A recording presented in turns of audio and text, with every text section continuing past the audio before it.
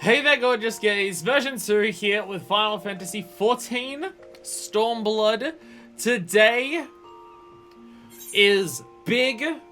We're finally doing it. It's happening. Today is the day that our job quests will actually be, for the first time ever, actually caught up. We have done all of the level 70 job quests for all of the jobs that you see here, except for Blue Mage. We're not caught up on Blue Mage, but also we can't do level 70 Blue Mage until we do patch 4.3. So I'm not counting that. No, we haven't done the 50 to 60, but we do it all together because it's not going to be that much anyways. So I'm counting that as caught up because we're not doing it until 4.3 because it unlocks at 4.3. But all the combat jobs that you see here, we've done all of those up to 70. And over here, we have 4 left for crafting and gathering. For the hand and the land. There are 4 left here to get to 70. We're going to try and do them all today. Last week, when we did this, we got 3 of them done. Deku passed out the second one. I passed out the third one in the middle of the stream, basically, because it fucking felt like it. And today we're going to do 4, because I want to get this done. So there's that. We're going to just try and not fuck around. We'll try our best to not fuck around as much as possible. And just fucking mash it out. I'm still gonna I'm not gonna just rush it and skip dialogue or anything. I'm still going to read all the dialogue and comment on it appropriately. But we'll try to keep distractions to a minimum. We'll try to do that. It's also concerning because one of the ones that we have to do today is fishing.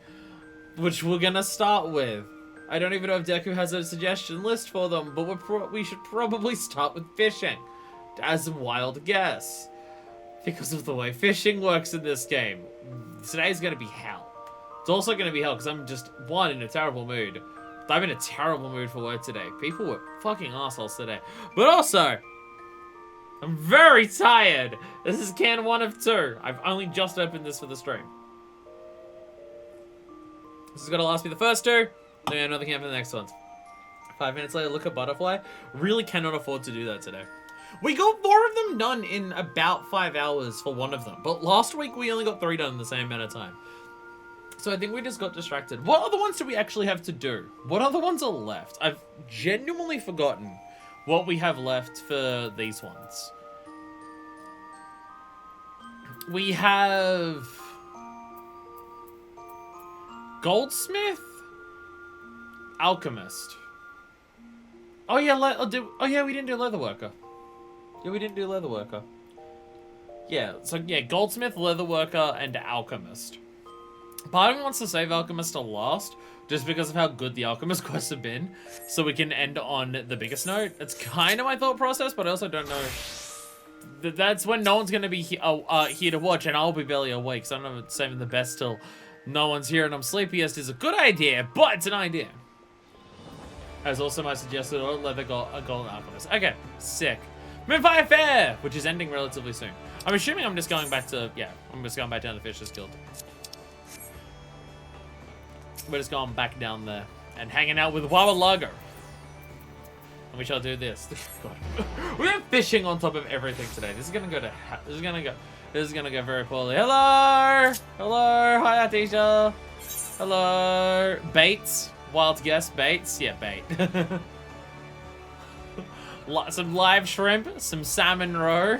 Thank you. Thank you. Baits. I saw Artesia getting up to some crafting before the stream today. I went in to do my front lines and I saw Artesia getting some crafting in there done. With a Wawalago waits. Hark the heralds anchor away. If that happens, his escape. Also,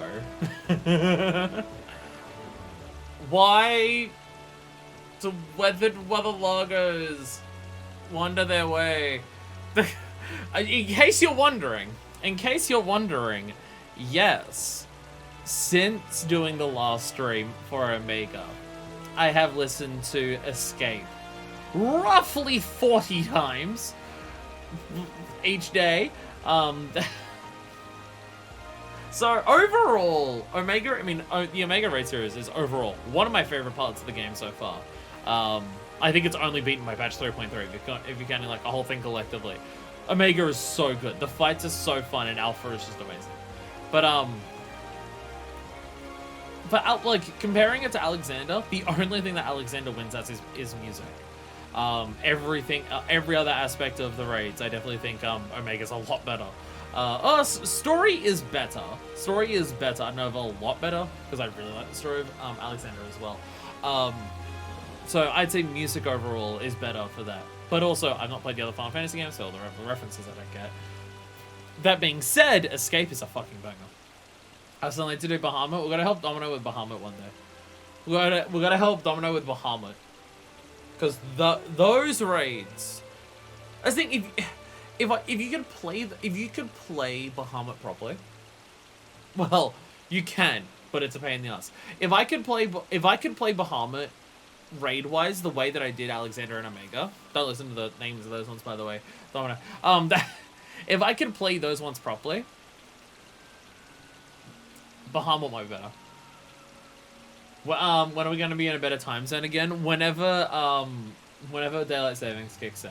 Daylight Savings kicks in, like, kicks in or kicks off. I can't remember which way it goes. For the Northern Hemisphere, roughly a couple weeks, like, before or after it does for Australia. Which is going to suck if I have to move. Because if I have to move, it might be the entire... I'm going to miss a massive chunk of Daylight Savings, better stream times. If I have to move, because if I have to move, it might be October, and it's I think during October that Daylight Savings kicks over, changes over, and that's gonna be awful. Anyway, Wawalago wonders. The herald's anchors away. If it happens, find escape. I'm taking the face. Sorry, Master Wawalago's dubious deportment of late has Sisyphus duly distressed. Well, I just put people on American streamer server. Some light one, just the one I wanted to see. It's about the Guildmaster. He's been acting a bit, wait for it now, fishy of late. Is it like a legal requirement to work at the Fishers Guild to be obsessed with puns?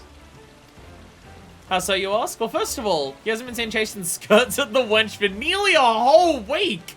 What's more, word has it he's been skulking in and out of the city at strangest hours, tiptoeing around as if he's been seen.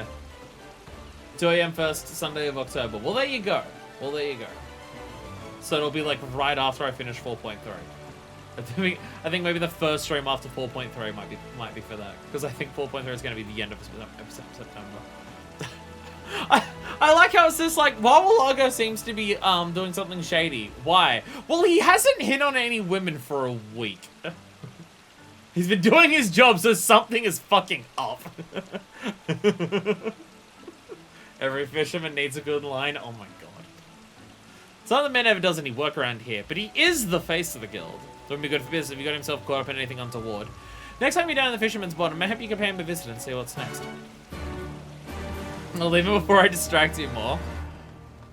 What about me spoiling you? Because that might happen as well. That might also be a thing. Has this person here going full on like classic red mage outfit while having? Well, actually, I was about to say that's a red mage minion. No, that's the fighter minion. Never mind. That too. Well, bash me head with a bucket of barnacles if it isn't Mr. Blowin, the second most skillful fisher in our fair realm. It's what I owe the pleasure of your presence today. Sisyphus onto me, you say? But how could that be? It's possible that I'm not as sly, stealthy, and surreptitious as I thought. I'll let my white mage to 60 and call it a night. I almost have every job at 80, which makes me happy. Don't answer that. Oh, well, I was adult enough to admit it when he's been apprehended in the act. Fact is, I found a new friend who's been picking my brain for advice regarding a particularly puzzling predicament. Truth be told, I was just thinking of tramping over to the God's Grub to meet him now. I think he'd also be a god to make your acquaintance as well, if, of course, you wouldn't be averse to accompanying me. Well, I suppose that settles it. Let's do your friend Wawalago one favor. Stop by the guild and tell Sisyphus there's no cause for concern. And, don't mention much more than that. Girl's gonna have Nora in her mind with guilds going on, I reckon.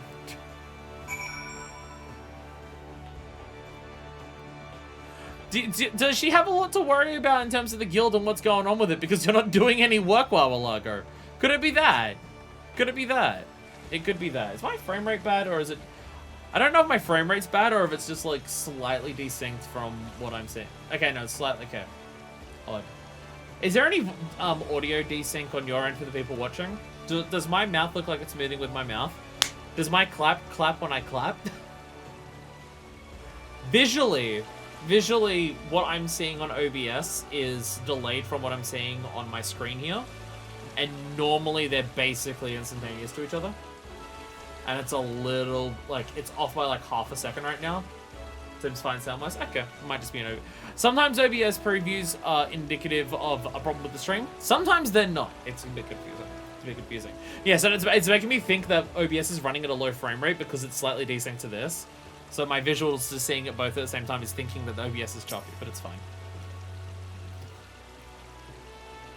So all I guess is he's fine, but it says he can't or won't say any more than that. Forgive me if that doesn't particularly inspire me with confidence. Well, if nothing else, most you'll have you rank around to make sure he doesn't get anything over his head. You will keep an eye on him for me, won't you? Of course you will. Alright, so the God's Grip, which I definitely remember where it is. Oh, God's Grip is Moravi. I should know this. I was literally here yesterday. I should know that this is the God's Grip. I was here literally yesterday.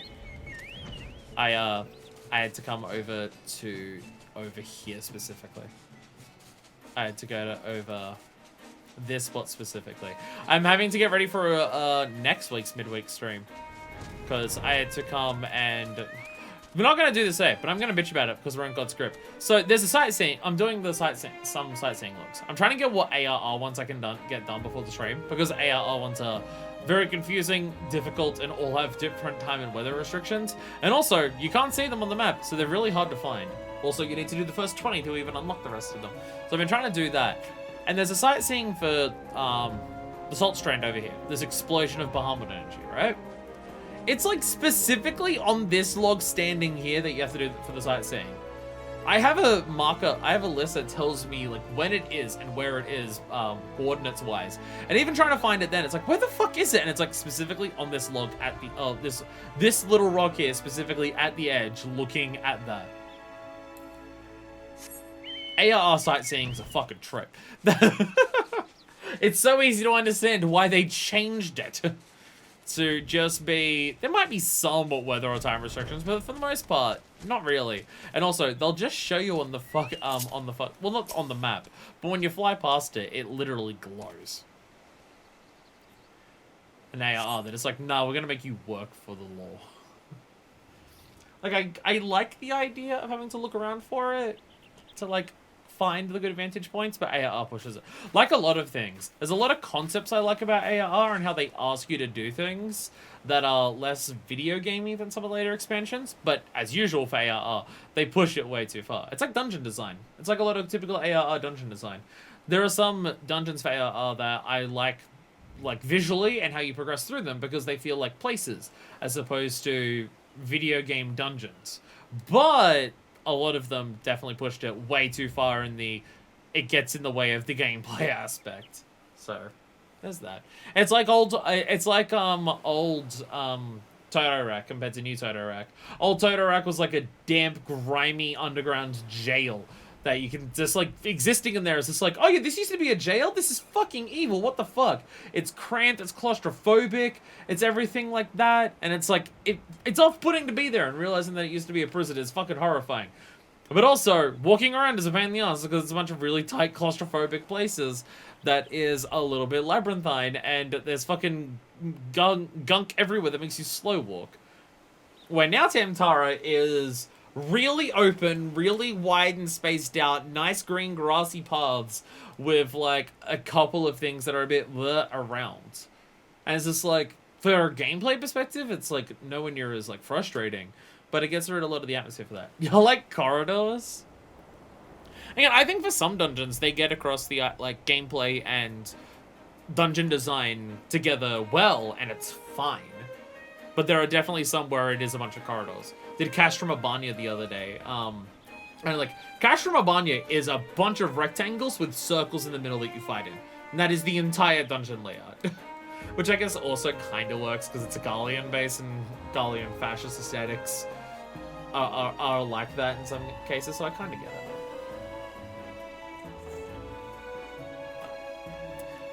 Like, I think speaking of that, dungeon design that's gone well for that, immediately after that is Alamigo. And I think Alamigo gets both worlds really effectively. I think Alamigo was fine to go through as a dungeon design, but also I think that they made sure that Alamigo is a place that you walk around, so that it feels like a city that would be like, that is like the big castle of like a city center and stuff like that. You pick up those pictures or whatever, and then you miss one and have to go back. Ah, there's the last I was looking for. No, it's is find. We're already getting distracted. Psh, why will I go? What is the meaning of this? Who is this strange shore walker? It's a gobby. No, oh, no, sorry. It's been so long since I've seen a Sahagin. It's been so long since I've seen a Sahagin that I forgot their vocal tick. I saw the push at the beginning and I thought it was like Pashoko, but it was missing the Shoko part. And I was thinking shore walker was like Uplander. No, it's a Sahagin, which it's fishing, so it makes sense. Get a grip, Gov. This is Blowin, a fast friend and one of the most accomplished anglers in Eorzea. I reckon she'd be just person to help you, to help me puzzle out your predicament.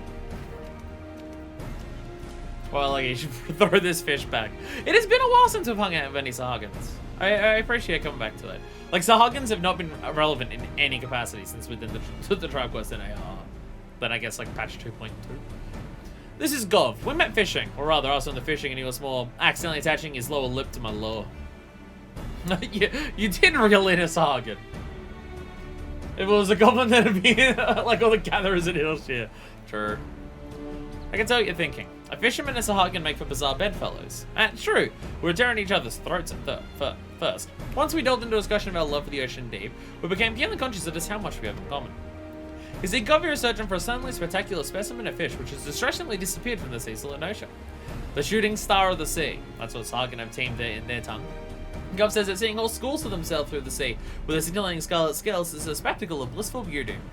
It's a sight all the more precious because of their penchant for only appearing in particular seasons. Gov reckons there are Roman species that migrate after mating season to lay their eggs and nurture their newborns. At least they were before they just packed up and putted off to who knows where. Govy was going to take the matter of reclining on his rear. Psh, push. I don't know how to do that. My clutchmates insist that it's simply the way of nature, that the fish have simply died out and found a more desirable habitat. This I cannot accept. And so I embarked on a journey. I scoured the far reaches of the realm seas, where the shooting stars once appeared in abundance, and I found a single fishing line with an inviting lure at its tip. Next thing I knew, I was reeled in by Master Wawalago here. Fish. At first I was ready to gun him for having stolen such a beautiful creature from us, but he assured me that he had done nothing of the sort. I can me to admit as much, but to tell the truth, I've never even laid my lookers on one of these shooting stars. But if they're half as handsome as Gov says, be a sorry shame we swallowed up the supposition of their demise without doing our due diligence. How does Wawalago naturally do this while he talks?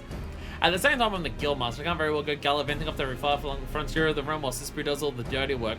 How would that be different to usual in any capacity? So I decided to avail myself of the aid of my most astute assistant.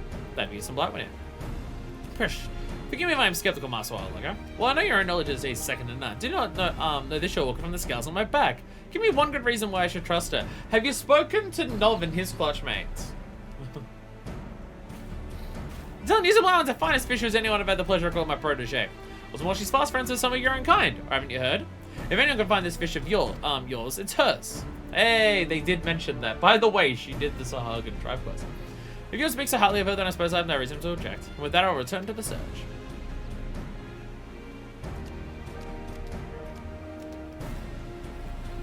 There you have it, Isn't Blower. Ready to rove and ramble the seas of the realm and search at the slippery shooting star? Because I most assuredly am. First, I must make a brief and fleeting back foray back to the fisherman's bottom. Simply likely to get suspicious if I sneak away for much longer.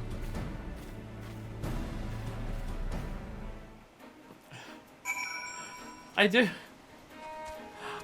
like how it's just very clear that he just doesn't do his job. Why would you have a guild based around something that's so recreational as fishing? Hire someone to the guildmaster as guildmaster of the place who is there for the recreation of it. They're not gonna do any of it. People take days off their job to go fishing. Much I will let Nov's clutchmates with the other Sargon, to be fair. Well, he's not liked by the ones who are tempered, but I think at this point, this far removed from ARR, would Would the tempering, like, problem have worn down a little bit? Because none of the beast tribes have, like, summoned a primal for a while? Obviously, any of the ones who are tempered can't be untempered, but there wouldn't be, like, new ones being tempered. Limbs of Fish is probably the most popular job. No, I get why you would have a guild here. I get needing a fisherman's guild here. I mean, fishing is how they'd get most of their food and trade. So I get that. It's just, why would you make someone like Wawalago the guildmaster? Why would you make the guildmaster someone who is super just, like, in it for the, like, because a lot of the other guild masters are there to, like, help train and teach people, and, like, their vision is to help inspire new people by doing all of that. Wawalago just wants to fuck off and do his own fishing half of the time. So why would you have him be guild master?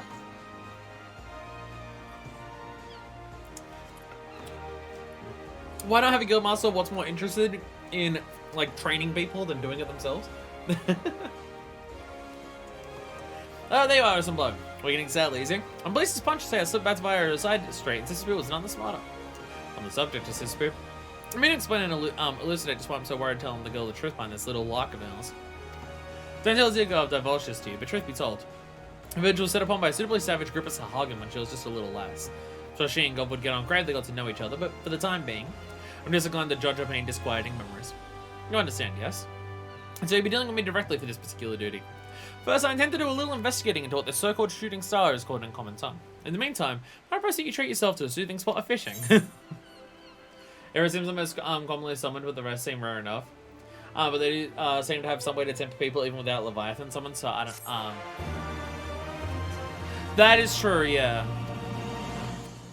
That is true. Some of the tribes can temper people without their primal being around. Which, I don't actually know if that was ever explained.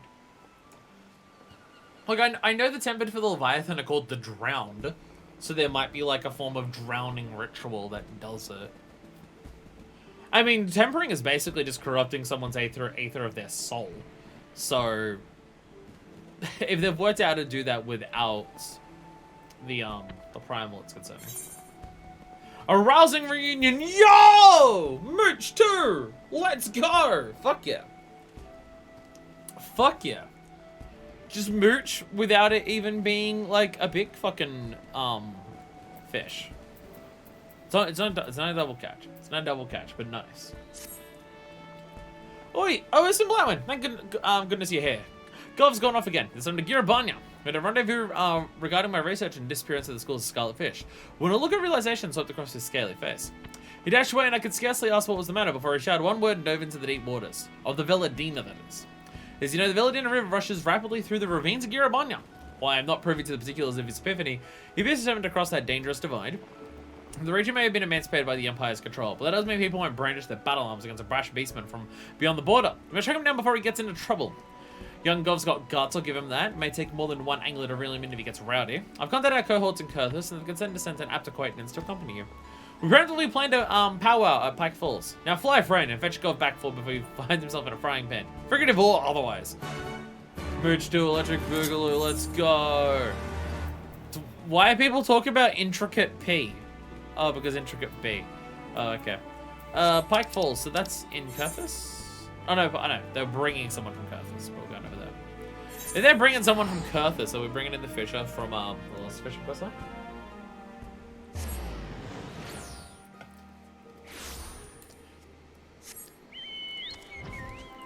Hang around the city and immediately people are getting bullied. Poor people. Poor people bullied. Ah. Oh, no neck cracks. No neck crack for fire today. Can't bust open my neck like a Pez dispenser. Sad. Anyway.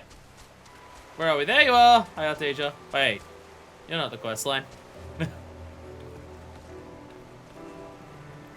You're just doing a moonlift dance. Hey, oh, it's Raina! Oh, it's Raina! Okay, so it was from the previous one, but it wasn't quite who I thought it would be from the previous one. You would dare gainsay the judgment of the Sahagin in such matters? Hey, Raina. Well, if it isn't black one, angle extraordinaire. And Inspector. Wait, have you got one of the chocolate ones? Or is that one of the mud? Actually, that might be one of the mud ones. That might be one of the mud ones from Cockmaster Hard. And Salmian mentioned that you were in need of a deft hand, and as he's hanging up in his usual struggle for succession, I took it upon myself to accompany you on this little escapade. Ah yes, the Sahagin fellow. We just made sure there's acquaintance. I saw a large shadow swimming beneath the surface of the Villadina when I cast my line. Found him on the other end of it. Stop! Gov!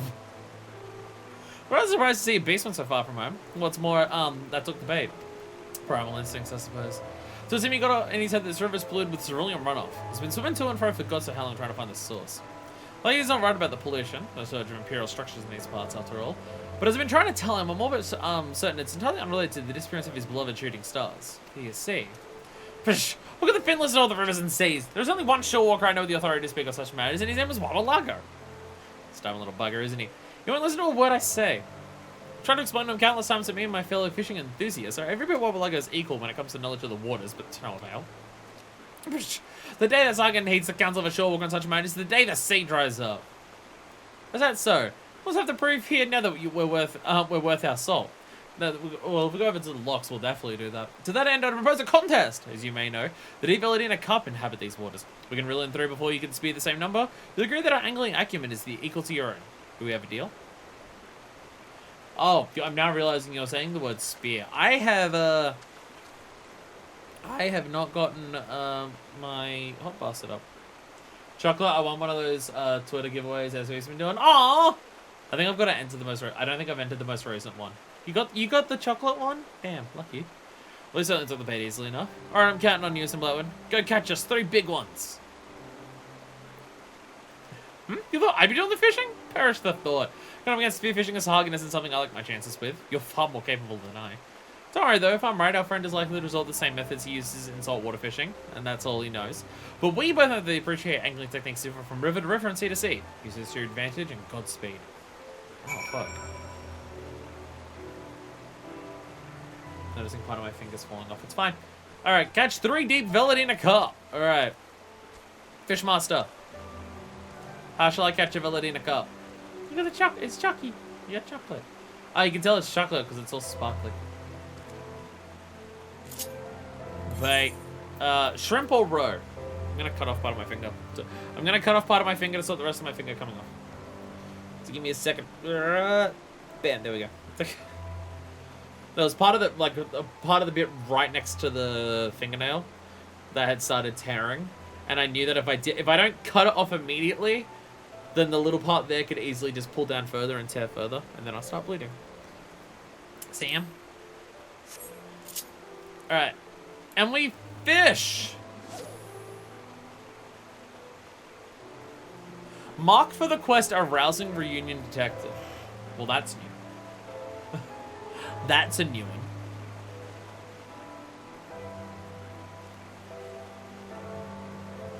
In some ways, from my understanding, fishing is kind of the only one that continues to have job quests for the rest of the game.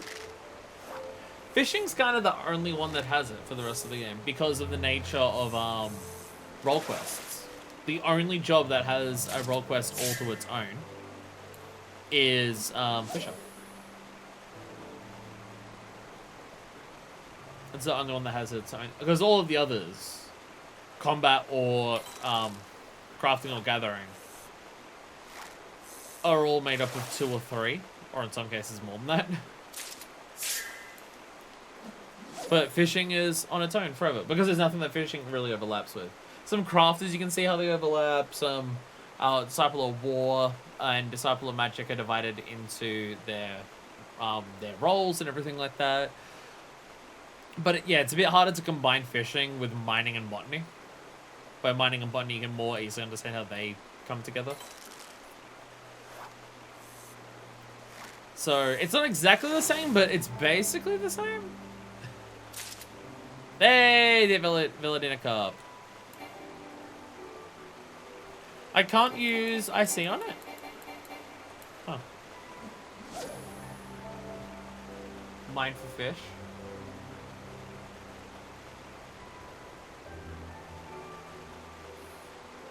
I mean, if you have a pickaxe and you slam it into the water hard enough, It's kind of like spearfishing.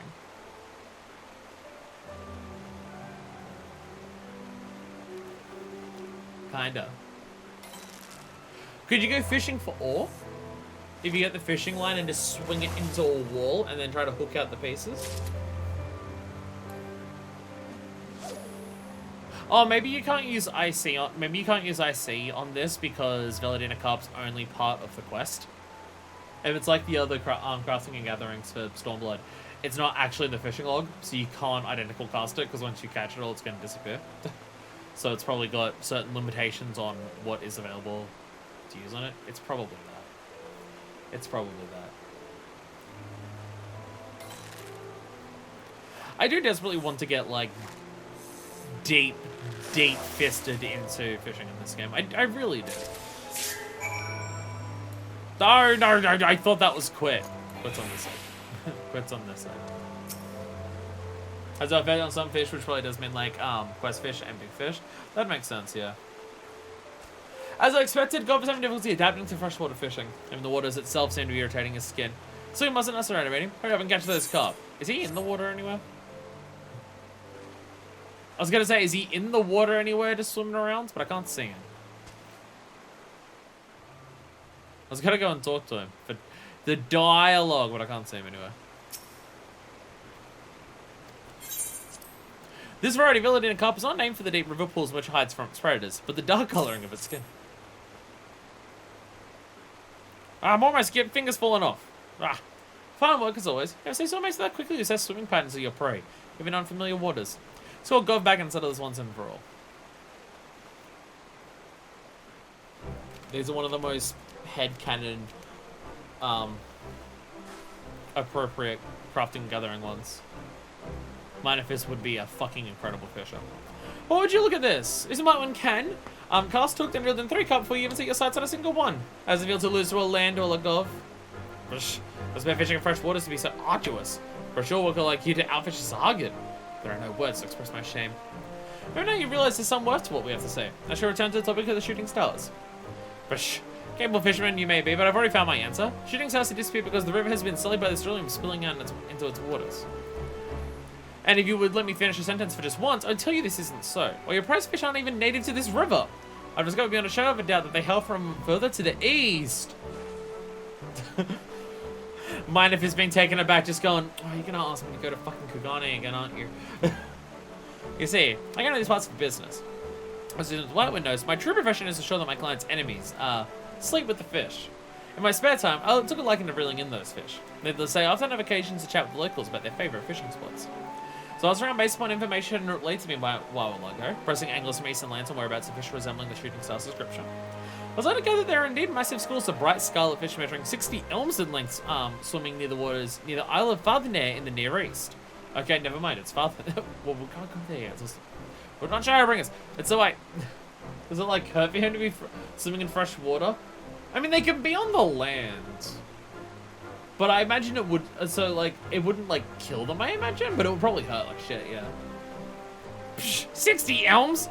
Those are no shooting stars. The fish that my clutch so cherished dwarfs even you in size, shore walker. I mean, finish for once, would you? Furthermore, in his Othard, I found fish of the self-same appearance as those in Farthenay.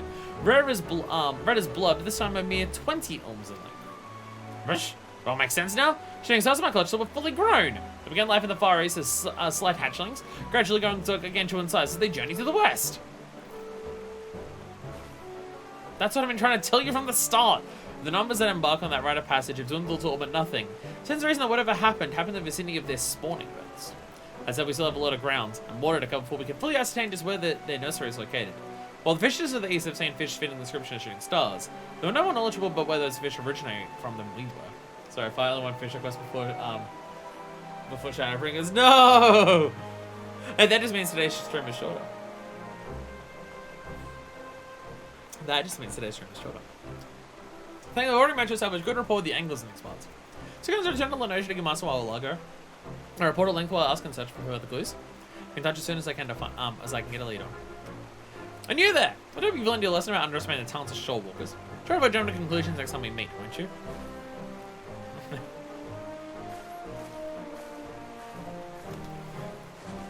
Oh, I didn't mean to skip that. I went to re-grab the controller and I accidentally pressed the button again. I can read it. It'll be here. It'll be here. Although there's time to admit it, she is right. Forgive me for my arrogance, Shawalker. You're gonna show my soul that you'll have my own in the future. I think if you're in. There it is. And back to the fisherman's bottom. What's that, less than an hour and more to get delirious? Fuck yeah! Fuck yeah! Although, God, we've done 2 job quests and we're almost an hour in. Oh no! Oh no! Okay, I suppose I should ask this now, so I know whether to cry or not. Is only the final fish for this quest line time limited, or is there ones before the end that are time limited as well? Oh, sounds like you and this Rainer bird, battered and bird Gov's bravado. Expect nothing less from the one of the most promising piscators this ALZ has ever seen. That Rainer sounds like quite the lass. Nothing gets up beating faster than a Bonnie Bakehouse with a basket of bream, eh? If you're keen on women in waiters, Minefist would never say that. Because she doesn't know that Rainer's a woman. If you say so. Oh, woman after my own heart. Showing this Rainer doesn't frequently spots more often. Provide her with pointers on perfecting her fishing posture. Yes, just like so. Thinking of that Grimace? Well, but like maybe beyond his courting years, but like any Lenosian wine, my appeal is only augmented with age. Anyway, you say our lovely lady will drop us a line by Lingpo when she has a lead for us. Superb. I'll practice my powers of passionate persuasion in the meantime. Why aren't you casting in on your favorite fishing holes in the meantime?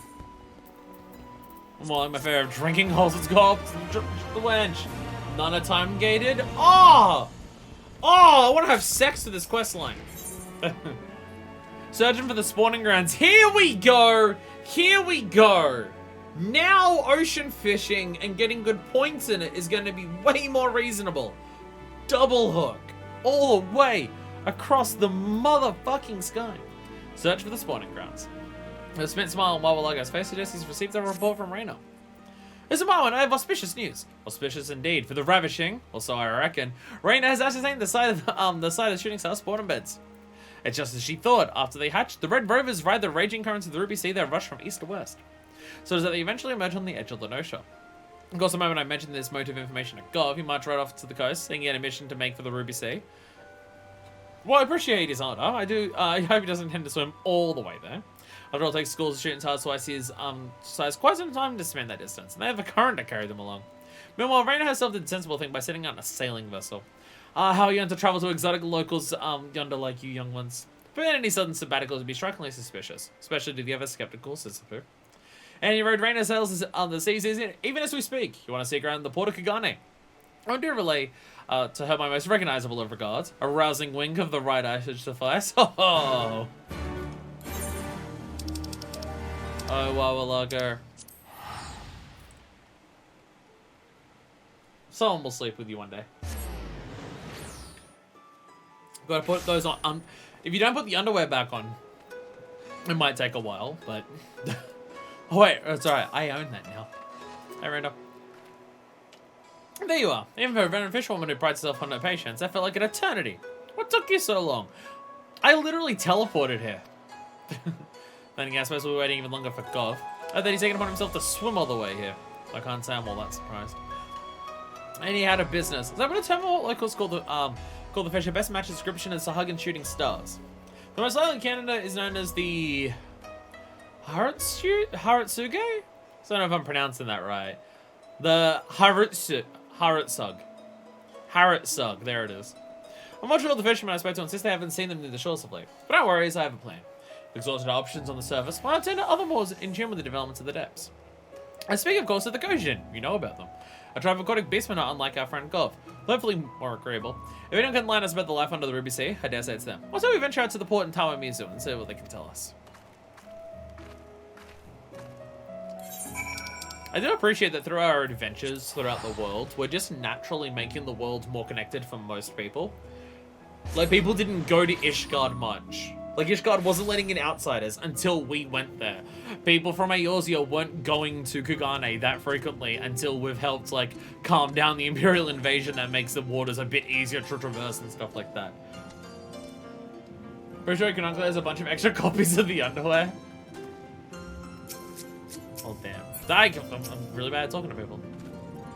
He found himself on the edge of a hook this tank Said our friend got himself tangled up in a Kojin's troll. That's painful, at least, I suppose.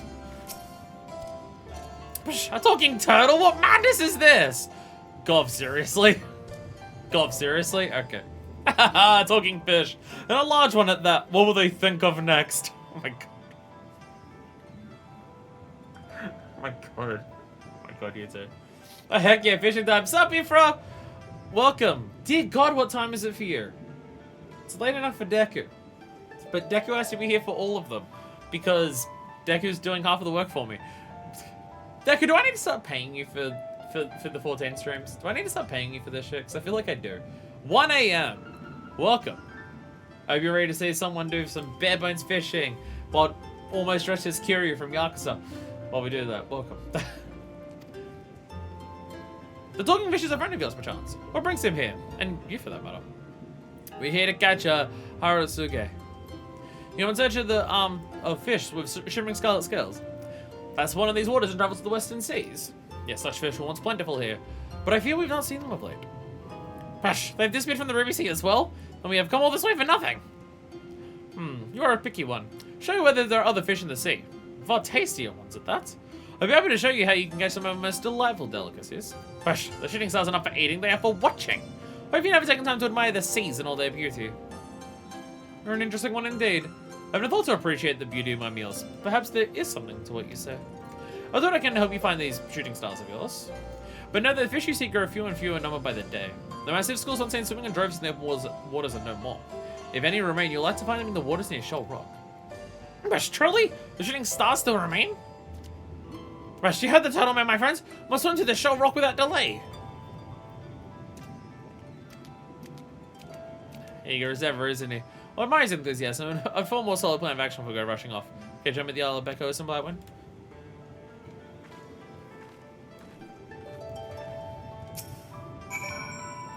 I don't get much thoughts of Harusuke because of their bitter taste. At the same time, I never thought to admire their beauty. Now, can I help but wonder what I've been missing all this time?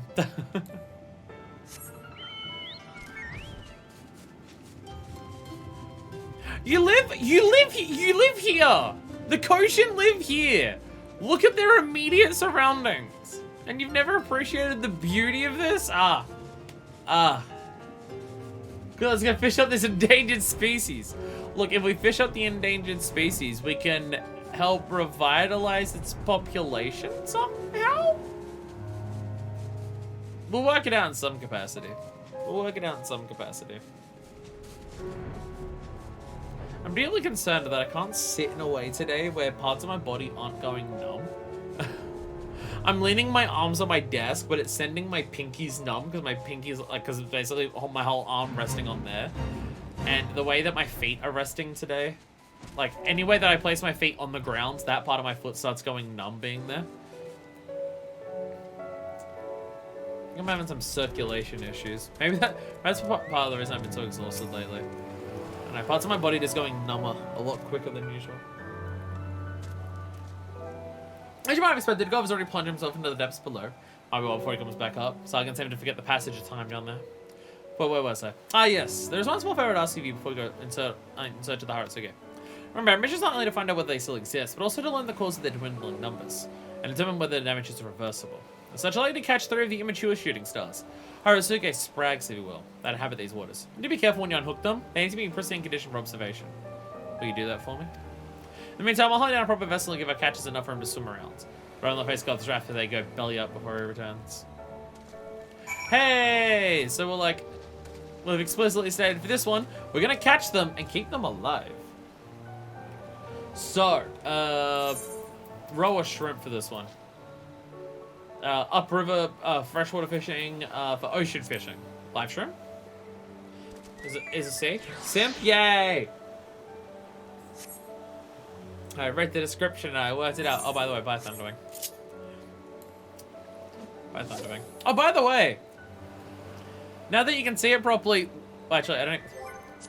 Did I actually set this one? Oh, no, I don't have this one. I was about to say, now that I have it properly, I have the Luminary tool. Wait, no, I don't. No, I don't. I don't have the Luminary I don't have the Luminary gathering tools yet. Never mind. This is still the Lucius one. Ignore me when we do the crafting. So when we do the crafting. This is still a delicious fishing rod. Usagino octopus. Not exactly what I'm looking for, but nice. As you can see, I've done very, very, very, very little fishing in this game. So everything we catch on stream is near.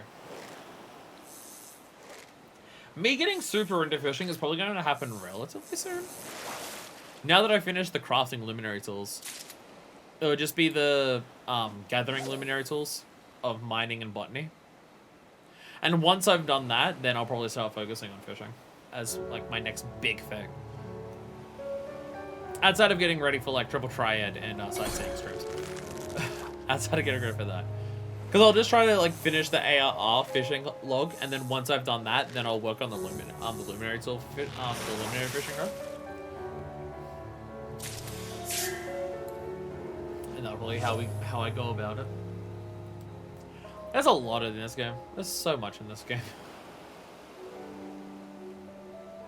I'm very, very, very much gonna have that experience of I'm gonna catch up to current content, and it's gonna be like, well, you've finished the MSQ up to current content. You've actually caught up on the story file. What are you gonna do now? What do you mean? What am I gonna do now? Now I can play the game. Now I can play the game. I do like how Octopi tend to be because they're a big pain to get IRL.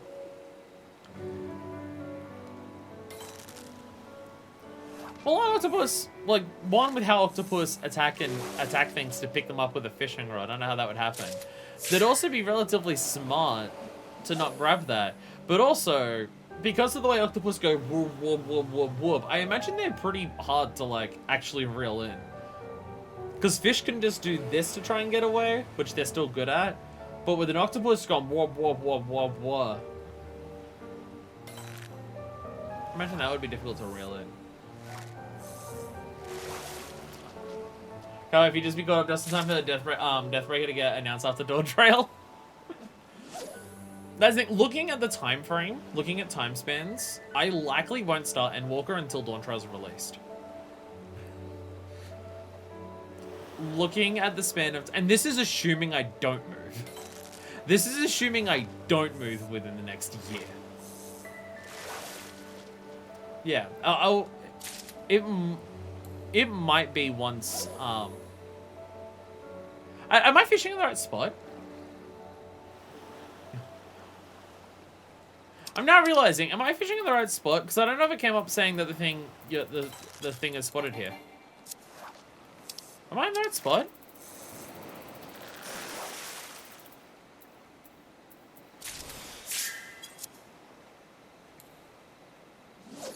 Because it's not. It didn't come up saying it recognizes the thing here.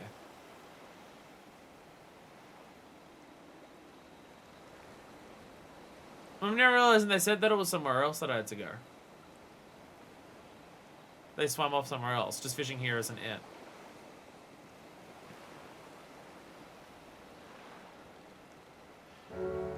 Yeah, because again, assuming I don't move, we'll be starting Shadowbringers around end of October, beginning of November. And give it about 4 months to do MSQ. It's about end of February, beginning of March, roughly, maybe, that will finish base Shadowbringers. And then give it another, roughly the same amount of months to do post Shadowbringers.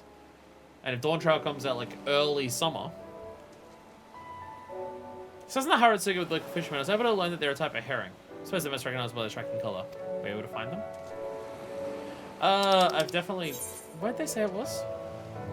Shoal Rock. Shoal Rock, that's what it was. Is Shoal Rock... Which one's Shoal Rock? Shoal Rock, there it is. There it is. There, you were just waiting here. Do I have to go... inside Shoal Rock or... the waters near Shoal Rock? So it might be these waters here.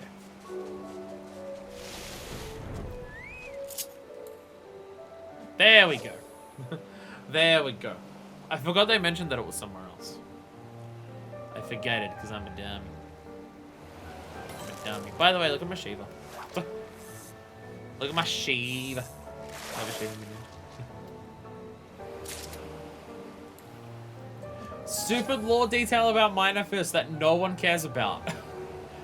Which if you want more of those, which no one does, because I yammer on about it way too much, join the Discord.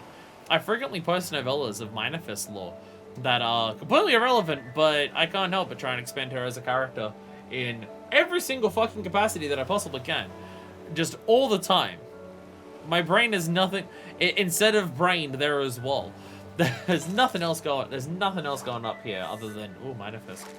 But lore hey, we got one. Lore detail about Minor Fist in terms of her doing summoner. Lore-wise, Minor Fist wouldn't have Bahamut or Phoenix as summons that she can do. Because both of them would be, like, way too much for her to do magic-wise.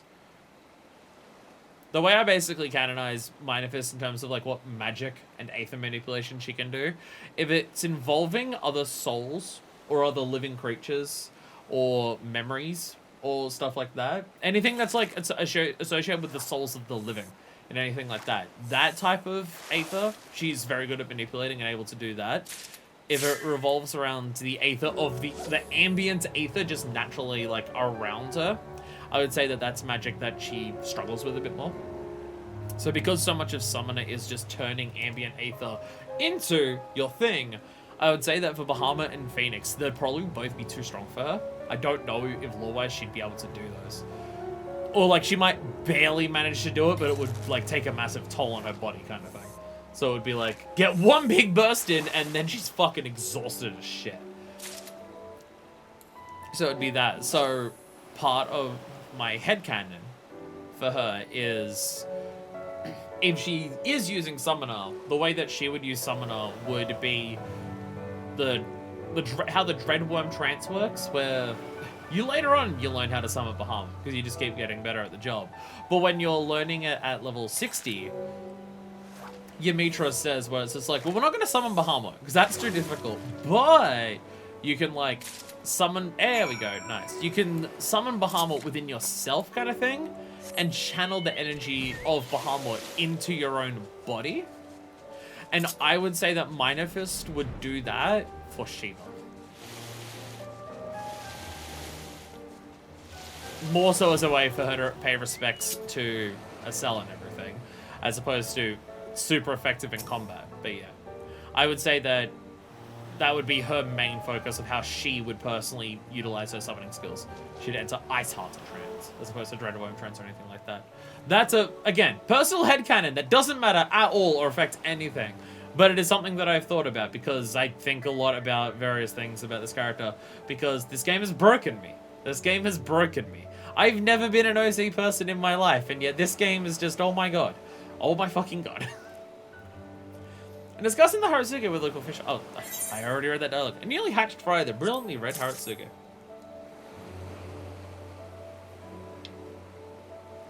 Incredible! Why even at this size? They're truly breathtaking to behold, are they not? Confining into a bucket feels like a crime. Anyway, let us wait for our fit friend to return. Crack. Crack. Crack. Crack. So who takes over Firebird? In what sense do you mean? In what sense do you mean? I'm not sure what... Firebird is obviously like Phoenix and stuff, but I don't like what the question you're asking. I don't know what you're actually asking. I'm sorry. I feel like I mentioned something and I've forgotten what I mentioned to know what you're responding to. I know I was talking about summer and stuff like that, but there might have been a part of that I mentioned that I forgot that I mentioned. For you to bring up Firebird. My memory's really bad. I'm sorry. I'm sorry. Push. There are far smaller ones than I remember, but there can be no doubt about it. These are indeed shooting stars. It is my heart to know they still swim among us. Don't chat. Chat, no. No, no. Mr. Marwin, Rainer, words cannot suffice to express my gratitude.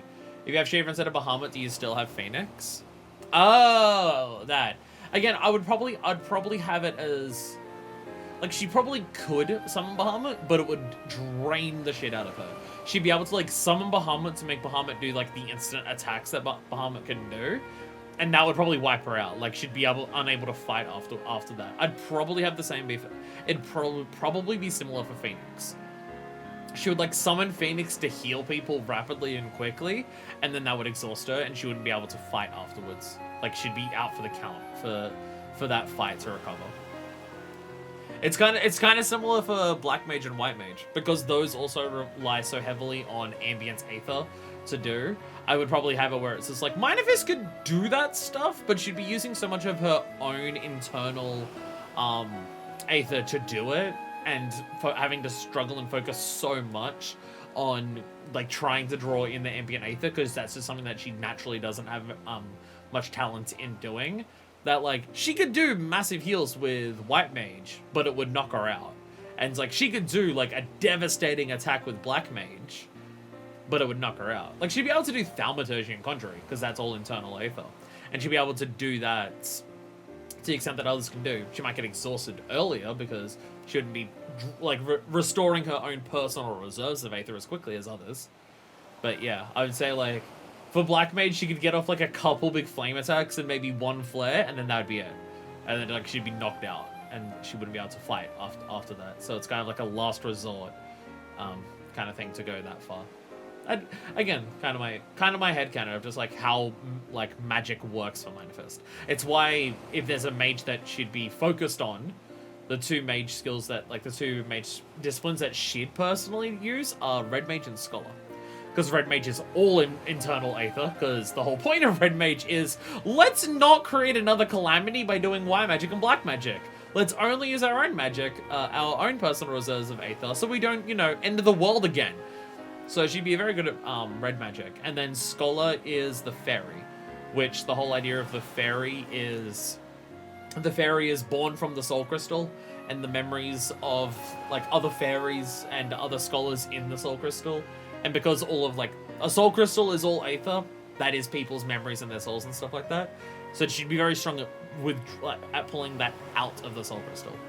So if there was a healer main that she'd have, it'd be Scholar, and for casting it would be Red Mage.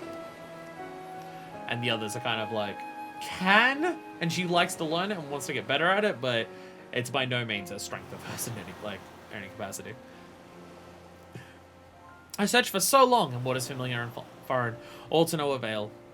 For Usamblatt here to find them in such a short span of time. It is clear her knowledge of and passion for the sea are without compare. Was happy to be of service, and now Gov, I will take them to a proper expert having classified and examined. Why not? I'll take good care of them. You have my word. Brush. You've more than proven yourself. I'll leave it in your capable hands. In the meantime, I will return to that talking turtle and share the knowledge that we have found. Perhaps he can enlighten us further. I exercise the utmost care in delivering the Harusuge to Unsung Munish Guide. I ascertain the precise physiology and whether or not they suffer from some sort of illness. In the meantime, I'd appreciate if you can tell Guildmaster Wallago we'll contact him as soon as our observations turn up fruit. Isn't this exciting, Usamblatt? Can scarcely wait to see where this leads us next. If I had to guess, probably Yangsha. If I had to guess.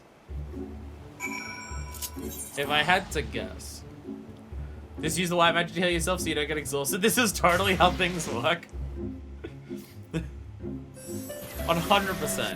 100%. So that's what I mean. I can't, like, just the way that this game is, I can't help but just imagine these things about my character and just expand on that in my own time. Like, obviously, reactions to MSQ and my characterization through the MSQ. That's obviously, like, a super important part of, like, that.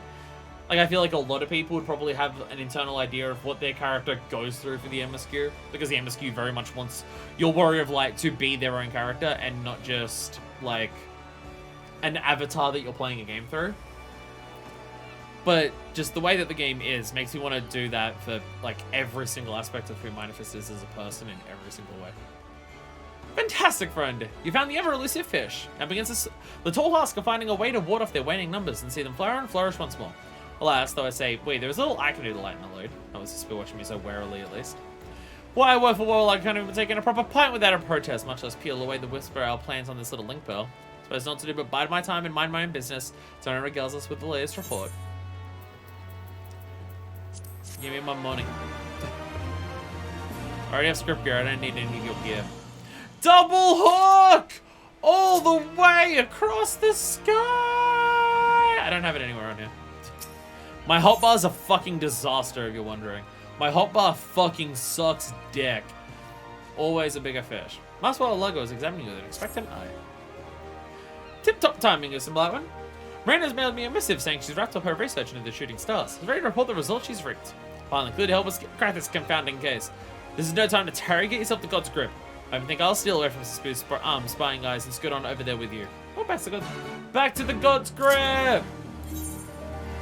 Back to the God's grip. That's what I have when I look. Integra and sex joke.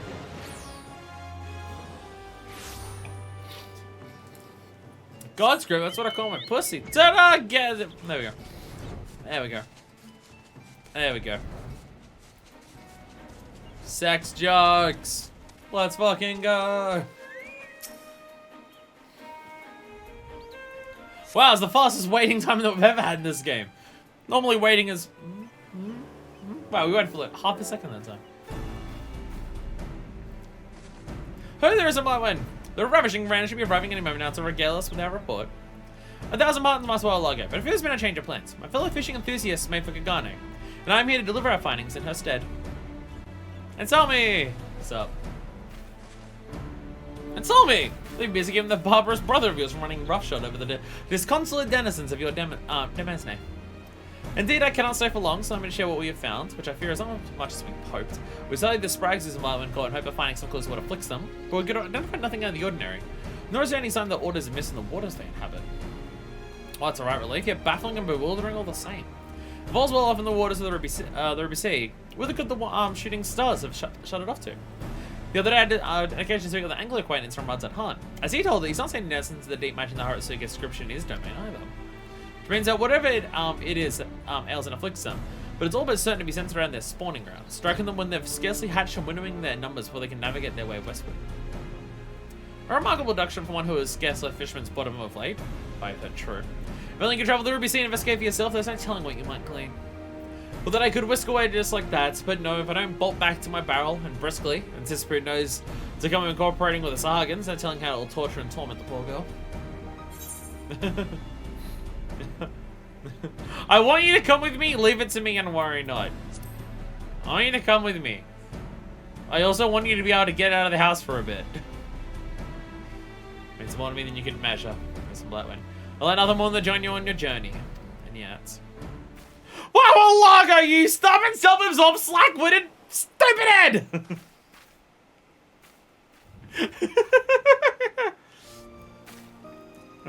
For all your vaunted knowledge of fish in the seas, you don't know a goddamn thing about your closest colleague and confidant. The last thing I want to see is you acting all weaselly and wishy-washy. Sisyphus, how in the heavens did you... I followed you, silly. Or do you really think you've been evading my eyes and ears all this time? And of all of the reasons for your ridiculous behavior, this is truly beyond belief. Yes, my home was raided by this Sahagin when I was a child. This is true. What sort of ignorant fool do you take me for?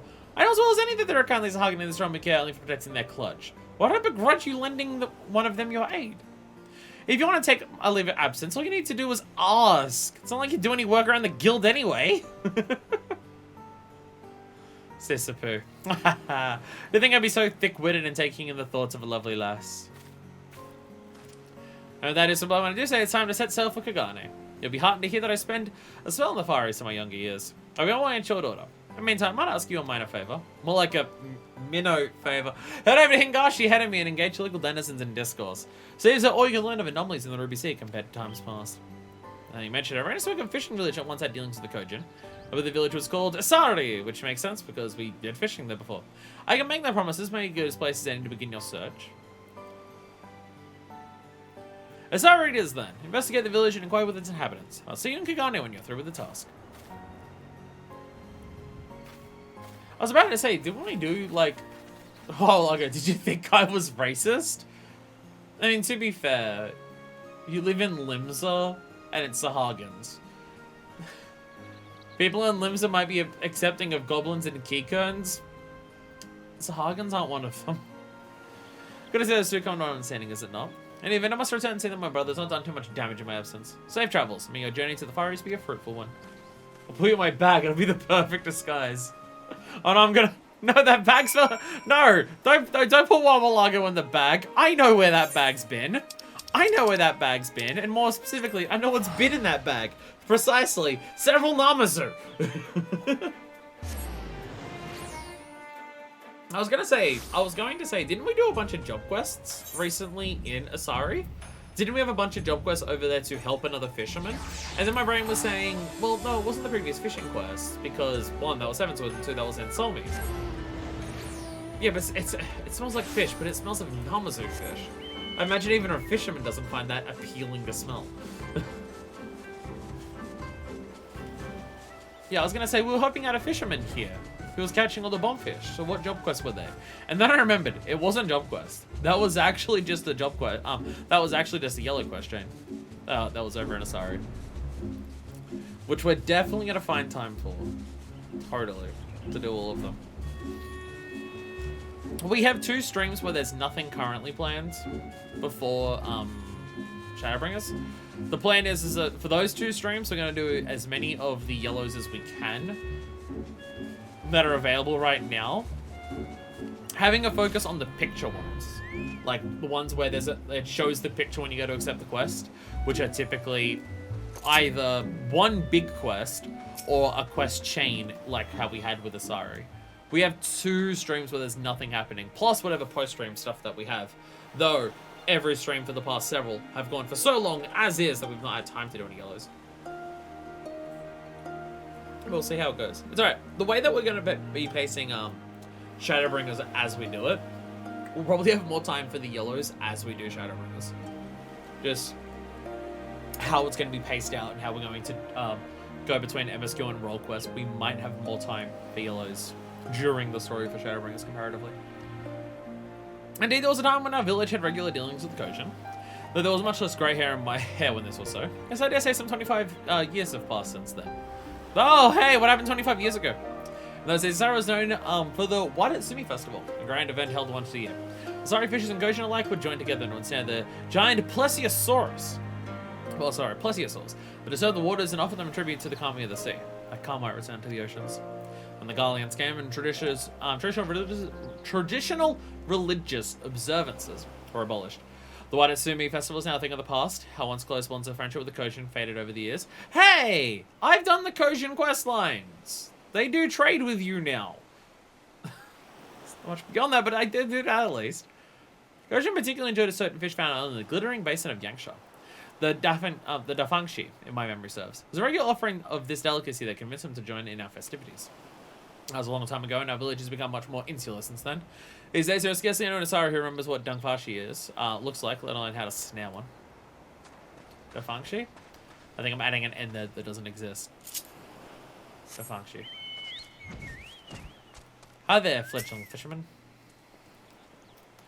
Hey then, in the old days, Asari fishermen would venture out into the open seas in the hope of hooking all manner of marvellous catches. Nowadays, there's little point in venturing far beyond the coastal shallows, where the vast majority of fish reside. Now that you mentioned it, I also recall hearing tales of my father, of a festival held in years past, who would welcome outsiders to Asari in celebration of the art of fishing. Though the details I fear I remember little. Foot is going very numb, and I don't know why. Concerned. How do you improve, how doth one improve thine circulation of the body? When I was just a little girl, my father would invite his Kojin friends to dine with us. They'd bring all manner of strange looking fish from the depths. First I was hesitant to taste them, but soon I found out they were quite delicious. But I was only a small child then. My memories are hazy at best. Perhaps some of the older villagers might be able to tell you more. Well, one of them told me an absolute shitload. There was one that I spoke to who told me basically everything. The other two weren't quite sure. I do like, and I do mean in a genuine like sense for this, because it adds more gameplay stuff to play, so people may not like it. But I appreciate it from a sense of the game already is filled with happenstance and coincidence, so they're not gonna overblow it. But I do generally like how when the game tells you, go and talk to these people and learn more, one person usually has the most information for you to find that tells you everything. But you speak to other people who are just kind of, oh, I'm not sure, but if you speak to the other people, they might know. Because then it is a case of, you actually go around talking to a bunch of people to learn the information and not just go to this one random person and the first person you talk to happens to know everything. I mean, that time, the first person I spoke to happened to know everything, but you know what I mean. I like the big ecology of all this and how it all ties together. The environment is a delicate, tiny little well, not little, but the environment is a very delicate thing. Slight changes can have massive knock-on effects of how all of the, like, why won't a fish appear in Eorzea? And you just trail it back to all these things of, oh, this, because this, because this, because this. So this is the Marswell logo. From the deep and manly tone of his voice over Linkbell, I was expecting someone taller. Have you not met a Lalafell right now? I smell the soothing sea breeze with a buxom beauty at my side. This is the life, isn't it? It's a blowing. How could I forget myself? Did you find anything about fish in your foray to Asari? The Fanchi. A fishing festival that featured the feeding of giant plesiosaurs to the deities in Deepysay. Give Wawalago a moment to mull that one over. But of course, not just selling of the seawater responsible for the shooting star's plight, but rather the proliferation of a predator who preys upon them. Allow me to explain and elucidate. I have some passing familiarity with this plesiosaur of which the man spoke. More fiend than fish, suffice it to say, faced on the smaller fry with utterly fearsome ferocity. When the vessel was in full swing, Asari fishermen and their coach and friends hunted the hunters, as it were, leaving smaller swimmers of all stripes, the Harasuga for one, to persist and prosper. Now that's fallen out of fashion, the plesiosaurs rampage and run rampant, devouring the fledgling fish in the sea before they can reach full maturity. And he'll restore and revive this tradition, and the situation is as good as solved. Now, from what Distant Blackman says, that would require the cooperation of the Koji. How would you get them to agree with not a single angler that's able to catch this Defangshi that they so favour? Haha, travelling task, my lovely lass. Is Ari incapable of doing the deed? We simply need this snare Defangshi to ourselves. Surely it's well within the powers of the Pews and Piscators like ourselves, is it not? Right now I'll go and grab young Gov and we'll gather her at Yangsha.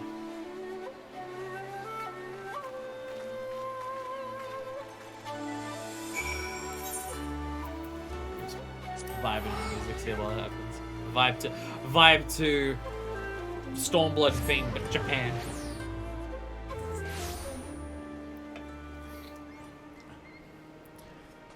I do find it really funny how much I was like mentioning the light motifs back in Heavenswood, and how much like the Heavenswood opening song and then subsequently Dragon song would appear everywhere, and then you get to Stormblood, and I swear to God, half of the music in Stormblood is da da da da da da da da da da da da, and it's all very loud.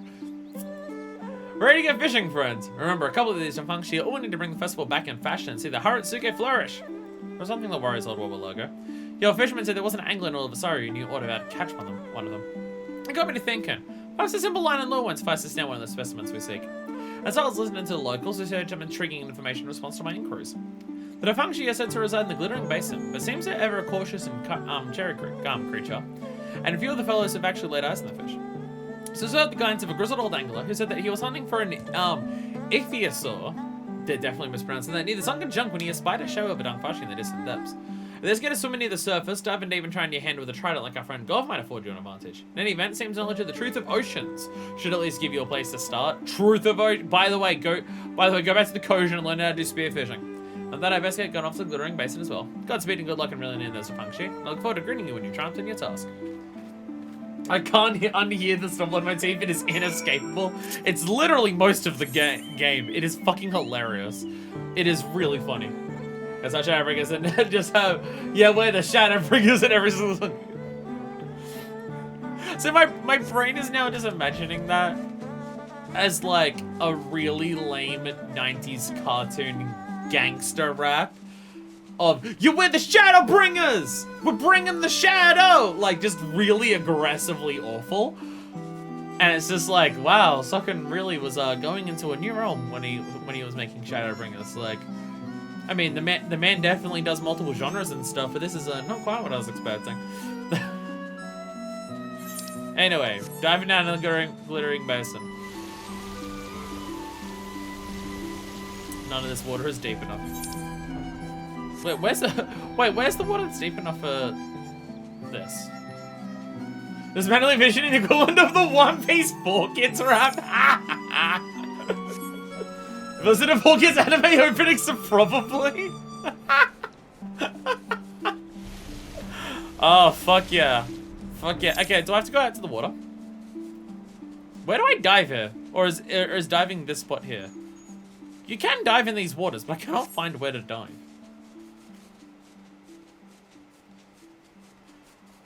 Actually, I have the action to tell me where the nearest one is, don't I? Yeah, Shark Eye. There we go! Shark Eye, I can use that. It's this, yeah. Okay, it's down to the south. Over to here. With all of this water over here. Can I still do, can I take the, I can just take this ferry. I can just take this ferry.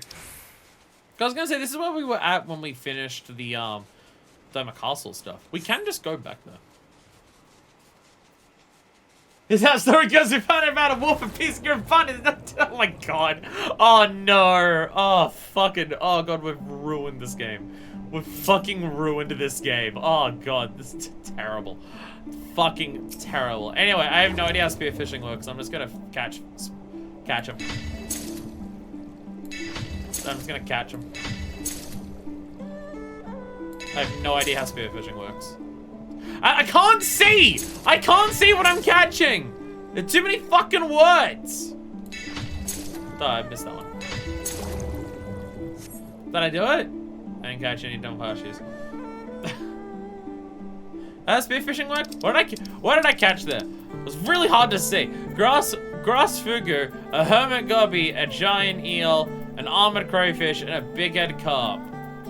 And a common whelk. Wow. If you want to catch a lot of fish, spearfishing is the way you go about it. That's definitely how you go about it. Cannot wait to get the spearfishing gig of the Luminary. I'm very excited. Am I even in the right spot? Am I in the right spot? I don't actually know. No, I missed that one. How do you spearfish? How do you spearfish? What is spearfishing? Who's driving? Bear is driving! Okay, gig. Coming near the Doman Enclave. Is that where that was? Is that where we were going at the end of the story? Veteran trade. Same fish caught appearing again has an effect on some fish. Oh, that's what that one is. Vital sight. Sharpens your vision, making fish easier to target, but it requires two. Spearfishing treasure maps. Large fish for next spearfishing attempt.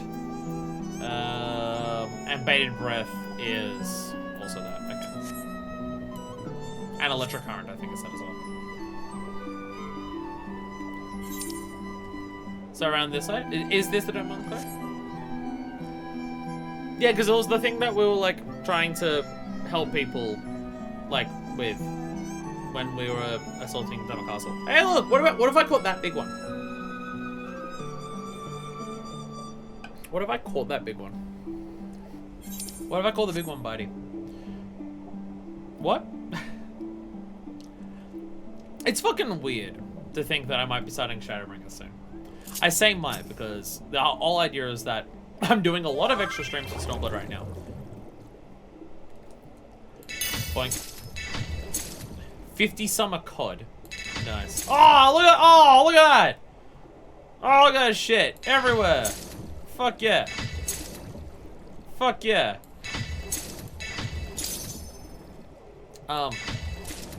Yeah, I say, yeah. The whole idea. Now it's gonna be so far back. There we go, perfect, thank you. I say, we're doing a whole bunch of extra streams, so the idea is that if I do have to move, which hopefully I don't. It's so annoying that I still don't know. It's so annoying that I'm still not sure if I have to move. It's really fucking irritating. The boat! I found a boat. I found a fucked up boat. The level 70 teeming waters. That's where we are.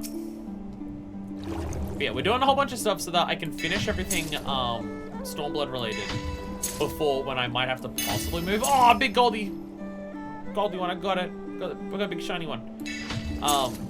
So the whole idea is that if I do have to move, it'll be right before we begin Shadowbringers.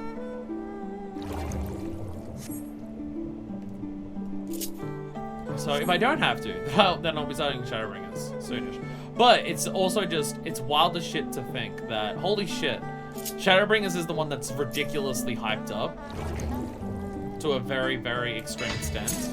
And it is wild to think that, like, that might be starting soon.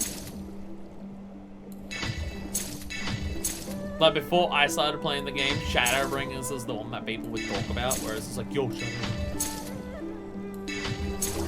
No!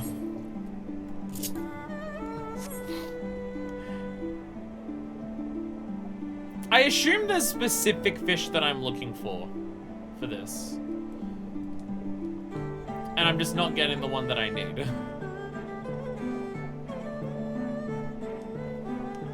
Again, I have no idea how spearfishing works, so I'm just mashing it on trying to catch the fish.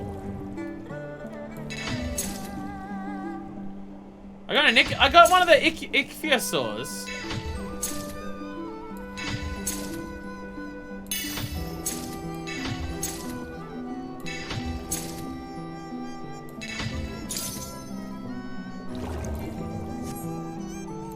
What am I doing wrong? I feel like I'm doing something wrong. You don't have bait for this, right? Catching up the ichthyosaur, unlock a new special spearfishing spot with the function. Oh! Oh, okay.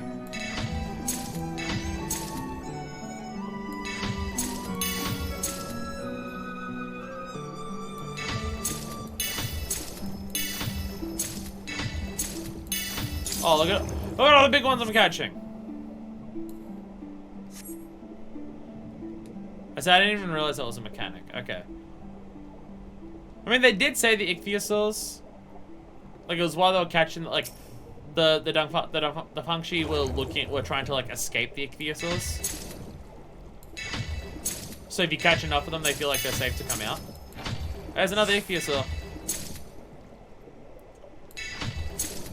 So I should really just be focusing on the big ass ones like this. I feel like I'm missing something still. Like I feel like that I'm doing this in a way that still doesn't work, because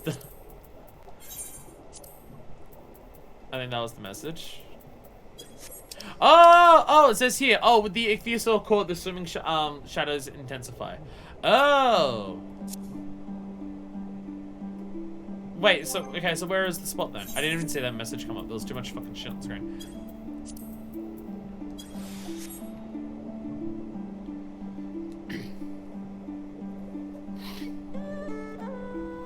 I didn't even see that message. So many words on screen for this. Spearfishing's a nightmare. I don't like it. It sucks. Don't do it.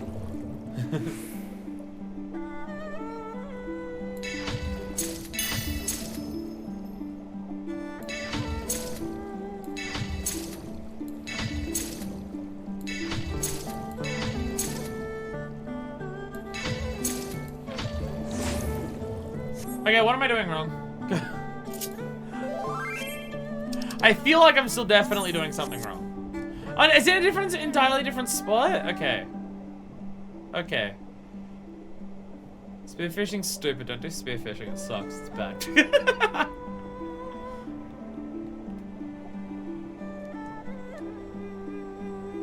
I need to set this to my fucking hotbar.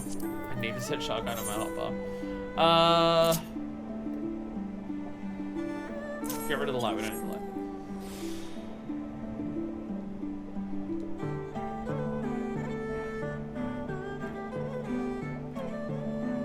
Ah, it's level 65, so, oh my god.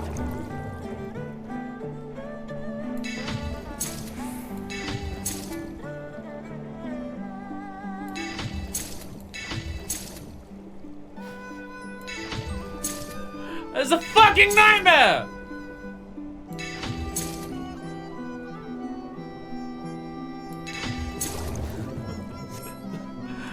I've not done any spearfishing outside of unlocking it, so I've got no idea what I'm doing.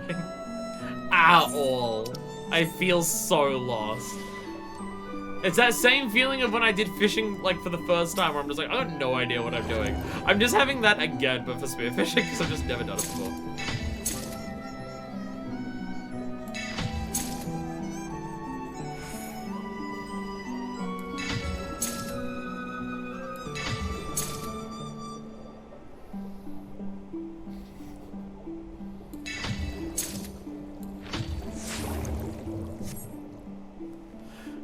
I'm losing my mind. I'm losing my fucking mind. I just have no idea how this works.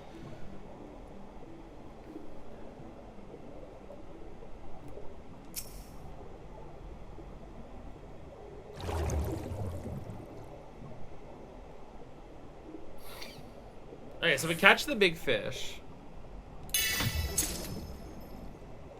Okay, so we got 2 ichthyosaurs then. I'll catch that that's big.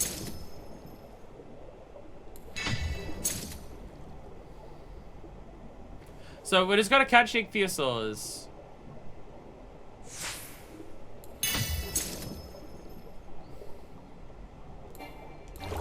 No, God, don't run out! Damn it. Did the message come up again? I didn't see it. Oh yeah, it did. Okay, so where? Okay, so where? There's no fishing spots here.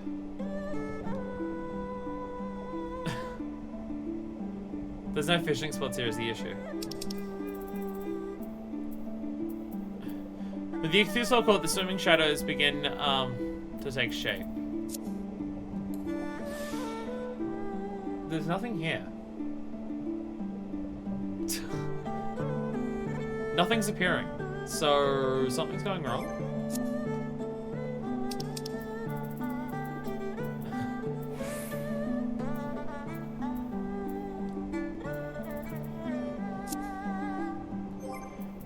I'm just waiting for this one for level 70 to show up. Yeah, it's saying that yeah, this is the closest thing to I have to here.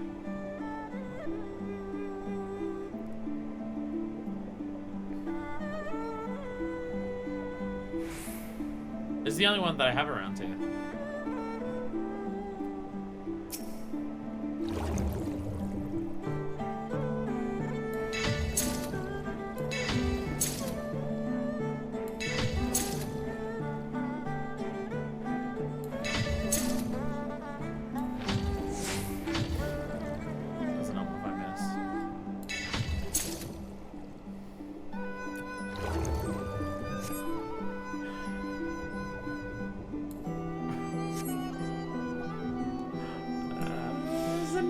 This is a fucking nightmare.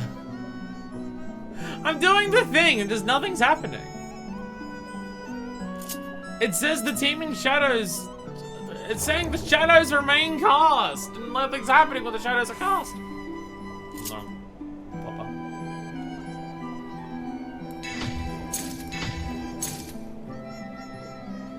The shadow of an elusive sea creature lurks somewhere nearby.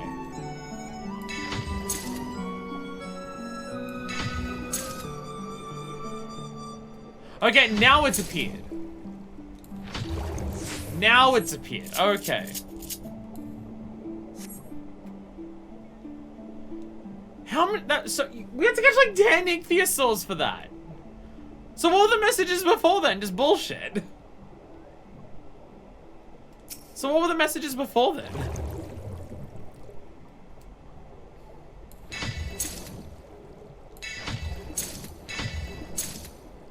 Snipe eel. Sniped the shit out of that eel.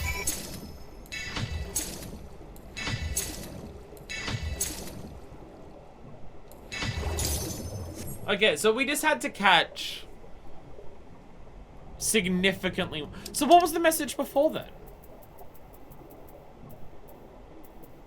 Because I came up with specifically the shadow of an elusive sea creature lurks somewhere nearby. But before, so what's this message? If you saw caught, the swimming shadows begin to. Oh, is that just like, is that just saying you've started doing it, and if you keep going, then it will appear? You've caught a couple, so now it's starting to appear. Catch a couple more, and now it does appear. Is that the idea?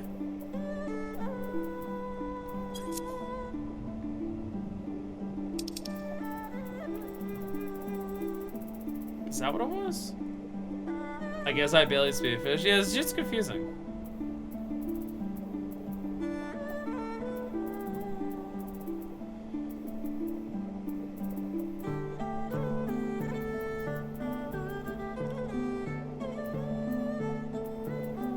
So you have to catch like a lot. Okay, I think this is the issue. I think this is why it took so long. It was because it came with the message saying they intensify. I think the issue was after they started intensifying, I went to a level 65 and went to a different type of fishing spot. So that may have restarted it. So then we had to go and catch some more. And then they begin to or maybe beginning to take shape is the second final one. Maybe it says like start to appear, they intensify, they begin to take shape, and now they're there. And it just takes like, and it just does take like 30 or so fish for it to work before it appears. It could be that. I don't know. I don't know. Again, me saying spearfishing is bad, it sucks, it's stupid. 100% jokes. It's 100% jokes. I'm in no capacity being serious.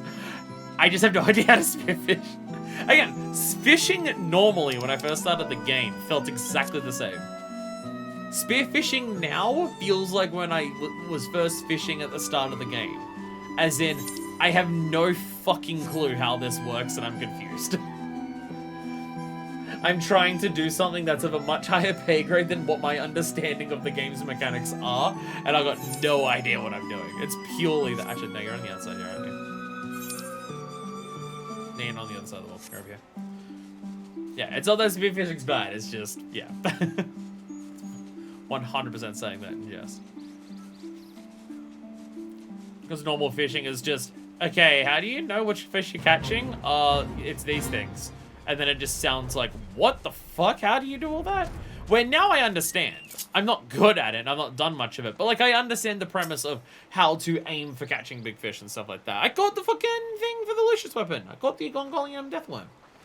So like doing something like that, or going for the big fish, or like ocean fishing. Like I get the concepts of it, and I get how you should focus on it and go about it and things like that. So now I can extrapolate any of my fishing knowledge to any of the other fish that I see, and I can go for that. I got no idea how spearfishing works, so I'm literally just stabbing random fish and hoping the game will just give me it. I went to drink from this and it splashed in my eye that time. That's alright, it's only taken almost 2 hours to do this first one. From the gleam in your eye and the grip on his stride, I got a Gov's got a good thing going there. I bet you in your fishing efforts. Draw on the truth of oceans and hunt down those ichthyosaurs near the sunken junk. Remember to be immortal by local villagers. This freshwater fish named Yangsha is easily discernible by its countless facial whiskers. I got it. Fine vision isn't blowing. Yes, he's the Defangshi. Beyond a dream of a doubt. They made themselves manifest while you're engaging your eyes with on other fish, you say. Curious comportment indeed. And you're really relieved to report that Gov's spearfishing has also proved a spectacular success. With this, we should have enough to reel in the Kojin, figuratively speaking, and entice them to engage with the Asari anew. Let's carry our catch back to Asari and convince the villagers let us carry on with the plan we've contrived. Is something they're just as late to development as we are. Fishing is a lot like cons where they don't really tell the players much because it's supposed to be a community thing. Oh, I totally get that. I totally get that. And it's why I want to get involved in fishing in this game. It's why I want to just go for it in fishing. But it is very funny to just try and go for it having none of that knowledge and just being like, wow, I'm confused. If I trouble you with a trifling task of mine, I ask you to go alone. After all, Cyrus has only just been freed from the fetters of the Empire, and so residents are surely still acclimating themselves to the arrival of outsiders. For my part, I'll stay behind and see if I can't spear myself a few more Dungfashi for our Kojin friends. Though we ourselves have quite the haul already, more the merrier, eh? Why don't you run back to Asari and catch our share with the Jiso child? You can journey to join us in Tamamiza when you're through.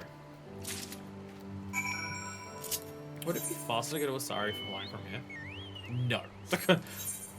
I was about to say, is going to Onokoro and flying from there, or just flying through the gate here faster? Onokoro is probably quicker. Probably quicker to go to Onokoro. Wasn't there something recently in fishing for this game? Where players had said that they worked out a way of catching, like, a bunch of, like, all, like, certain metrics of certain specific fish in the game. Of just going, this is how you catch it. And then people have just, like, recently been working out that some of that is just like, oh, it's actually not, like, entirely accurate. Like, it's accurate enough that people have been going off of it and still able to get results. But it's not exactly accurate. I swear I saw people talking about that on Twitter recently. Hey, what's up? I swear I saw people talk about that recently on Twitter. There's like a whole bunch of fish that people are just working out that the exact metrics of how to catch it that the fishing community has been using have been slightly off. Or something like people were comparing like the Japan community's notes with the like American community notes and realizing there's discrepancies between the two. And it's not that either of them are wrong, but neither of them are like the full picture. But people were combining notes. There was something like that. I'll be honest, the way that they were talking about it is of a level of fishing that is much higher than my pay grade, so I didn't quite understand what they were talking about, but I did see people talking about it on Twitter. Well, nothing more than a revive the Wada Tsumi Festival. The coach will never entertain our plea without offering the Dafangshi at least. What do you, if I give you a basket of Dafangshi? Basket containing a number of Dafangshi, a favorite snack of the coach. Why, these are Dafangshi! We're not already Yangsha to catch these for us? I have no words, friend. You're far too kind. And a far more worthy fisherman than I. Think that I live to see the day when a sorry emotion that shattered the Empire to reclaim the glory of our past. I'll round up the young ones. We must begin preparations for the festivities at once.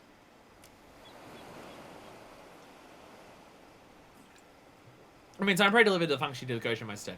And with my fondest regards. I should go far toward reforging the bonds of friendship that our people once shared. Yay! Yay! See, you know what fucks me up the most about fishing in this game? You know what fucks me up the most? Have a look at this. There's like a couple fucking thousand fish here. I'm pretty sure there's over 1,000 at least. All of them have lore? This is what fucks me up about fish in this game. Not like, they don't just have lore. They've got an item description and a lore description. Every fish has like the blue stitcher has, considering its things are often likened to needles, one cannot get expecting how much meat from them. Tulsa, on the other hand, is a firm favorite among seafarers. And then there's a tale passed down from generation to generation that tells of limb laying using the spindly needle-like limbs of this wavekin to weave a fishing net moms and moms across. As such, it somewhat traditionally signifies a big haul of fish among the coastal communities of the Blood Brine. Like, oh my god! There's like 1,000 fish in this game, and they have these types of descriptions for all 1,000 of the, like, over 1,000 plus of the fucking fish. How? How do you have that? How does this game have that much fucking fish lore? How does that much exist in this game? I don't get it. It's so much. And every time there's an expansion, or hell, I think in the same part that the crafters get their new fish, their new expansion, and the gatherers get like the patches that give you new crafting and gathering nodes. I'm pretty sure fishers get that as well. Fucking Christ. Fuck. It was like an official Japanese guidebook or something that turns out had some things wrong with them. Oh, okay. Okay. Yeah, again, I remember hearing something. I just don't remember the exact detail of like how it was. So Jason and the Ishtar fishermen fixing to bring back the festival as well. Fantastic. Push. The Kojima must impress my spearfishing skills. I have no doubt they will join the festivals with us. Crocodile! Goes managed to spear a healthy haul of Dafangshi for us. There's no way the Kojima will refuse such generosity. Welcome back, friend. Goes to come around the gift from the village of Asari. There, hope that is what I think it may be. It sure is. We got you Dafangshi! Dafangshi! Dafang-shy. I've not seen a whole Dafangshi like this in, I don't know how many years, probably 25 or so. It would be my honor to join you in reviving the festivities of old. I always have about one rub, I am ashamed to admit this, but I'm somewhat younger than my appearances might suggest. My knowledge of the Wada Tsumi is limited at best. All I ask for is time to seek the wisdom of my elders, and bring my brothers and sisters around to your cause. Worry not, there are many here in Tamamizu with fond memories of the olden days. Fresh, if there's anything I can do to help you nailing, speak the word. I'll do anything to see the shooting stars. The Haratsuge return to the seas as soon as possible. I deal with all I'm able to bring back this, see this festival is a smashing success. First things first, I'll head back to the guild and gather all the knowledge I can glean. Yes, I dare say that right on my desk, it's a comprehensive compendium of fishing festivals from Eorzea to the Far East. There's bound to be something illuminating right within. Now, for my part, I'll head back home and see if Anselmi has anything enlightening to share. Besides, he never forgiven me found out we were having so much fun without him. It's about winning him back with Master Baba logo. And go, you seem on good terms with the Koshin. Why not help recruit more of them to the cause? Till we meet again, my friends. How many trips forward and back, and then forward and back, and then go forward and back, and then take one trip forward to the Far East? Are we going to take here? Again, every trip forward and back is meant to be like 2 weeks or 2 months. I can't remember which. Or maybe 2 days. I can't remember. It's 2 something. It's 2 something. The law book, the Encyclopedia Eorzea, mentions the time that it takes to sail a boat from Aldnard to Hingashi. And it's either 2 days, 2 weeks, or 2 months, and I can't remember which one. It's like 2 months or something. It's ridiculous! So it'd be 2 months to do that, and yet like all the expansions are meant to take place in the space of a year. Fuck off. I'm growing close to the Koshin here. Do what I can to persuade them of the worthiness of our cause. Promise I will take along and convince my brothers and sisters of the worthiness of your cause. Pray for me just in a measure of time. I will say, this is primarily a Stormblood issue. Like a little bit of Heavenswood in terms of how many people go back and forth between the Churning Mists, but you can write that off as re-establishing enough bonds with like the Dragons of the Churning Mist that allow airships to fly like up there for Ishgardians to visit the Churning Mist as much as they do in like post Heavenswood and stuff like that.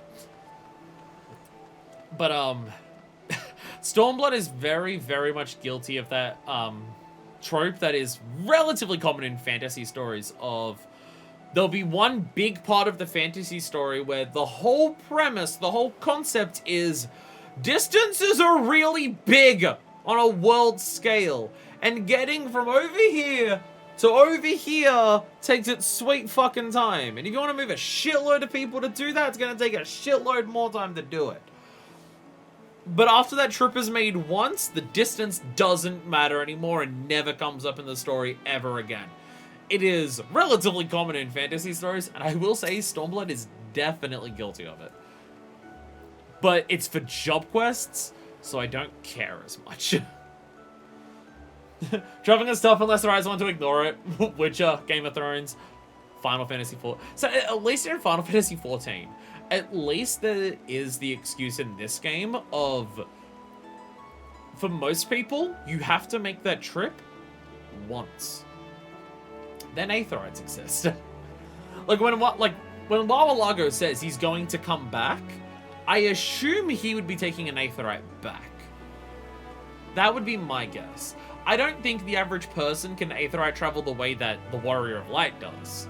Because, you know, we have our bountiful reserves of Aether and everything like that. So us traveling all over with Aetherites is, like, much easier for us. And it's why people tell us, hey, can you go to the Far East for us instead? And people don't always join us over there. But at least this story does have the idea of, you make that journey once, and then you unlock real in-universe time travel. Though, how often they'll say Aetherite travel...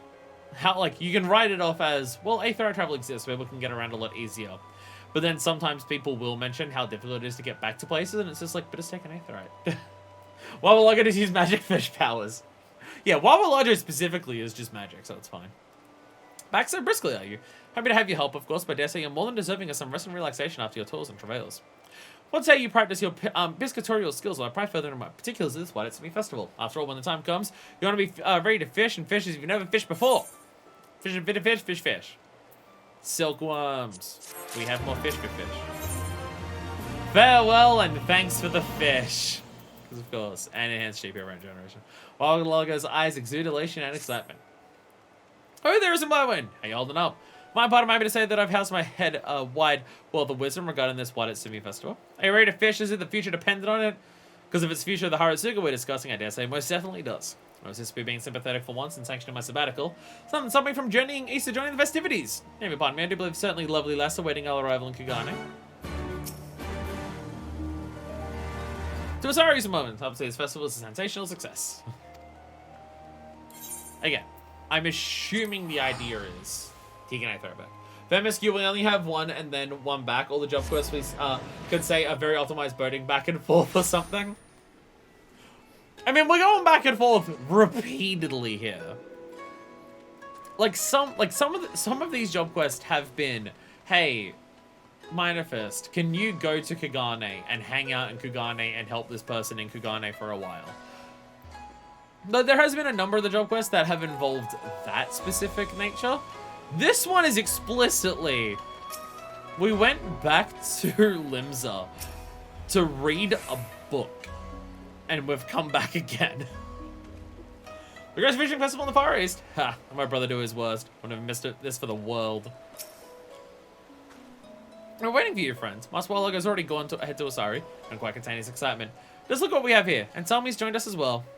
And with his terrible brother wreaking havoc back in the Holy See, he said he couldn't bear to miss it. Sure, the man's art for angling knows no bounds. Not that I want to talk, of course.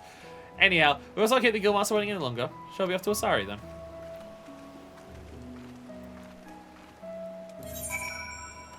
I mean, you could also just explain it as this game takes place over longer than the course of a year, for fuck's sakes. You could also just explain it as that. Honestly, I'm leaning more and more in favor of the fact that Stormblood itself is over a year easy.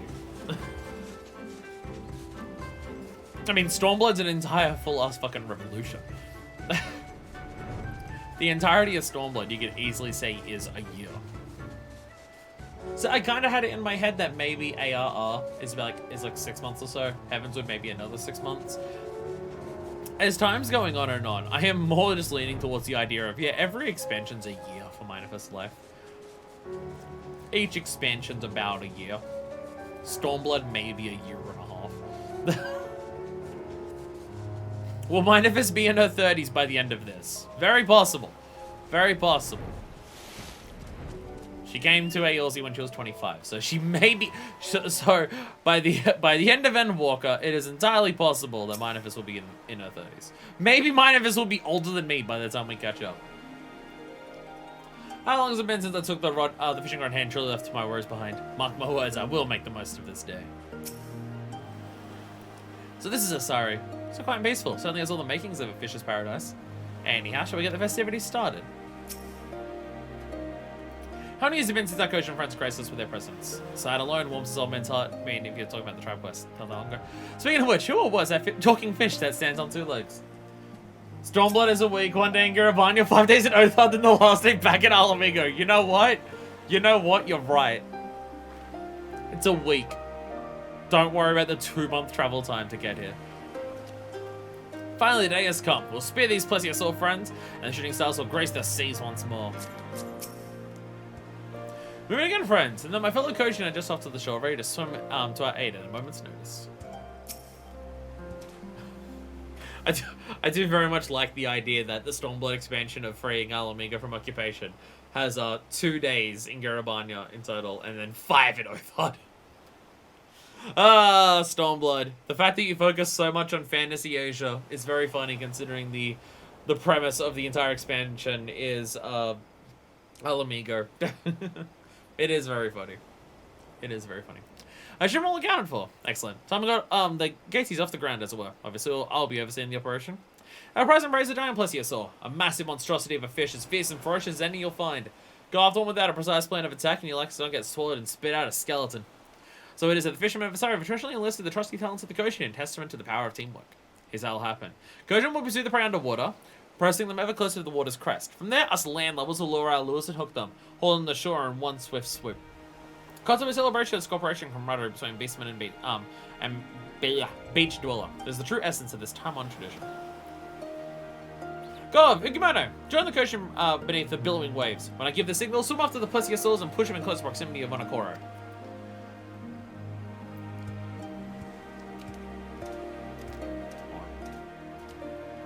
My friends and fellow fishers, when the stragglers stray near the surface, lower your lures and reel them in with reckless abandon.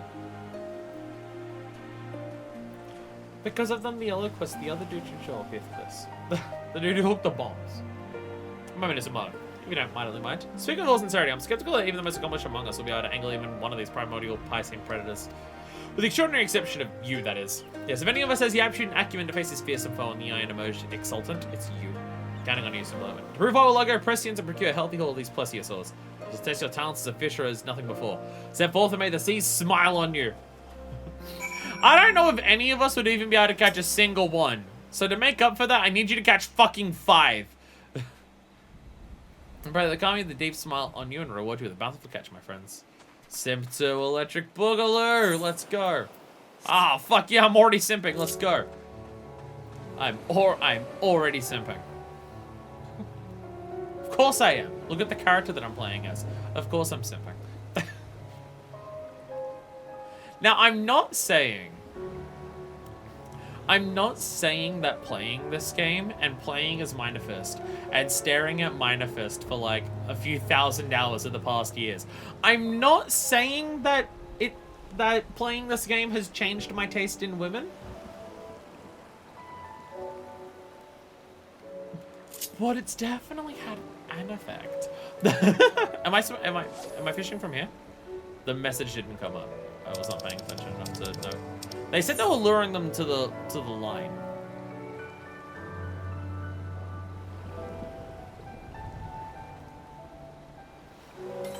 Oh, I got a fish.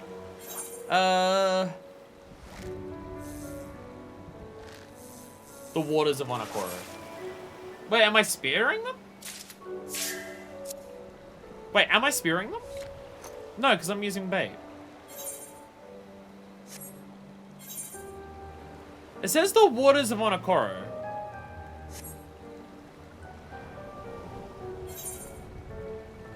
Do I stand on this specific boat?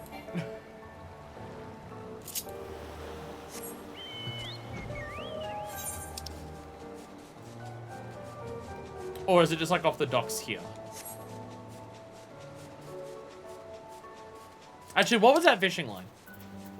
Okay, that fishing line was a Sari. Okay, I was wondering if that fishing line was like the Ruby Sea. Okay, no. It's like on an island basis. Oh yeah, because we had like shoal rock over here, and that counted as different to this one. Okay.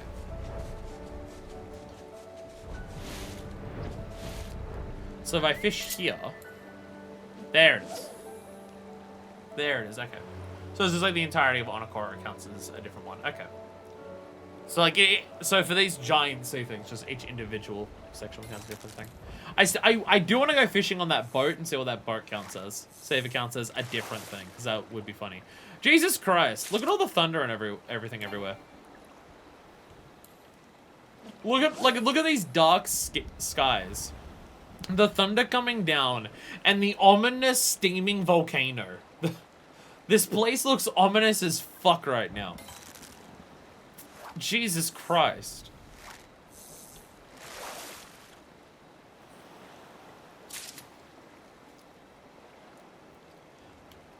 Oh, it tells you if you get a fish that's mooch doable. Which I don't have mooch to on my hotbox, and I just got it today. Mooch do! My fishing hotbar's fucked. I gotta fix it. I gotta fix it. I gotta fix it.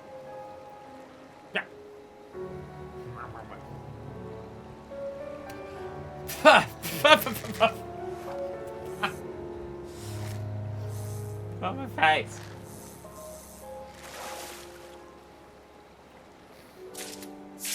Well, I got a blackfin snake eel, so I did something. Ah, fuck. Yeah.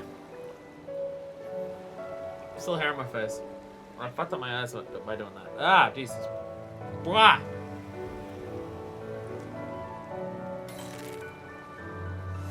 I'm doing great. In case you're wondering, I'm doing great. Okay, so. You know what? Fuck it. Surface. That was not surface slap. What even is fish eyes? What was that? I don't actually know what fish eyes is. What is fish eyes as a skill? I can't even see it on you. There it is.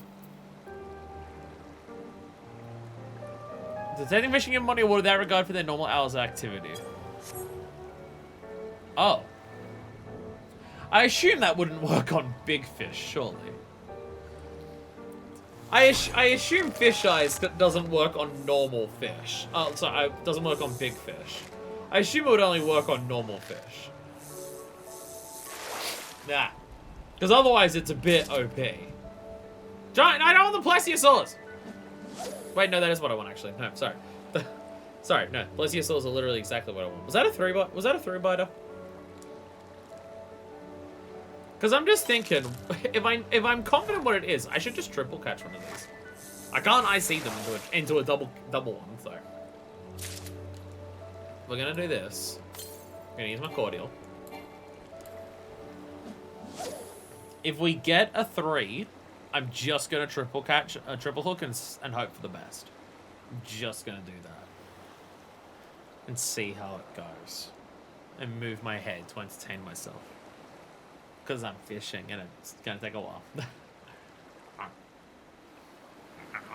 I'm fishing for my own hair. It's been over 2 hours. And we've got 3 after. Oh, I forgot about the hook. I forgot about the hook.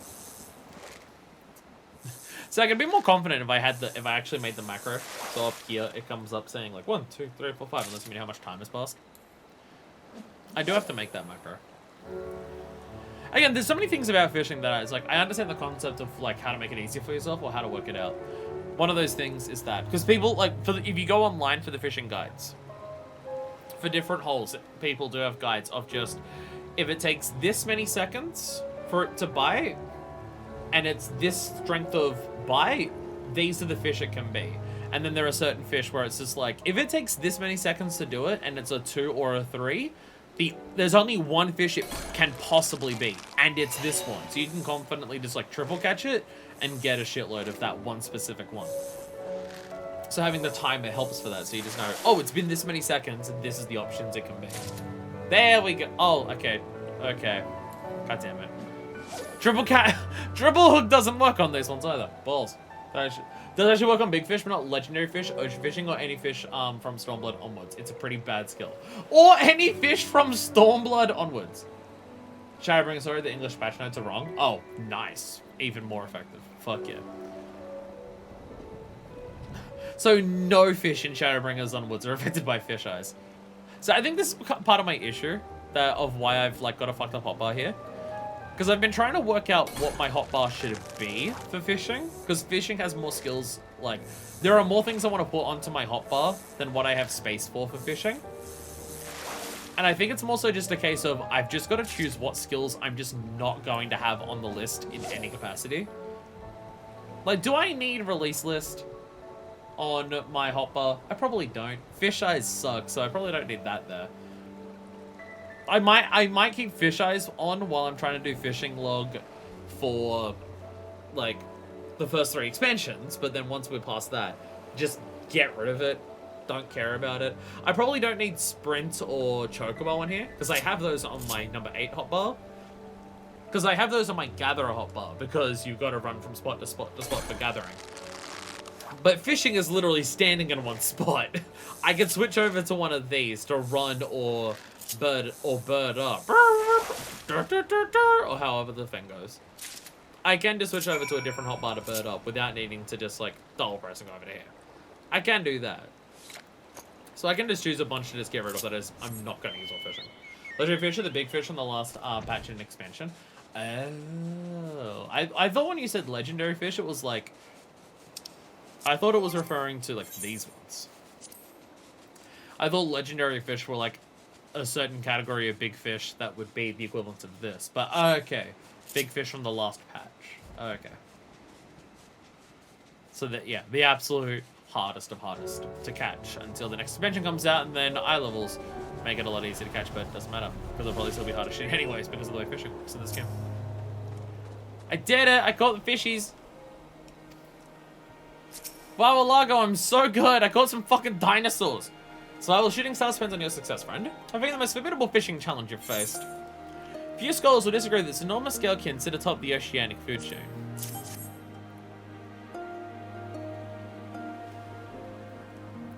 Fabulous fishing, friend. But good gods, it's how's that true? Things are more fiend than fish. We filled 5 of them nonetheless. Where's my money, Pleo? Where's my money, Pleo?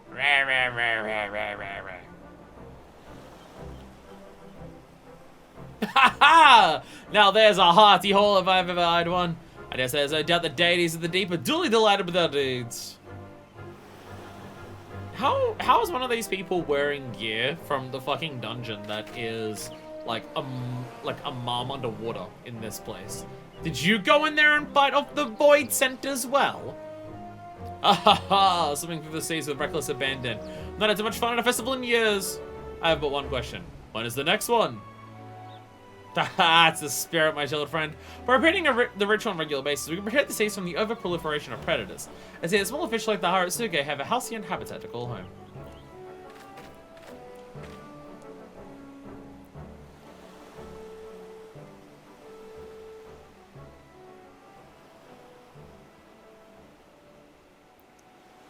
I do appreciate that, like, this whole fishing quest was, like, focused around basically the Ruby Sea. A giant sea to fish in. Well, it pleases me as much as any festival was discussed, and betrayed to the seas. I fear I see no sign of the shooting stars. Well, it's gonna take its time. Forgive me, Master Wawa Logo, but I would face the truth with my own eyes. They're not... It's been, like, a minute. The fish population isn't gonna come back immediately. It's been a minute. That's not how fishing works. Bait, quit, light, sneak, release, releaseless, snagging, collect, set. Fish has a lot of buttons that barely get used. Okay, but I'm got, like, bait seems important to keep on because you'll swap around baits. Sneak you can get rid of. Light is if you want your light because everyone who does ocean voyages uses light for some reasons. Release, releaseless, you don't need. Snagging is very specific, so probably not that. Collect, I haven't actually seen any collectible fish. Sit, no. Sit is staying on the hotbar permanently. Sit's the most important fishing skill in the game. Sit is the most important one. That's staying on the hotbar. Along with my cordials. Like, not active buttons, I mean. Okay. See the Hagen lads as serious as ever? I ain't dive into the depths of the Mr. Barn. Regardless of what he says, I reckon he'd appreciate it if you accompanied him. The fish population cannot be back already. Dive into the water in your jeans, Minifest, let's go! They can't already be back. That's not how fishing habitats work. We just fished up their predators. They gotta breed. They gotta breed first. What's up? My outfit works really well for fishing. It doesn't quite make as much sense for spearfishing. Wait, can they breathe underwater? Nah, probably. Hey, they were hanging out with the Kojin. Wawalogo may have learned how to breathe underwater. They at least visited the Kojin's home. Gosh, there's no use. Even down the depths, I know where to be seen. Are we too late? All our best efforts all for naught? They gotta fuck first. They gotta fuck first. They wouldn't come back immediately. They gotta... They're being overeaten. They gotta breed and get their numbers back. It's been a day. Maybe not even that much.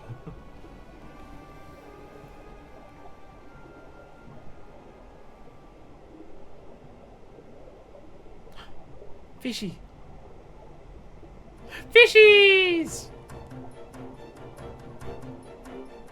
Fishies! Behold, is blowing! They have come! The shooting stars!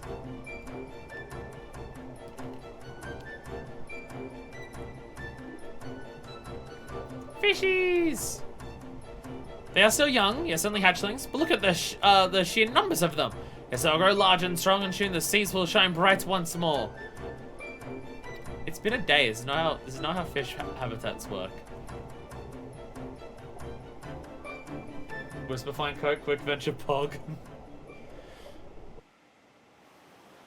You know, I've been talking about how I want my my retainers to get like 6 different pieces of envoy gear at this point for my different glams. I'm realizing if my retainers bring back envoy gear, it's gonna be the unaugmented version, which isn't dyeable. Which means that it doesn't work for like 5 of the 6 pieces of envoy gear that I want. I did realize this the other day. Like, because I want envoy gear for Gunbreaker, for Dark Knight, for Scholar, I think Astrologian, and Red Mage, and I think there's one more. And for all of those glims that I want it for, most of them need to be dyed. And that's only the augmented version. And the retainers have not been bringing back augmented envoy pieces so far. So it doesn't even matter. It's fine. It's fine. It's fine. My retainers are bringing back other cool shit anyway, so it doesn't matter. Rush. The shooting stars have survived, and in numbers beyond my wildest dreams. And with the ranks of their predators cult, they are free to make the journey across the Ruby Sea. Yet in time, the plesiosaurs will return, the shooting stars will once again be threatened with extinction. There must be something we can do. Fear not, my fretful fellow. The only see the festival is held frequently enough to keep the population of plesiosaurs carefully in check, as it was before the Garleans barged in and bungled everything up. I won't be honored to partake in the festivities anytime, but to refund the bonds we share with our sorry friends and ensure the survival of the Harasuke, whose beauty I have now witnessed with my own eyes. Rush. You have my thanks, friend. You only say the word, and my fellow Sahagin will swim here to join you. I may not possess your spearfishing skills, Isn't Blackwood, but my passion to protect the shooting stars is second to none. I'll do everything in my power to see the legacy you've helped to create lives on. Man and beastman, united by an undying devotion to the denizens of the depths. Is that water in my eye or am I welling up? In any event, we've effected a change on the oceans today. A change that will, in turn, come to have consequences for generations to come. But it's a story best not told sober. What's that we send off some spirits to sample some of this sashimi that that the East is famed for? Now the most important part of being a fisher. Getting drunk! I fear you're going to be facing more immediate consequences for your actions today, Wawa Lager.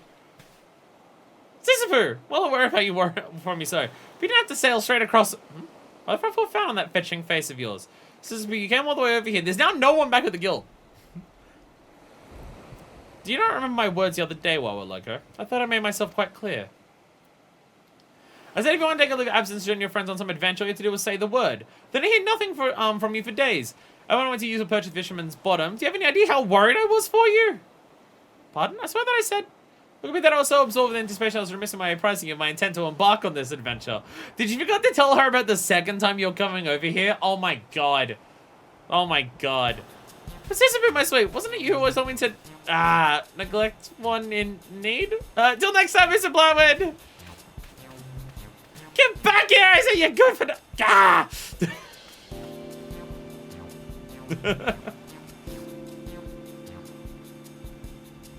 Goddamn Wabba Lager. Sisyphus doesn't deserve this shit. She's so sweet. And apparently, like, one of the most sought after maidens in Limsa based on the number of quests that we've done. Well, I thought this is sashimi. But where's Gov? No! Don't eat Gov! Fish are friends, not food. Except for the ones that are food. Yay! We did it! Fishing! Fishing! Hell yeah. That one's a high up one. That's a high up one for those. Again, as you mentioned before, Decker. That one gets high up on the list in terms of like good ones, just for the sheer ecology side of it. How much I can't talk today, which is bad because I'm talking for like 9 hours straight. How much it does focus on that idea of like cultural things that people do and participate in, just like natural habits of peoples and stuff like that, does affect the world around them. And sometimes the world around is like good for all of those natural habits of things like that. Like sometimes you can be overfishing and you worry about declining a fish's population that it no longer exists, which is part of the worry that Goff had before. But sometimes people's natural fishing habits is actually the thing that helps stabilize an ecology, because sometimes there are natural predators who, by their existence, will ruin all of the other things there. So people just naturally fishing for those ones will help have that counterbalance and stuff like that. You know, the whole idea of living in nature and the environment is just like about taking care of it and things like that, and all that good shit. It's kind of like botany. It's kind of like the botanist quest lines in that regard. It's kind of like botanist in that regard in terms of how it approaches all of that. Anyway, speaking of regarding the environment around you with care and stuff like that. We're about to kill a bunch of animals to make sexy clothes. Don't worry. No, it's fine. Jiva has specifically mentioned about taking, like, paying respect to the animal that you make the stuff out of. And that's why she gets so angry about people who are really bad at doing leather stuff, because motherfucker, that was a creature and you've wasted its death by butchering this leather and by butchering its hide. So does apply here as well. A taxing request. Guildmaster Jiva, surprise hit glide for your unexpected visit. Well, if it isn't my favorite leather worker, I was only be too busy selling to lords and ladies in Ishgard to ever come and visit. We've come at a good time. I'm needed warm with your talents. Recently received a rather unusual request for a leather worker. Wouldn't dare entrust it to the others, and I'm much too busy. If you're trying to come visit, then I'm sure you can fit this into your schedule. Head down to the Shaded Bow and have a talk with Entaloon. Tell her I sent you and she'll explain everything. Will do. Oh, also, this is... now I can say this. Look! There's a luminary tool on my back. The first crafting and gathering stream that actually involves luminary tools. I was about to say, and the last crafting and gathering stream because job quest finished. No, there's still roll quest. When we do roll quest in Shadowbringers and Endwalker, and presumably beyond that if they keep the roll quest system the way that it is, we've got luminary tools for that. Unless I replace them with anything. Part of me wants to keep the luminary... Like, I know there's the other ones. Is that a luminary tool on your back? You just happy to see me. Like, I know there's the other tools that people like showing off. I know people like showing off the glowy ones that just, like, have particle effects everywhere. But I've already mentioned my opinions on the particle effects weapons. And I think those ones, it's mainly about finishing off the logs. And I also don't know if finishing off the logs is anywhere near as impressive as being insane and doing the luminary tools like me and a certain other person in chat do. Maybe once we get to the ones that, like, look like they're made out of fucking crystals that I've seen people use, which I think are the 90 relics that people were saying.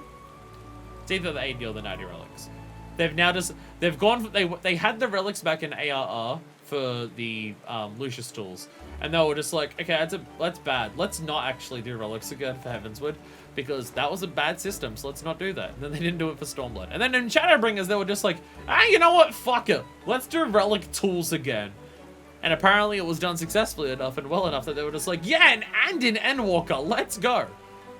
Really funny to see that tools for, like, relic tools happened in one expansion at the beginning, not for two of them, and then they brought them back. It's really funny. But also, they're more appropriate, they're actually relics in Shadowbringers and Endwalker. Because the Lucius tools are definitely the closest things to the relics in ARR. But there's no quest lines for them. It's just one vendor in Mordona that you've just got to, like, work out and go through. Whereas we've already seen that there's a quest line for it in at least Shadowbringers, because the quest line's in Ishgard. Mind if it's supply with Leatherworking Guild? Ah yes, Jiva has told me about you. A darling protege who's gained some small bit of fame for services rendered here in Gridania and Ishgard. Well, your honours and accolades mean not to yours, who's premier naturalist Antaloon. Henceforth, I and I alone shall be the judge of your worth. You should be happy, proud even to assist me with my noble works. Not often one has the opportunity to serve as my lady and my dutiful apprentice. Thought of my celebrity, I see. Worry not, under my careful guidance, your skills will be put to good use. This I can assure you. You're wearing a Cockmaster coat. We're in the Cockmaster coat that I decided to actually not wear after getting it. Until now, I've been collaborating with my first assistant, Marcette, to write articles for the New Eorzean Geographic. Though I'd love to continue with my writings, the duty of much greater importance to draw my attention. In my research of the calamity's effects on the environment, it has become clear the abnormal rate at which the realm is changing far outstrips the pace of an animal adaptation. Yet, if certain species now face extinction, and what matter of naturalists would I be if I did not do all my power to save them? Alas, time is not on our side, which is why, in the event I'm not able to save these humble creatures, I preserve them through taxidermy, that future generations may still gaze upon their splendor. If I cannot save them, I will kill them. That is why I have conferred with the Guildmaster Jiva, where you now stand before me. If you believe yourself capable of the task at hand, I shall make you my 72nd assistant. What say you? Sure. Confidence. Good. If I don't know if there's any talent to match. Sure, why not? So she's just telling me that I'm her, like, 72nd assistant, and I cannot help but be reminded of that scientist lady that we were speaking to in Central Shroud for the courier quest line. I can't help but think of that lady. The lady who we like stole the squirrel or something from to make sure it didn't get killed. In any case, your contributions are not going recognized. You shall be duly credited in my next publication of New Eosian Geographic as etc. And your first ask should be a simple one. Book of Research, System 71. Enyon, at the Colin Canopy. Well, what are you waiting for? She does work for the same. Oh, that. Oh, it was then. I was gonna say I know I've heard the Eosian Geographic in the game before. I know I've heard that before, but I couldn't remember if that was like one of the people that like the journalists that we've run into was like doing a side piece for that. But oh no, this is the same as okay. So all of you are just like that. So all of you are. Did I miss a line dialogue there? Confidence in much time although there's any talent to match. I was about to say I think I missed a line dialogue. Okay, so just the New Eosian Geographic. The people who work there are just like that. Okay, that's nice to know. That's nice to know. That's comforting. Once again, I need one of these.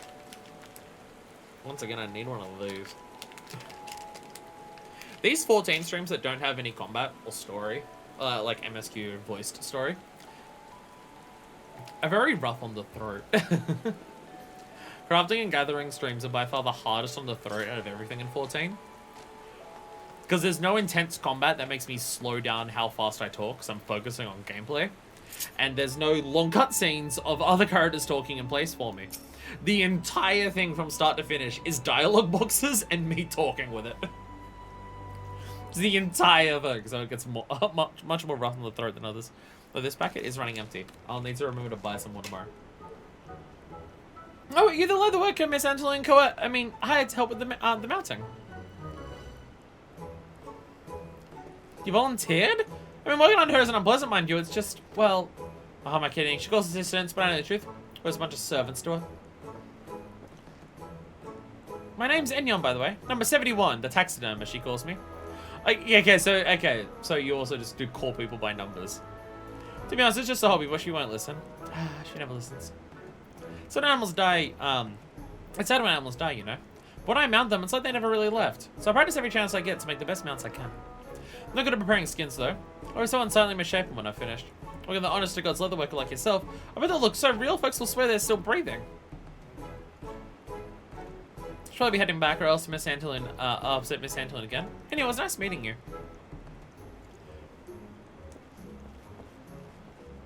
Questline's immediately off-putting to me. His questline's immediately uncomfortable for me. Volunteered. Are you currently drunk? Hi. Money problems? Hey, Minor Fist isn't always drunk. Her alcohol tolerance is way too high for her to always be shit-faced. She's fucking 2 foot tall and built out of pure muscle. Of course her alcohol tolerance is high. Also, she's from Limsa. And also a Roganin. Yeah. No, it's not because Antolin's just like talking down to us that's making me immediately uncomfortable. It's the fact that the questline's going to focus around taxidermy. I have no idea what my opinions are on the ethics of taxidermy. I feel like it's not something I've looked into and understood enough to have an opinion on the ethics of it. I know from a personal standpoint at the very least though, I don't like visually looking at it and I'm not comfortable around it.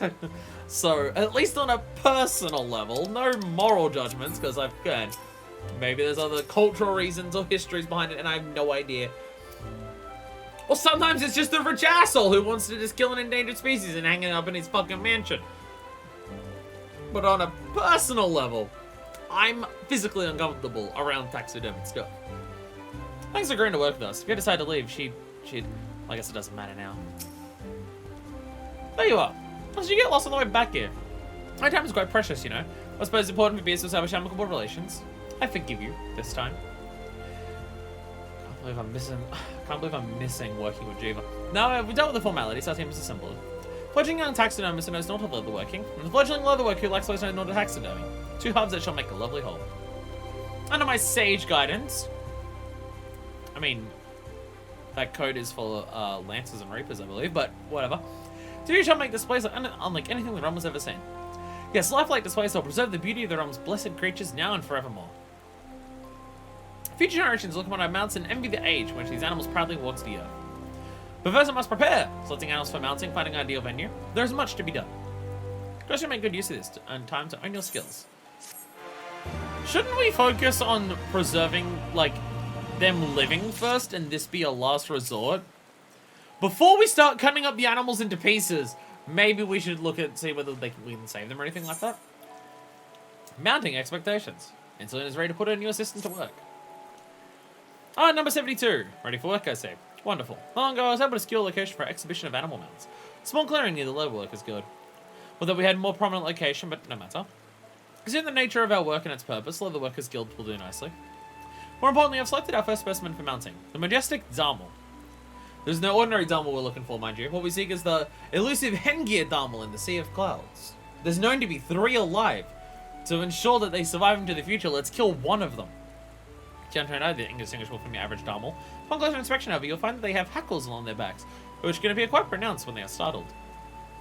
As the numbers continue to grow, finding an ideal specimen will prove difficult. Last thing we need to do is exacerbate the problem of the declining population by killing one. No, we'll need to find a Dharmal that has recently passed on. Okay, well, at least there's this. Also require a skilled hunter, one familiar with the terrain. You don't happen to know of such a person, would you? Well, there's the Vanu. The Vanu, obviously. I'm gonna say this because it's condescending to her and she's mean and she deserves it. I think it comes down to source the animal. Like some do taxidermy pets died of old age, while some just go to Africa to hunt lions, but yeah, aesthetically weird. Well, that's the thing, is that I've seen, like, I've been around taxidermied pets of, like, family members and stuff like that who have had their pets have died and they've been taxidermied. And again, I'm not making any ethical judgments on it. It's not something I'm well versed enough in, and also it's other people's business, and it doesn't really affect me. So I have no ethical judgments. I feel like I have to specify that because there's definitely a shitload of people who think that disgust equals immorality. A lot of people seem to think, by the way, if you're disgusted by something, Twitter, or just people discoursing in general, if you're disgusted by something, doesn't inherently mean it's unethical. And you gotta separate those two in your mind. Because some people will just say, "Ooh, I don't like this because it grosses me out. Therefore, it's morally wrong." And I'm not just talking about conservatives and reactionaries and stuff like that. I'm talking about people who claim to be progressives who say it's like, but kink is wrong because I don't personally like. I'm talking about those, like, the people like that as well. But not to have any ethical judgments on it. But like, I've been to people who have had taxidermied pets, and it makes me personally uncomfortable to be around it. Like, my connection with living animals and pets that I've had and stuff like that, me being around a taxidermied pet is uncomfortable for me personally. Again, I'm not saying that it's wrong that they did it, and I've never someone who's had a taxidermied pet and gone, "Why did you do that?" or anything like that, because I'm not an asshole. But yeah, it's like, I would rather not be around it personally if I could have the choice. Like, out of all of the pets that I've had in my life, and of all the ones who have passed away, most of them have been buried, and there's been 1 or 2 who have been cremated. And there's that. But it's like, it's also for a similar reason. There's no fucking way I'd go to an, like, well, when I say no fucking way I'd go to one, I'd prefer not to. But if it's the deceased choice, then I guess I ain't got much of a choice in the matter. But like, I'd prefer not to go to an open casket funeral for a very similar reason. I don't like the idea of going to someone's funeral and the person's body just looks normal and they're there, but the life isn't in it. That, on a personal level, I would rather not be around that. Again, if it's the deceased choice to do that, then I guess I talk shit, and if it's the deceased of someone I care about and that's what they want to do, then I will go to honor them and stuff like that. But on a personal level, I'd prefer that not be the case. Why would you know of the Vanu? Bitch, do you know who I am?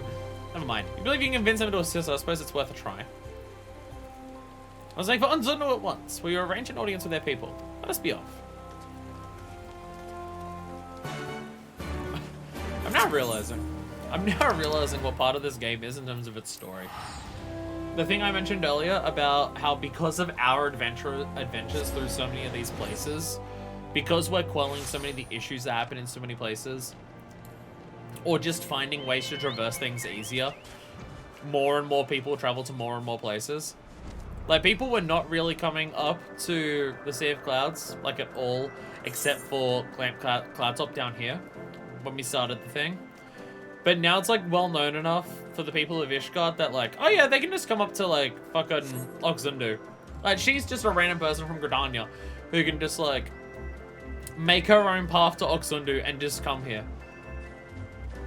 And I'm realizing what the Warrior of Light is doing in terms of building all of these relations and making everything easier for traversal and trade and cultural exchange and stuff like that. The storyline is just one long questline of globalization. I'll never understand why she insists on rushing so.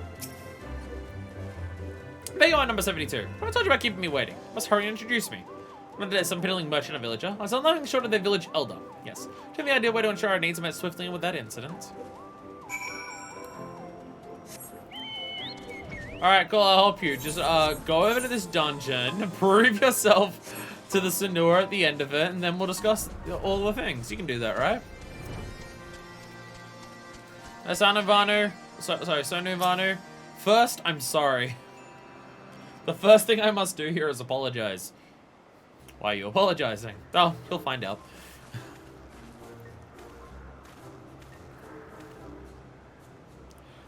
These netherlings seek Thalmos of Hengir. Sonamor. So no honor to repay kindness of the great warrior who defeated the whites.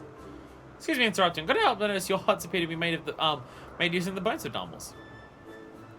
Yes, some do use Thalmos for many things. Their meat fills our bellies, their skin covers our backs, and as Edling says, their bones build our homes. Quite impressive. Often I see game hunted and put to use so thoroughly. You come from Gridania, isn't that the whole point? Isn't the whole point of Gridania to do that? To take a life is to bear great responsibility. Nothing can be wasted. To ask for a Thalmos so rare, we trust you understand this. To find fresh remains is no easy task. I believe this is Sonuvanu. He's our greatest hunter. May he while he finds the Thalmos you seek.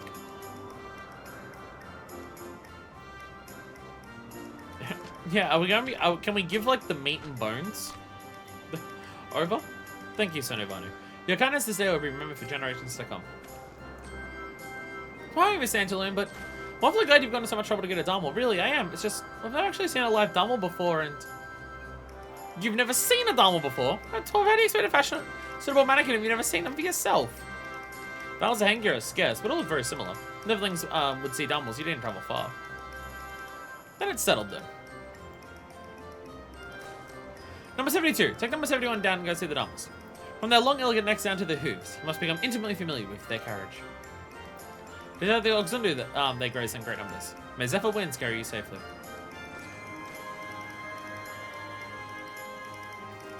It's at this point that I'm also now realizing, when it comes to taxidermy, I don't actually know the process of taxidermy. I have no how much the insides stay inside when you taxidermy.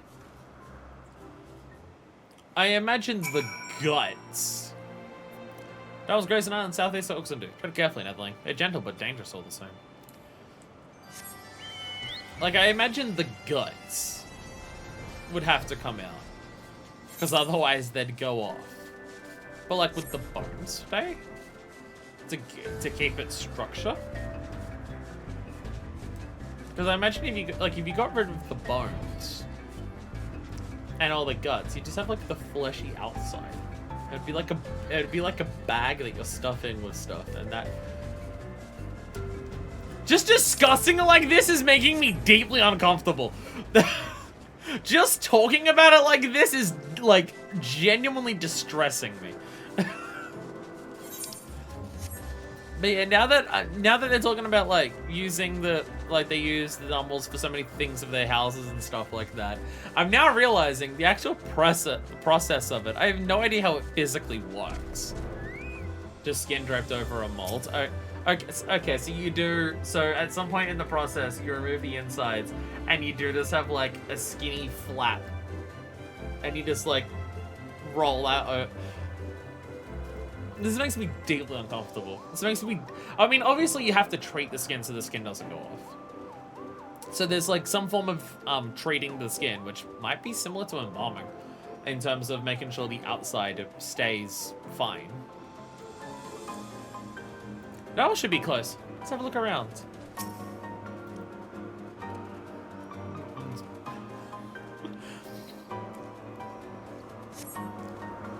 Again, like...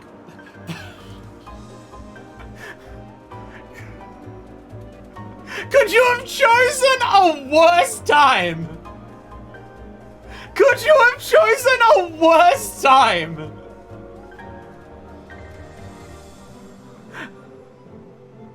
Hi, Enyon, come with me. Let's go check out the Dharmals as they're grazing and take in the rare majesty of these creatures who we must be careful with. And just some fucking adventurer comes along and just cuts off the legs of multiple in a row as they flop to the fucking ground and die. What brilliant timing. That's all leatherworking in a way. So I think it's like, I understand for normal leatherworking, you've got to like tie up the hide and treat it and stuff like that, and embalm it and things like that. And I get that for normal leatherworking, but there's like enough difference between what a live living animal looks like and what a hide of an animal prepared for leatherworking looks like, and the treating of it and the embalming of it and everything like that as part of that process. It's specifically the taxidermy part where it's designed to look like it's alive and no longer... No, he's back! No, you've come back! Come on! Come on! You're gonna traumatize this poor kid more than he already is. Jesus. There they are! Can you see them? Not anymore! We'll have to be sure to get a good look. Miss Antolin said we have to inspect every ilm of them. So just running some Dharmals. Maybe the camera... Oh! Oh, okay, they're gonna spawn in now that I get binoculars. Hey, look! I can see them now that they're not being fucking killed. And daunting dumb. And it's all the crafting one needs so much fucking Dharmal skin.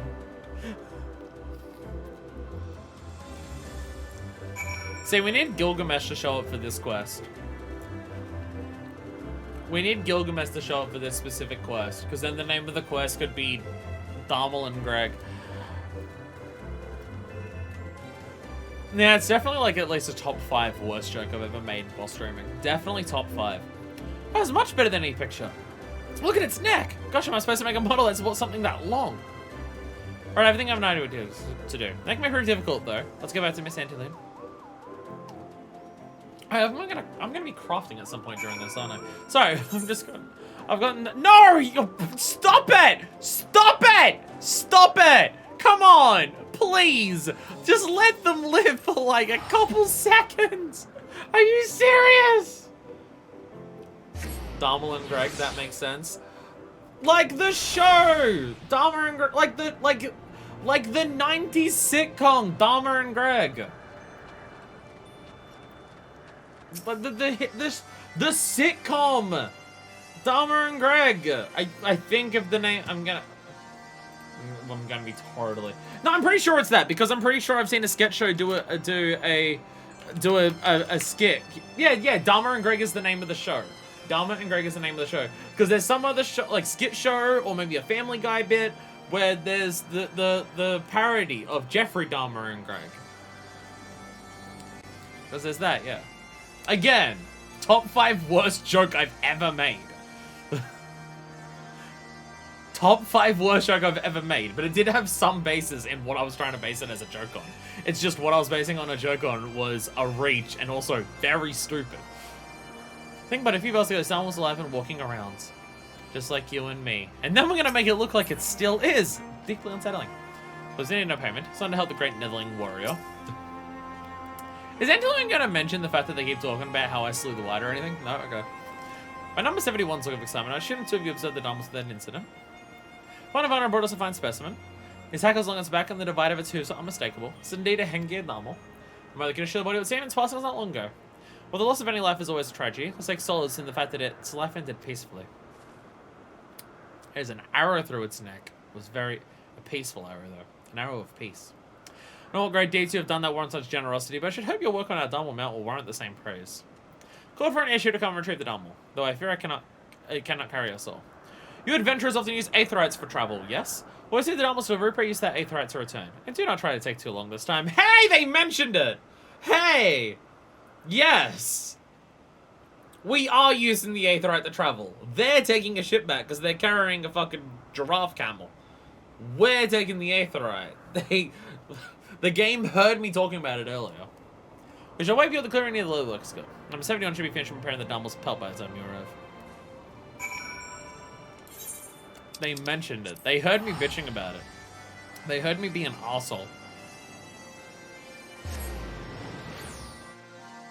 They heard me be a picky dick and just be like, ah, but the law didn't make that. And like, I'll fucking make your law make sense. And then they told me to take it and I throw it back. And then my law did make sense and everything was fine. I want to see what you do with the Dumble's pelt. Finally, you're here. As promised, the Dumble's pelt is ready for you. You're as good as Jiva claims, you should have no trouble turning this into a resplendent cape of the highest quality. And please be careful with that pelt. Well, stand to see the Viner's hard work go to waste. I'll not bother them for once of a Dumbel so rare. When you finish, deliver it to number 71. Through this mannequin, we shall have the finest mount the realm has ever seen.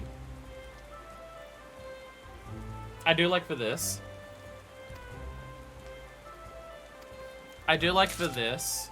Normally they say, oh, I've got all the crafting materials here. And if you want for more, don't worry, you can just speak to me and get some. But the whole point of this is that, by the way, this is a rare fucking animal. And it's a living creature. Don't fucking waste it, shithead. But if you do, you can still get some more. I imagine her dialogue for fucking it up and needing some more would be funny, though. I imagine if you ask her, hey, by the way, I need some more. She'd just be like, what the fuck did you do? I told you not to waste it. Now we have to go and get fucking another one. What the hell is wrong with you? And that would be funny. That would be a different type of... Can I really do train die on this? See, that's funny. That's funny.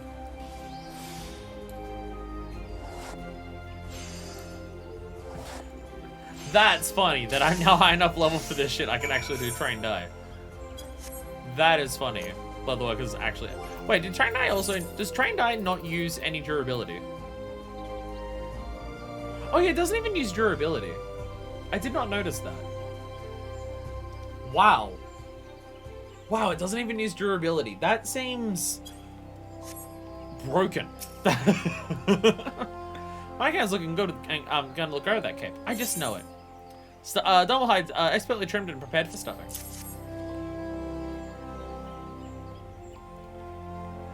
Well, this is gonna make this one at least much easier. This is amazing. My skin's usually full of holes after removing all the fat. You can get all the coarse hair on its back. Miss Antolin was right to hire you. It's up to you now to see our mount is completed. Number 72 asks for you to observe his work. Should prove an educational experience. Which doesn't much to learn from watching me, but I'll do what I can. It's a very nice one. I gotta get them all up to 80 now. As if I was about to say as if I haven't been focusing on trying to get them all to 81. By focusing, I just mean doing my custom deliveries each week. If I do custom deliveries each week, hopefully eventually I won't have to worry about actually trying to level them properly. Anyone else getting Tears of the Kingdom vibes? I mean, I can't post these in ridiculous situations and have them butt bounce off a ceiling, and then the game reflects that model. But I'm still getting Tears of the Kingdom vibes. Phew, it's done. Basically together time than I thought. Then again, I never made a mount this big before.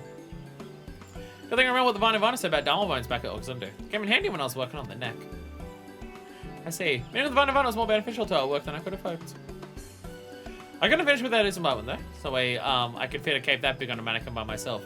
Also, I hope we're leaving this here. Getting something this big out of where we've left it. If we're taking it back up the ramp to go up to like the same height, like level as the floor of the leatherwork is, there's a bridge. Maybe we should have built this literally anywhere else. No, I can fit a cape that big on a mannequin by myself. Nevertheless, it's an excellent start to our collection. Considering Numbers can rise to gain popularity in Gridania, certainly they draw the people's attention to our cause. I said your work is far from finished, my dear assistant. We set out and work to create our next mount, however, gauge your reactions to our first creation. You can certainly reflect on what we've done thus far, see if there's what you can do to refine your skills. It looks scared, I'm not gonna lie. It looks scared. The look on its face is kind of just like a... Through your deepening insight into the sanctity of life, you have learned a quality assurance. See, normally they just say you've gotten better at this, but for this one it's just like you've learned the sanctity of life. Everyone seems to love the mount we made. Not Miss Antolin will have us smack next. The value of life. By glimmer of Antulion's eyes, it most likely means she has a task for you. Number 72. Have you heard word of our work? Oh, of course you've heard. How can you know when our Dharma was the talk of the town? Even so, I find it curious I wasn't quite about its distinctive hair and hooves. And such stark differences from a typical Dharma would compel even a handful of people to ask. It's good on you, they're gonna care about another giraffe hanging around. Wow! Wow! Mean and accurate. Wow. Wow. No matter. I hope we can do the keep the inquiries at bay when we present with the next mount. The mighty bear! Arr. Not any bear, mind you, but the rapacious grizzly bear, indigenous to the lands bordering Garabanya. I think we're talking about the bears that are hanging around Balm quicksands all the time. Sadly, the fur that serves disabled, they die is growing Christmas scarce in the look of the calamity. So food supply dwindle, so do their numbers. This is all we can do to solve their primary source of sustenance. It's really funny to do this after fishing. After the fishing quest line was, hey, there's this one fish. Let's work out the exact reason why this one fish is struggling to survive. And doing what we can to help restore its population. And this one is just, sucks to be a Garabanding grizzly bear. Their food sucks, but nothing we can do about it. Better stuff one and mount it. We can still do our part to let people know of their plight. Then make your way to East End. When you arrive, I suggest speaking to the soldier station of Custom Orient, so learn precisely where the bears can be found. Sure, may need to keep watch over the Dharma Mount. For any wayward souls that may seek enlightenment. Good, Miss Antaloon. Let's get going to Garabanya. So the soldiers can point us in the right direction. It's basically an entire quest line.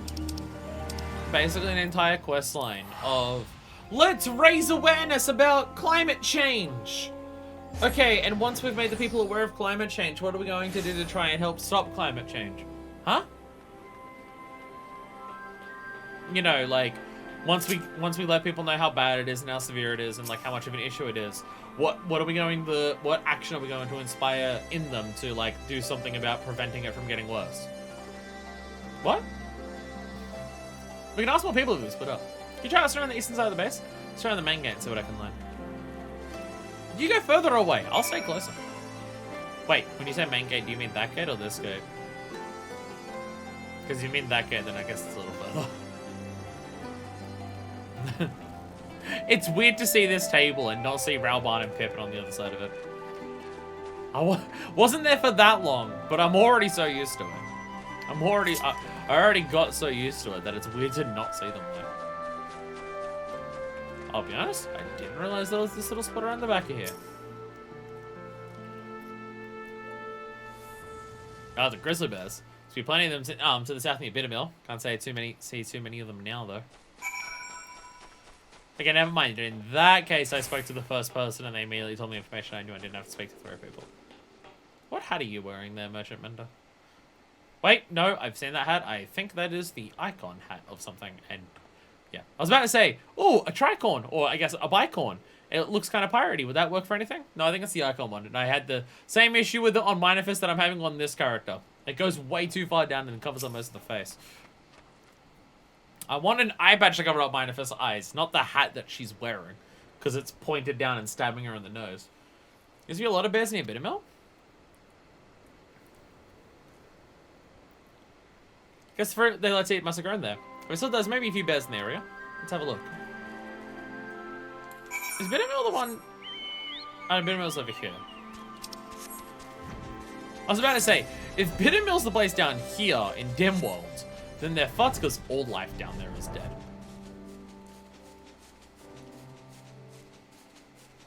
Cannot wait. Cannot wait to find out that the reason that the bears are dying off is because their food is dying. Because their food was fucking killed by the same Black Rose bullshit that's killed off half of this goddamn place. Very excited to learn that. It's gonna just turn out that the environment's going to shit and everything's dying. Why? Galleons. It's always Galleons. Every single part of it is the Galleons. 7.0 glasses slot when? Haven't they confirmed they're doing that? See, the thing is, if they do that, if the idea is that they're gonna have a separate glasses slot for Dawn Trail, are they going to turn some of their current headpieces into glasses slots? Is that gonna be what they do? Or will it just be anything new added will be put into the glasses slot?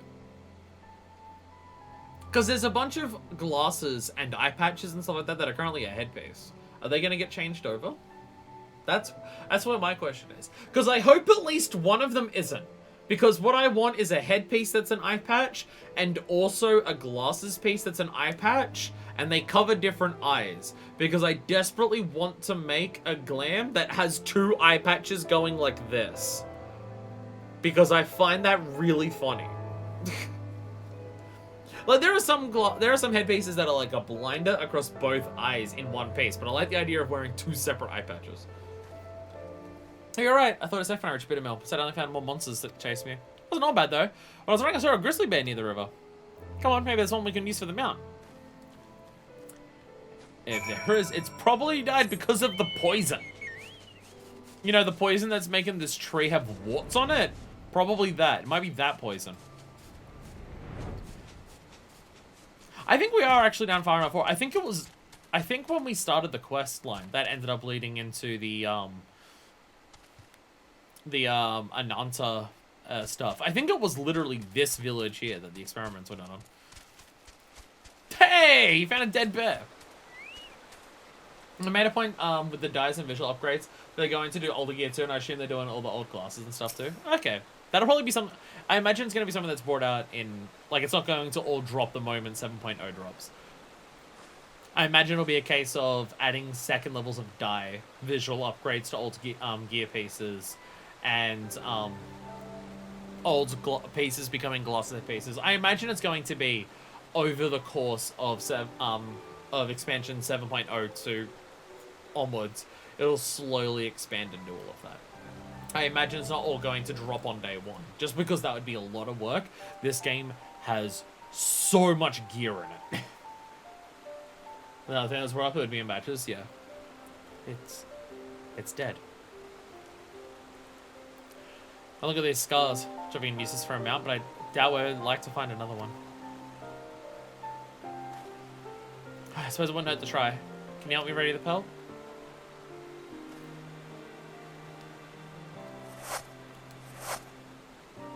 You skinned the bear, but its pelt is marked with gashes.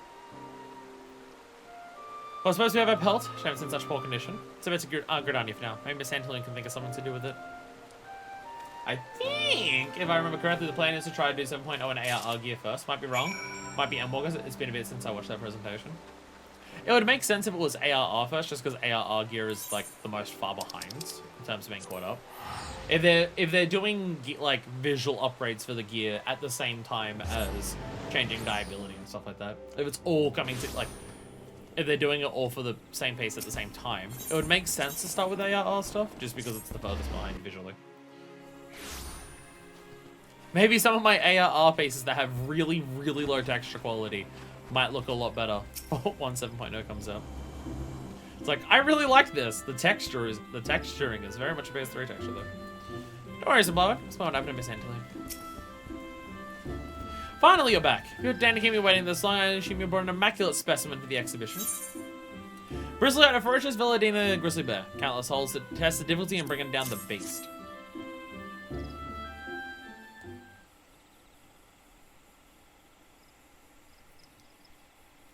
No, the pelt is ruined! What is the meaning of this? What happened? Sorry, Miss Antolin. The grizzly bear was already covered in scrapes and scars when we found it. Was I telling when we'd find another, so we skinned it as best we could and came back. I see. I appreciate your effort, but there's afraid there's nothing we can do with the pelt in such poor condition. We cannot let the bear's sacrifice be wasted. That's what I'd say. Let me know to count the pixels around some of the pieces. It adds a charm to it. What they need to add grape earrings that are just the low poly grapes, and they never get updated to look like newer grapes. I'm honestly shocked the 10-year anniversary doesn't have grape earrings as part of the Mog Time event, because I would love that. I saw they had fucking grape squishies at FanFest. One of the few things that I saw from FanFest was people had grape squishies. And I'm just like, oh my god. You believe we can make something of this pelt, perhaps? The only question is what? Miss Antolin is some blowing. Can we make it into clothing? Something I can wear as a reminder of the bear's sacrifice while working to make these animal mounts. Excellent idea, number 71. Number 72? After working the skin at this will prove difficult, so I suggest making something simple. Nice pair of gloves, perhaps? When you finish, give them to number 71. Did we, like, at least return the hide of the bear to Castramarians so they could have something to eat tonight? The work on the gloves is coming along nicely? Yeah, it's going great. Don't worry about it. It's, going great.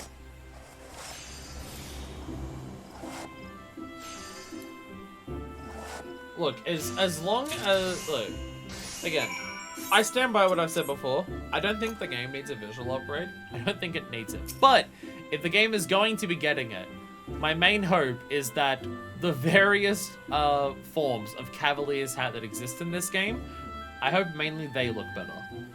Because I'm really, really, really badly running out of different pirate hats in the game. And I'm having to resort to Cavalier's hats. And they have really low pixel quality. So there is that. I know the most in rather poor shape, but I think we managed to make something of it. I think pair of protective gloves crafted from the tanned hide of a grizzly bear.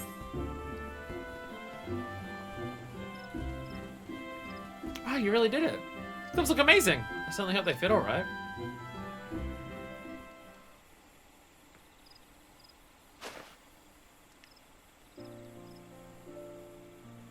Yeah, gloves.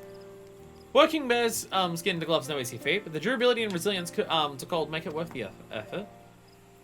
Well, you can see I even noticed the material was tarnished prior to their making. Alright, there we go. Oh, they're so smooth. It's like nothing ever happened. Thank you so much, Houston Blowin. I'll cherish them always. You've done well, number 72. Though I wish to add Grizzly Bear to our collection of animal mounts, lastly you risk the danger to secure a barnyard for another. As guess they are, I doubt you'll find them. His words must serve a testament to the rarity of this poor creature now on the brink of extinction. But still, myriad species in equally dire straits. It's up to us to make sure the realm is aware of their struggles, preserve their grace and beauty for future generations. Indeed, our work is far from over. Don't have decided on the next object to mounting, but I'll use your time wisely and prepare. Yeah, we can go, boss, now! Yet another jump and go, boss! Pog! Pog! Let's go! I think Miss Angelina is signed on the next mount. I continue the questline. The trouble with taxidermy. You notice that oh so familiar glimmer is back in Antelin's eyes today? Do you reckon any of the writers just had like a really bad experience working at like National Geographic? So now every time someone from New Eolzian Geographic is like someone who works from there in this game, they're just like, oh, and they're a total bitch. Number 72. Going to bask in the splendor of our Darmal mount, I see. Was no time for gawping, rather it's time to resume our work. We're going to add a bear to our collection, but even alone the Darmal's got no small amount of attention. On more than one occasion, I've seen people stopping to read the signboard I posted. There so many people coming to see the thing I helped create. The next mount will be even better.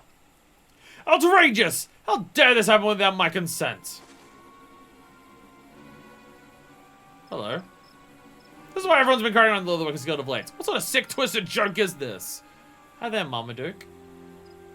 You were named before we saw who you were. Are you a character who we've already known before? It's one of the heroes. What does he want with us? I assure you, sir, this is no joke. Mal has fashioned an attempt to You're not even a cartoon dog! The elementals wait for this poor creature. How they cry out in anger. Our friends of the 12th, whatever there was. To Norris who invite the grain wrath upon us all. You three, you're responsible for this, but the other conjurer's guide demand you take down this grotesquerie at once.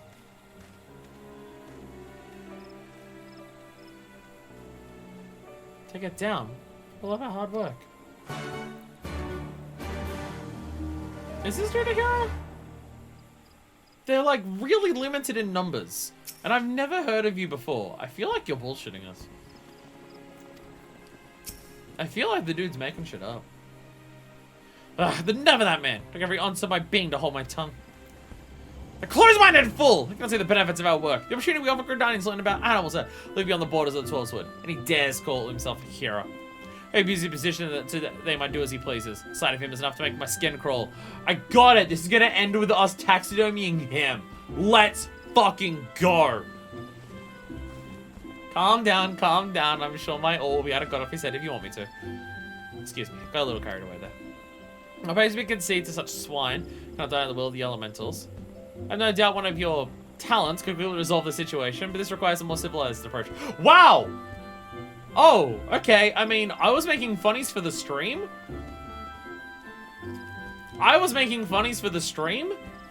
It actually passed through her mind to actually consider asking me to kill him. Oh, okay. Wow. I was being funny. You're being serious. And if I settle this matter as befitting naturalists.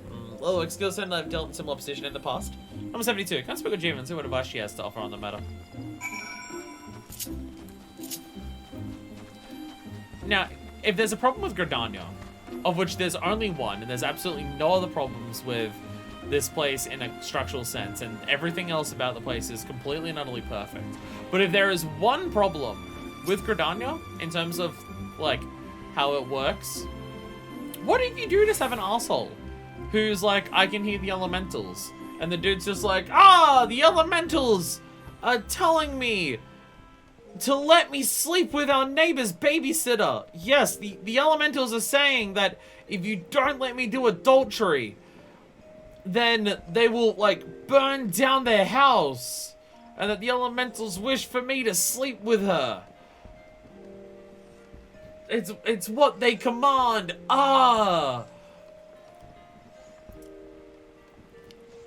Like, do we have enough of the other heroes around to call people out on their bullshit if they're just lying?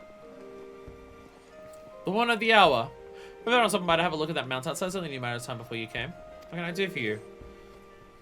This cartoon dog who's trying to fuck a babysitter. I think that's where I got to with my bit. Did they now? There was a time when leather goods were criticized as being extravagant and wasteful. There's a great deal of effort on the part of leather workers here, but eventually opinions changed. They had proved that the man was worth the cost of lives sacrificed in the process. As you can do the same with your mounts, you won't be convincing the heroes of anything. Actually, it gives me an idea. Let me prepare a few things first, though. In the meantime, I'd have you attend to something else. I'm gonna need a double skin jacket. I can think of none better than you to make it. Besides, it's been so long since I've seen your work. Randall will have everything you need at the front desk. When you finish, I should have everything ready for the next step of my plan. I'm making a jacket. But also, I'm just gonna just nuke them if they're abusing the power, probably. I mean, hopefully they would do it. What if the elementals do really want him to sleep with the neighbor's babysitter? What if the elementals are actually just like that? What if, on top of being racists, the elementals are also just like misogynistic as hell? What if that is the case? Because it could be. They're already racist. The elementals are gonna soon ban Fantasia and Gridania because it goes against nature. Oh no. Good to see you! Trust you've been keeping busy? Goodness knows we have all these commissions we've received of late. Enough about my ramblings. As Guildmaster David tells you, you have much work to do. Here's the normal leather as requested. Should need more, please do not hesitate to ask.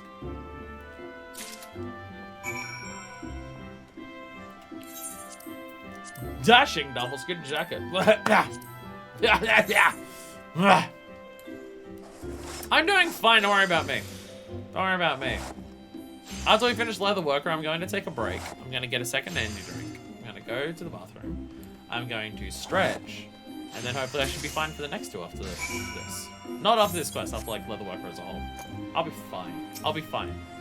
I'm only going to crash and fall asleep like an hour after the stream. It won't be during the stream, it should be fine. How's the jacket come along? Have my faith in you after all this time hasn't been misplaced?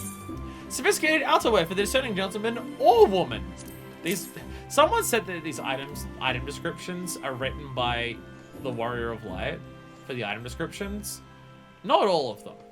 Not all of them. Now realizing the mole gods are just like chill elementals. Fuck, you're right. Fuck, you're actually right. The mole gods are the elementals if their primary concern wasn't racism. Yeah. Yeah, that is it. That is right. Mole gods would be totally fine with Fantasia. Would the moles demand any of the people of the village use a Fantasia?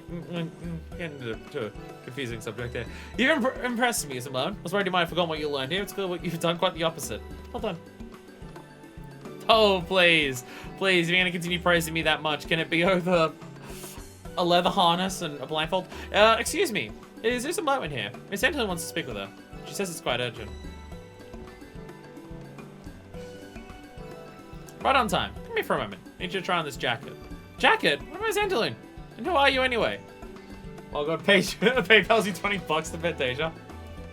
There's that one fucking image I saw on Twitter.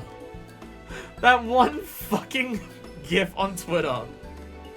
Which is awful, but it made me laugh. Of $20 is $20 motherfuckers when I give them $500. And it just showed an anime boy turning into an anime girl and just being fully dressed up. And I'm just like, that is fucking awful. And I hate that I'm laughing at it. There we are. How's the fit? Yo, we're gonna deck out this kid so much by the end of this. It's actually quite nice. I usually hate leather clothes because they're stiff when new. This is quite soft. It's fairly light and warm too. Imagine whoever uses this will be grateful to have it.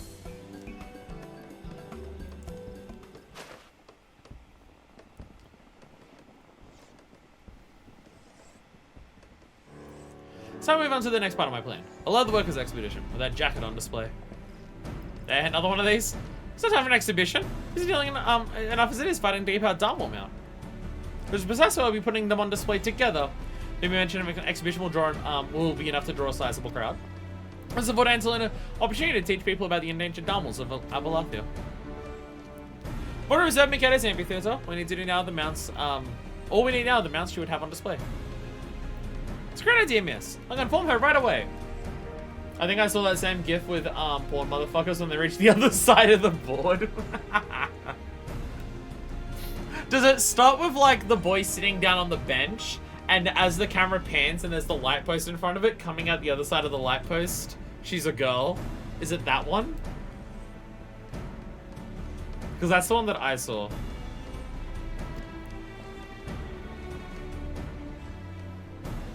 Miss? Doesn't slightest idea of who I am, does he? Suppose I can't be held for now. Be sure to give Ansel my regards.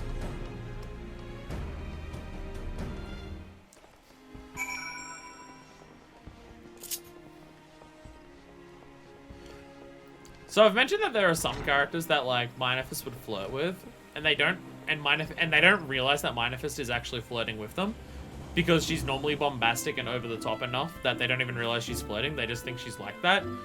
Leofard would be one of those. She would have been flirting with Leofard during the entire Shadows of Mark storyline, but also Minifest was dressed in full pirate garb and just being over the top as fuck. Like a slight revival of the badass pirate bitch personality she had back in ARR. So Leofard didn't actually realize that Minifest was trying to sleep with him during that. She thought that just like her flirtatious bombastic nature was just what she was like. Jiva would be one of those that Minifest would start flirting with her, and 3 words into it, Jiva would shut her down immediately. Minifest would say 3 words to start flirting, and Jiva would just be like, you're not even going to try to attempt that here, are you? No, you're right. Sorry, my bad. Exactly. Oh, if they took it, after all our hard work. Motherfucker! They took our giraffe! We're number 72. I need to come sooner. Only for a moment, but in my absence, Marmaduke and his gaggle of goons made up with our mounts. Okay, we got talks with Jiva. Should hope some good may yet come of all our efforts. But without it, it's gonna be a bit hard. Instruction under the guise of a leatherworkers instruction under the guise of a leatherworkers exhibition. Yes, that's just my work. Yeah.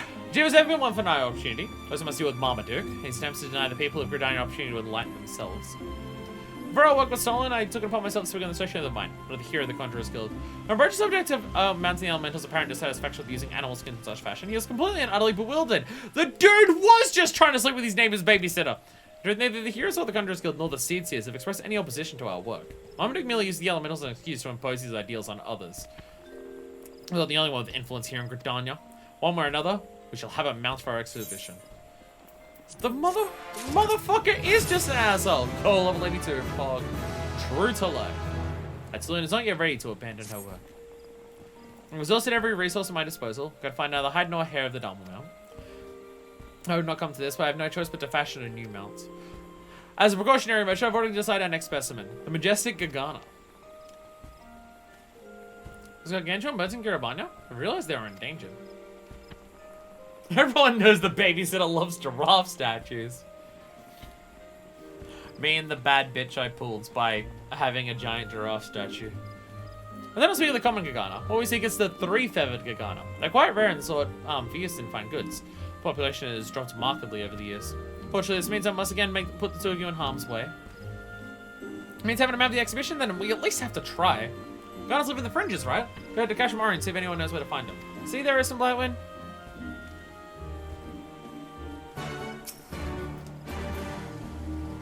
Set of preparations. I'm now realizing once I learn how to G-pose properly, and by that I mean once I'm bothered to start learning how to G-pose properly, I should make that a picture.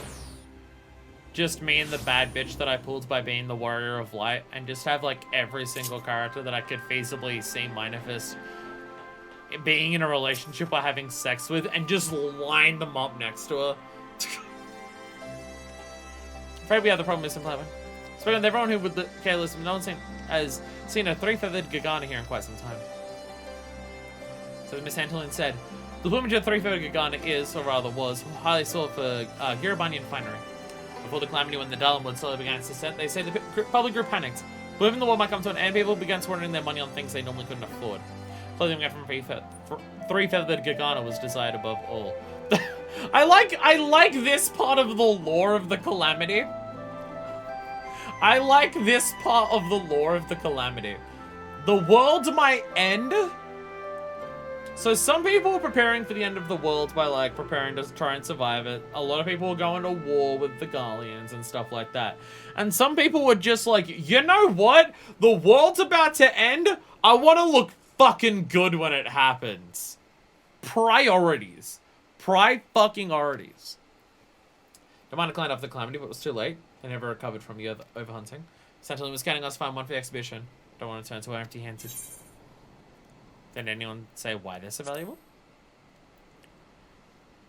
Their feathers have a lustrous sheen to the three-feathered Gargana. Other than that, best way people can tell the difference between... Wait, that's it! Well, sure, the three-feathered Gargana was valued for its sheen of its feathers. The greatest distinction between it and the other Gargana lies in the distribution of feathers on its body. Do you think we found a normal Gargana, you could change the arrangement of its feathers? Yeah, let's lie, let's go! It'd be difficult with only books for reference, but I'm certain the leatherwork of your caliber can do it. Fuck yeah, we're gonna lie, let's go. Still hope for the exhibition. Sanctity was lucky enough to find a leatherworker like you to help us. We're gonna make a convincing mount, we'll need a good mannequin. I haven't seen a Gargana in person before. Let's see if we can find some. Here they nest around Virjala. Spent all their gil on toilet paper? Oh no. Oh no. Oh no. I'm not sure if the whole toilet paper thing started in Australia, but it definitely seemed to hit Australia very, very early on. Like at the beginning of 2020. Like, I know a lot of places ended up having the run on toilet paper of people panic buying the shit out of it and just stocking up on toilet paper of all things. From what I saw, which obviously I live in Australia, so slightly biased, but in terms of what I saw in person happening here, and hearing about from people who live here, compared to what I heard about people living overseas, I don't know if it was one of those things where, like, people started doing it in Australia and then the panic spread to other places because they heard about the panic here. But it definitely, because it was, like, March when it started, like, people were doing it here. And it's, like, so incredibly the media's fault. Because it was it's one of those things where some people would do it, there'd be some people who had a stock up of it, and then the media would report, everyone's buying all the toilet paper! Toilet paper's out of stock absolutely everywhere! There's hardly any stock of it because everyone's buying it! Which, in what came as no surprise to anyone except apparently journalists, that made a lot of people panic and go, oh shit, if toilet paper's running out, I need to go and buy some, and I better stock up on it in case I can't get any in the future.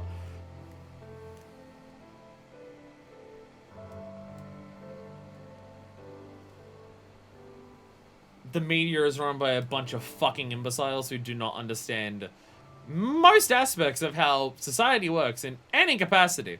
And it's okay, I live in Australia. I can very much talk shit about journalists here because, dear God, the overwhelming majority of any journalist who has any level of prominency in this country is a fucking hack and terrible at their job and shouldn't do it anymore. I didn't realize that Ghana was such a beautiful... I mean, to be fair, journalists in a lot of places are fucking dog shit and arse. I've seen journalism in other countries as well. But I know I can say it with confidence about Australia at the bare minimum. Even down to the local level. I can just say it here fairly comfortably. Well, I guess local in like a state level. I guess in local in terms of councils and individual suburbs and stuff like that. Local journalism for that might still be fine in Australia. From what I've seen of local newspapers here, it's fine. I don't know if it's groundbreaking or anything, but it's fine. In general, support local journalists. They're usually the only actual journalists who exist. I'm not saying they're all good. I'm not saying that a bunch of local journalists aren't also being bought up by major corporations to just parrot what big news outlets and stuff do and everything like that. But in general, that's where like any actual, you know, proper journalism and not repeating press releases actually happens. I never realized the Ghana was such a beautiful, majestic bird. It's alright with you, let's observe him just a while longer. Do we have anyone coming along and just murdering the shit out of them this time? No? Fucking pog, let's go. By the way, Enyon, what level are you? Because if you're a little bit lower level, this thing will attack you on sight. You're a crafter right now, not a gatherer, so you don't have sneak, so better be careful. I think I'm ready to head back. Our Ghana mount's going to be great. At least I hope it is. Can I ask you a question? I know Miss Hatilian means well and all, but Marmaduke is absolutely furious. Will other people just as angry? Maybe we should be making another mount. What do you think? It'll be fine. Nothing to worry about. You're right. Sure, I've had a few setbacks. Miss Hatilian is counting on us. I'm going to make a real taxiderm. If I'm going to be a real taxidermist someday, I have to do everything I can to make this one perfect. It's about to Gridania. She'll want to know what we have planned. Oh dear God, this is the second one, and it's been like 3.5 hours. Oh no, oh no. I swear these were nowhere near as long before. I swear that we did like 4 in one stream, and it was like barely 5 hours before. Is it just that the Stormblood ones are longer? Because you don't have to gather individual materials for Stormblood, do they make the actual quest line longer in terms of going around and talking to people? Is that what it is? Because I swear we've done like this before, where we did 4 in a stream, and it wasn't like 7 hours. Here's a moment. Miss Adeline's ordered a pearl from the Leatherworkers Guild for you. Last you returned him with an area scratch, and now told me everything, but you're unable to find a true 3-feathered Gargana. A new side to the bird had grown scarce over the years, but never imagined the situation was so dire. You plan to recreate the 3-feathered Gargana using the pelts of a normal one, is that right? So that's a small task to place upon yourself. The expedition fast approaching, we can afford no mistakes. All goes as planned, this will be your final task for me. Maurice and I shall accept nothing short of perfection. Though I loathe being made to wait, I'll make an exception for this. Handle the pelt with care and do not give it to 71 until you're absolutely satisfied with your work. I assume it's because they give you the items gatherers a lot longer because of it. Yeah, gatherers especially, because I can't just have them all in advance. Yeah. If anything should happen to it, inform me immediately, and I might procure another. Yeah, because we have to do physically gather those. That one definitely takes longer. Large Gargana cave. This is gonna fix it. This is gonna be a shithead, but no. Won't even be guaranteed high class. I like how this is your biggest one. Make sure you are absolutely completely satisfied with this and everything like that. And I'm just like, yep, train die. Let's fucking go. Let's fucking go, train die. You finished yet? As soon as it's gone, it's gonna look great. Expertly trimmed and prepared for stuffing. That expertly prepared for stuffing. That's what I call myself when I lie in bed. This is incredible. A spitting image of a three-feathered Gigana. You can already picture the look on people's faces when they see a mannequin dressed with this. It's going to be our finest mount yet. Placement plumage on this belt is immaculate. Plan number 72. Now I must be off to the amphitheater. A posted flyer is all about Grenadier to ensure our desired audience is in attendance. Everything must be ready for his arrival. Be careful with that pelt number 72. Remember, nothing less than perfection will suffice. Can you go to Kagane and learn about something or whatever? Yeah, we didn't have to go to Kagane once this whole time. We went to Girabanya twice, but we did not have to... This is the first time we didn't go to Fantasy Japan for one of the crafters and gatherers here. I'm amazed. I think it's the first one. I think. I may be forgetting another one of the others, but no, I'm pretty sure we came to... I'm pretty sure we went to Kagane for literally all the other Stormblood ones. I was hoping people would be excited to see our mounts up there, but they actually seem kind of mad. What's so hard on it, though? Just want Miss Assalune can make them understand.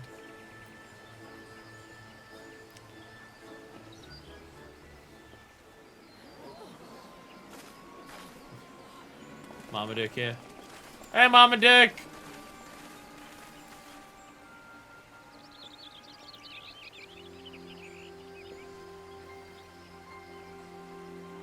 Just when I thought Grenadier reclaimed some modicum of decency, you'll suspend this farce of an exhibition at once!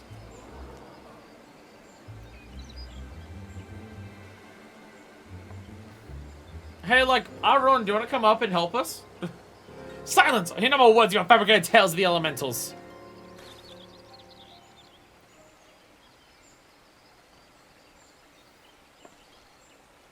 Our work is not a mockery of these animals, but a tribute to their majesty. If you would cease your blustering for only a moment, I'll explain to you, and the good people here in attendance, why.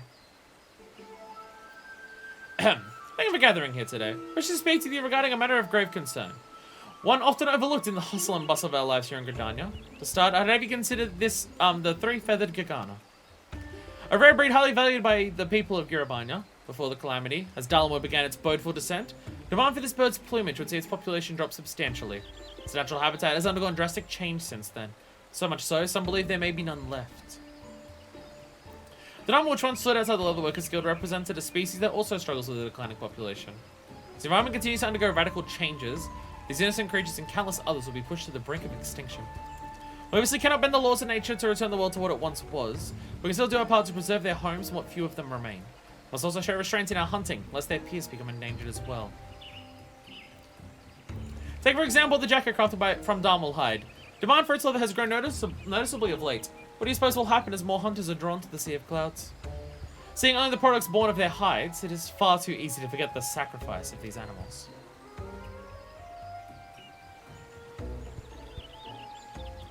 We must protect them as we do the balance of life here in the 12th Wood. To do otherwise would be a grievous squandering of resources. You want to talk? What is this display other than a waste of skin? You claim it has an educational purpose. One could simply read a book. And have you read such a book? I should hope you have, and that you're highly knowledgeable as a result, given that you wear clothing made from their hides. Well,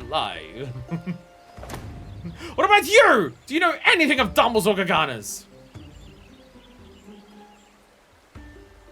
These people have a right to know what is happening to the world outside of Gridania, to know the cost of the goods they would otherwise take for granted.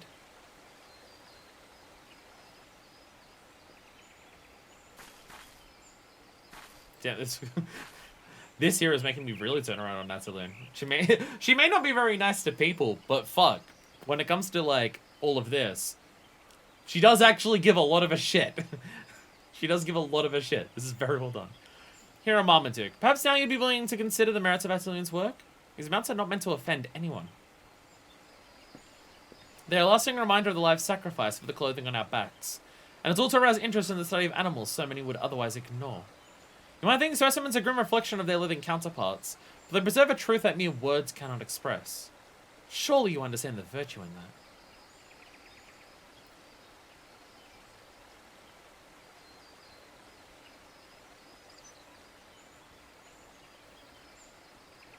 More than you realize.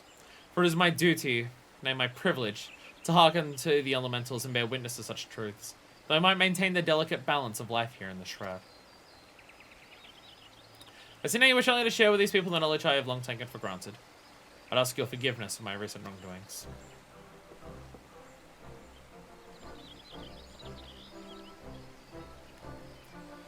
So he was just like, well, everyone already knows this shit. Why do you need to build this? And then it's just like, oh yeah, literally not everyone can, like, talk to fucking nature. So no, not everyone is aware of this. The 12 swords suffered greatly in the calamity, and your sense has only grown weaker. The sight of your mounts was more than I could bear. But through the sacrifice of these few, countless more may be saved. If your creation served to bring these people wisdom, and instill in them a greater respect for the blessed creatures of this land, then I will condemn them no longer. Then I will carry on, for it's my duty to illuminate the dark with the light of knowledge.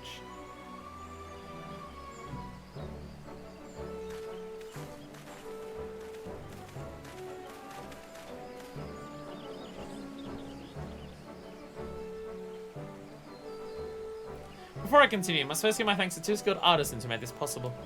My darling assistants, the aspiring taxidermist who pieced together the splendid Gargana mount, and the gifted leather worker who prepared both the jacket and Gargana's belt. Hey.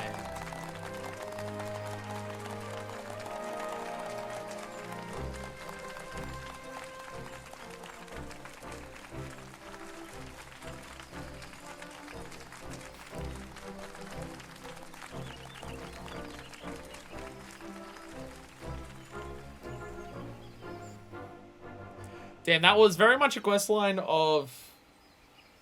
You can craft the Diamond Gargana statue for your house. They cost a lot of skins and aren't worth it. That feels like it goes against kind of the ideas of the questline. That feels like it goes against the ideas of the questline. Alright, hey, we're sacrificing these one creatures to build these statues to enlighten people. But if you're willing to kill like a shitload more... You can have them for your own personal display in your house as a sign of opulence. The exact opposite of the idea of using them in the story. It's been far too long since I lectured before an audience so large. I hope I didn't bore them. You're perfect, Miss Hatterloo. They were hanging on every word. Did you see how everyone was admiring the Gargana mount? Today was a great day. Indeed it was. A great many people learned a valuable lesson. Thanks in no small part to two of you. With that, I do believe my work here is done. And Yon, Miss Blightwin, you have my sincerest thanks. Hey, she called us by our names! She called us by our names and also praised us. Come now, you two. My citizens are deserving of praise. I'll not hesitate to give it. You've hesitated to give it this entire time, but fine. Oh, my friends are charging. You don't have to admit that Gargana mount was kind of impressive. I love when the amphitheater draws a crowd like that. Some of the seasonal events don't take place in Gridania. Between that and the lecture, I'd say the exhibition was a resounding success. Fucking god. What has the MSQ done to Minefist? Minefist has gone from this... oh god, I pressed the button. We're all fine. The MSQ has ruined Minefist. She's gone from entering Eorzea with, like, barely anything, just being like, "Sup, I'm Fuckfist, the badass pirate bitch. I am here to become a legend and a hero. Yes, yes, it was me. I who slayed the Black Wolf and destroyed the ultimate weapon. Thank you, thank you, thank you. I'll hope to inspire you all so we can all come together and save this home that we all love and enjoy and stuff like that." Just absolutely full of herself and trying to big name herself and everything like that. But but her self-esteem has been knocked down so many pegs throughout the MSQ that now we get to quests like this and people give her any amount of praise and she's fucking blushing and just be like, "Please, please, please. It's fine. It's okay. No, it's nothing really." God, her self-esteem has just been crushed that she can't take any compliments anymore. Jesus. Thanks for the compliment, but building the mannequin was the easy part. Some Blightwin's the one who made the incredible cape to dress it. She's been like a big sister looking out for me every step of the way. Now that we're finished there, I think I'll stay in Gridania a while longer. Still, I need to learn about leatherworking. I have plenty left to share about making animal mounts. It's the depression? Oh no. Oh no. Oh no. Minefist no. Well, looks like I have a new recruit. I think I'll go using you just because your friends isn't Blightwin's either. Rather the contrary. Wait, you're the guildmaster! I thought you were just a friend of hers. Hopefully she's more than a friend and immediately she just slaps her in the face. Stop it. I admit I was doubtful of your abilities as a leather worker, but I am grateful to have been proven wrong. Thanks to you, you have touched the hearts and minds of a good many people here in Gridania. This is only the beginning. When I publish the results of our work here, all corners of the realm shall know the great naturalist Hatterloo. Indeed, the shining star that is my career has only begun to shine. And ours. Okay. Did I tell you? Not long after I finished my lecture at the amphitheater, reservation for the next publication of New Eosia Geographic began to pour in. What's more, here at Marmaduke plans to speak with the other Seed Seer to have my publication instead as a reference work for the Seed Seers Council. Damn. I left my set to manage the better part of my research and writings, but it required nothing short of my undivided attention. Work must be thorough and comprehensive. I was doing much traveling as well. It's across the whole of Eosia, and then the world. Perhaps we'll meet again on a distant shore. Maybe we'll have job quests in the future and they'll take place in Kugane. Oops, we actually changed it to role quest. Should the day come, I'd be honored to receive your assistance once more.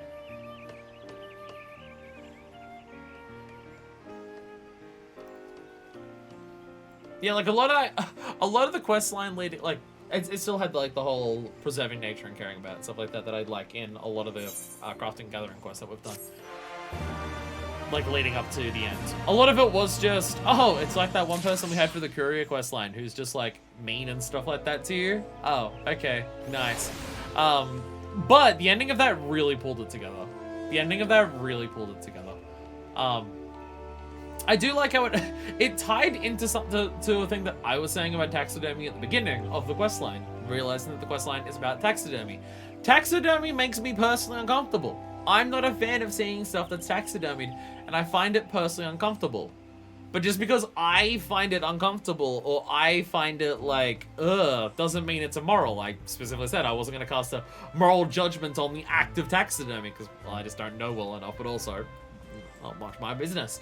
So, like, I might find it, ugh, but I'm not going to cast a moral judgment on it, just because I find it gross, like, on a personal level. And that was like part of the whole point at the end there of just, hey, Marmaduke didn't like it because he found it personally off-putting. The people of Gridania were kind of grossed out by it because they just saw it as a shoddy imitation of life, and it's a bit but she did it to make a point where it's just like, we're not wasting this skin on something that's just here to show off or anything like that. No. Through this one creature's life that we're using for this purpose, hopefully we can save the lives of many more of them by making more people aware of the plights of these creatures and to give a much more immediate understanding of, I mean, she made a point of, I was going to display the jacket next to that to just be like, hey, by the way, you know how you get all these leather jackets and you just get leather jackets and you know the leather jackets are made out of animals. You know that they're made out of animals, so you get it. But nah, once you see the dead animal next to the jacket that it comes from, it makes it a little more apparent to those people that, hey, by the way, you might know that this stuff comes from animals, but have you internalized what that means? Do you truly understand that this thing here, you're seeing this thing being dead, and it's dead and in front of you displayed. And that makes you uncomfortable, but only because you see it as what it was when it was alive. You should have that same kind of thought process towards the jacket that's immediately next to it, because they're not different to each other. And it's not like, oh, you should look at the jacket and just go, oh, it's gross because it's an animal. But you should have the idea that, hey, this jacket is the same thing as this statue. You should treat this jacket with the same reverence of respect for the life that you would for seeing the animal in front of you as the mount and everything like that. Like, it, leading up to it, it was like, it's not bad. It's not bad. Sometimes you like a bad bitch telling you what to do. Like, it's not bad leading up to that, but the payoff is really good on that one. Oh, we're doing goldsmithing next. I'll teleport to Uldar, and then I'm going to get up, go bathroom, get a drink, and stretch. I'm realizing that's a big part of these 14 streams. I'm also realizing, I also realized after last week's stream, for Omega,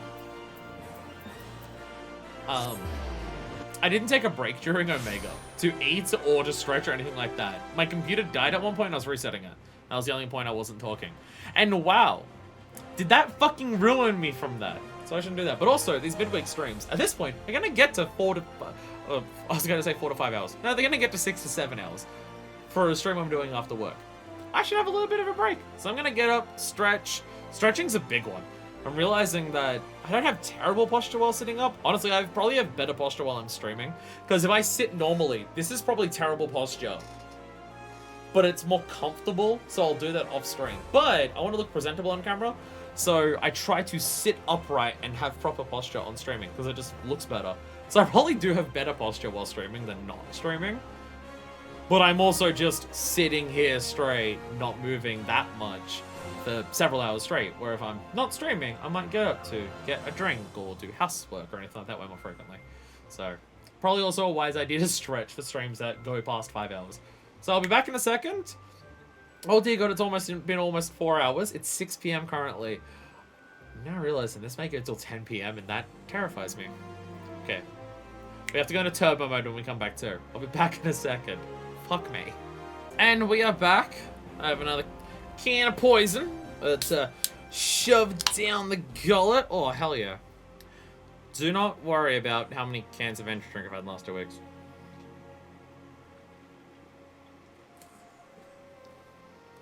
I've been having trouble sleeping. So I've been running on very, very little sleep. So I'm forcing myself to stay awake with poison. It's fine. It's alright. It's definitely not causing the sleep problems. I'll be fine. I'm having my energy drink. I can stay awake for the stream. I've done my stretches. I've done all of that. I realized while I was doing my stretches how much my life would be improved if I had a dummy mummy around the house to treat me as a cat girl and go, ooh, big stretch whenever I do a stretch. That'd be nice. That would improve my life a lot. And speaking of dummy mummies, wait, we just did the leatherworking questline. Never mind. Speaking of kind of the polar opposite of dummy mummy energy. Hi, Serendipity. You have a royal request for me. Serendipity is a picture of panic. Oh, some light when it's a catastrophe. Aggressive Sultana. She suddenly decided to visit the guild. I feel like it was more of a catastrophe when we thought she was dead, but you know. It's alright, I'm besties with her, it's fine. I can't imagine what I might have done to incur her wrath. I think I've seen Nanamo angry literally once ever. But wait, I did incur her wrath. I'd be the one summoned before her. That's the way it works, right? Tell me I'm right. Just, if she offers you a drink, just politely decline. That's my main advice. That's my main advice. Oh, okay, okay. Okay. She's visiting. She's visiting, but okay. Lalapel Wrath is a whole different thing. You're right, sorry, it's very intimidating. Should you be referring to the Sultana, then I am she. Pray forgive my appearance. But as my visit is private in nature, I wish to avoid the public eye. Have we seen Nanamo dressed like this outside of the beginning quests? I can't remember. I remember she was like this when she was out running outside, when we did the Uldar starting quest. The post 3.3 quest line. Oh yeah. Right, you are correct. Yes, it happened then. I was gonna say I swear I've seen it since ARR, but yeah. Your Grace, you're already here? No, wait, I mean, you honor us with your presence. Pray be at ease, Guildmaster. I must say this price is mutual, for this is not my dearest implied when it stands before me. I came with the intent of having Mistress Serendipity relay a request to you. But what kind am I that I may make said request personally? You see, it is my desire to help ordinary Alamegans rebuild their lives. To this end, I intend to establish a school for artisans. Okay, because Nanamo's here, it's going to make a hell of a lot of sense if this entire questline is based around Alamigo, considering Ralba. To this end, I intend to establish a school for artisans. Such a school requires a capable mistress, and it is vital role at a point none other but you, similarly. Is it teacher? Damn. Some days ago, Her Grace made a visit to the city's refugee quarters. There she bore witness to the full extent of their daily struggles, and the sight filled her with sorrow. More so than sorrow, it filled me with shame. A shame that such despair should exist under my rule. So as a stern rebuke of my failings as a leader, and a reminder that mine inaction may beget great suffering. As it did when I led to Legiata Legi to run rampant, thus subjecting you and yours to unimaginable pain. You also almost died, Nanamo. As I have long believed, by helping the refugees, so too do we help Ul'dah. With Alamigo's liberation now reality, the citizens will desire to return home. And I imagine this is another bit of dialogue that changes depending on... With war breaking out, hopefully soon they'll be liberated to just... Yeah, they're straight up liberated now, so... This one feels more appropriate to do now. Building a school for them feels more appropriate to do once the place has been liberated. So there is that. Saving this one for now does feel like it's a bit more appropriate.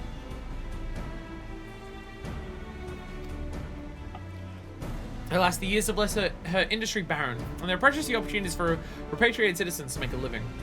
If the nation is to survive and eventually thrive, we must needs the toil of her. We must needs fuck! If the nation is to survive and eventually thrive, we must needs till the soil of her economy. Fuck yes! In pondering this endeavor, I sought the counsel of wise individuals from far and wide. It was their prevailing recommendation that seeds of trade be sown through the training of craftsmen who would go on to create a product that would be synonymous with Alamigo. In this way did we arrive at the idea of an artisan school. Bralga's Reach, home of the Alamigan resistance, was nominated as a location.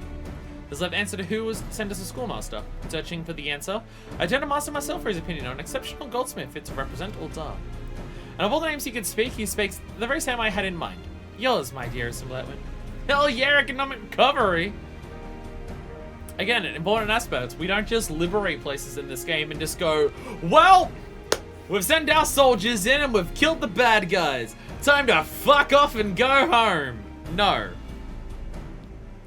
Maybe we should, help rebuild your place so it doesn't go poorly again.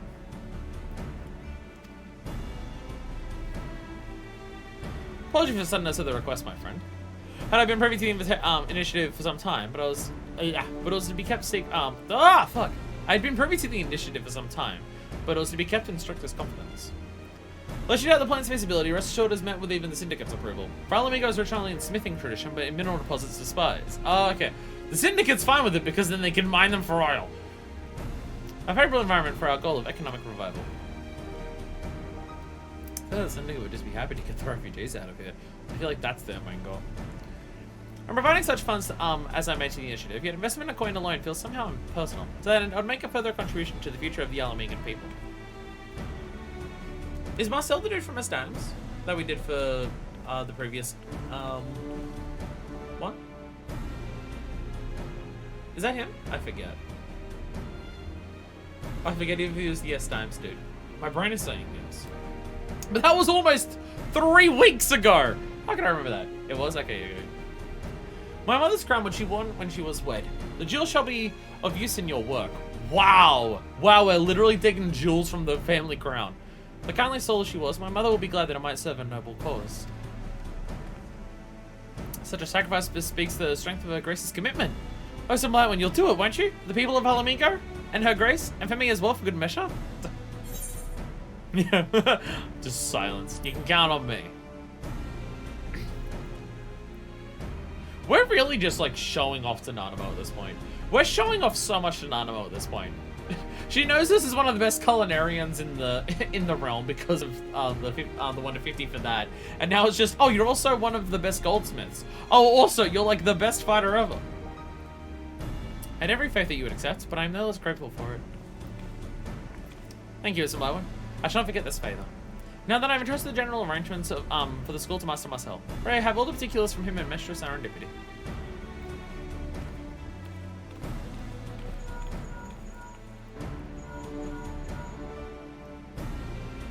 Bigger buns. Yes, this is he. What? So soon? Well, certainly no telling at the present.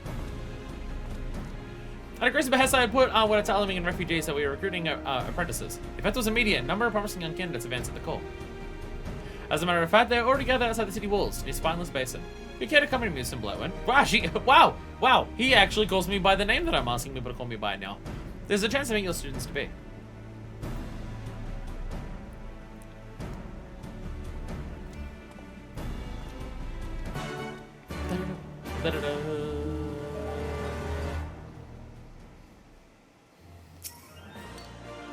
I'm I'll skip to beat. Then Sultana gets around in disguise. Have you got to meet any students yet? It's supposed to be in the gathering. Okay. Go and talk with them. So, hi, Eric.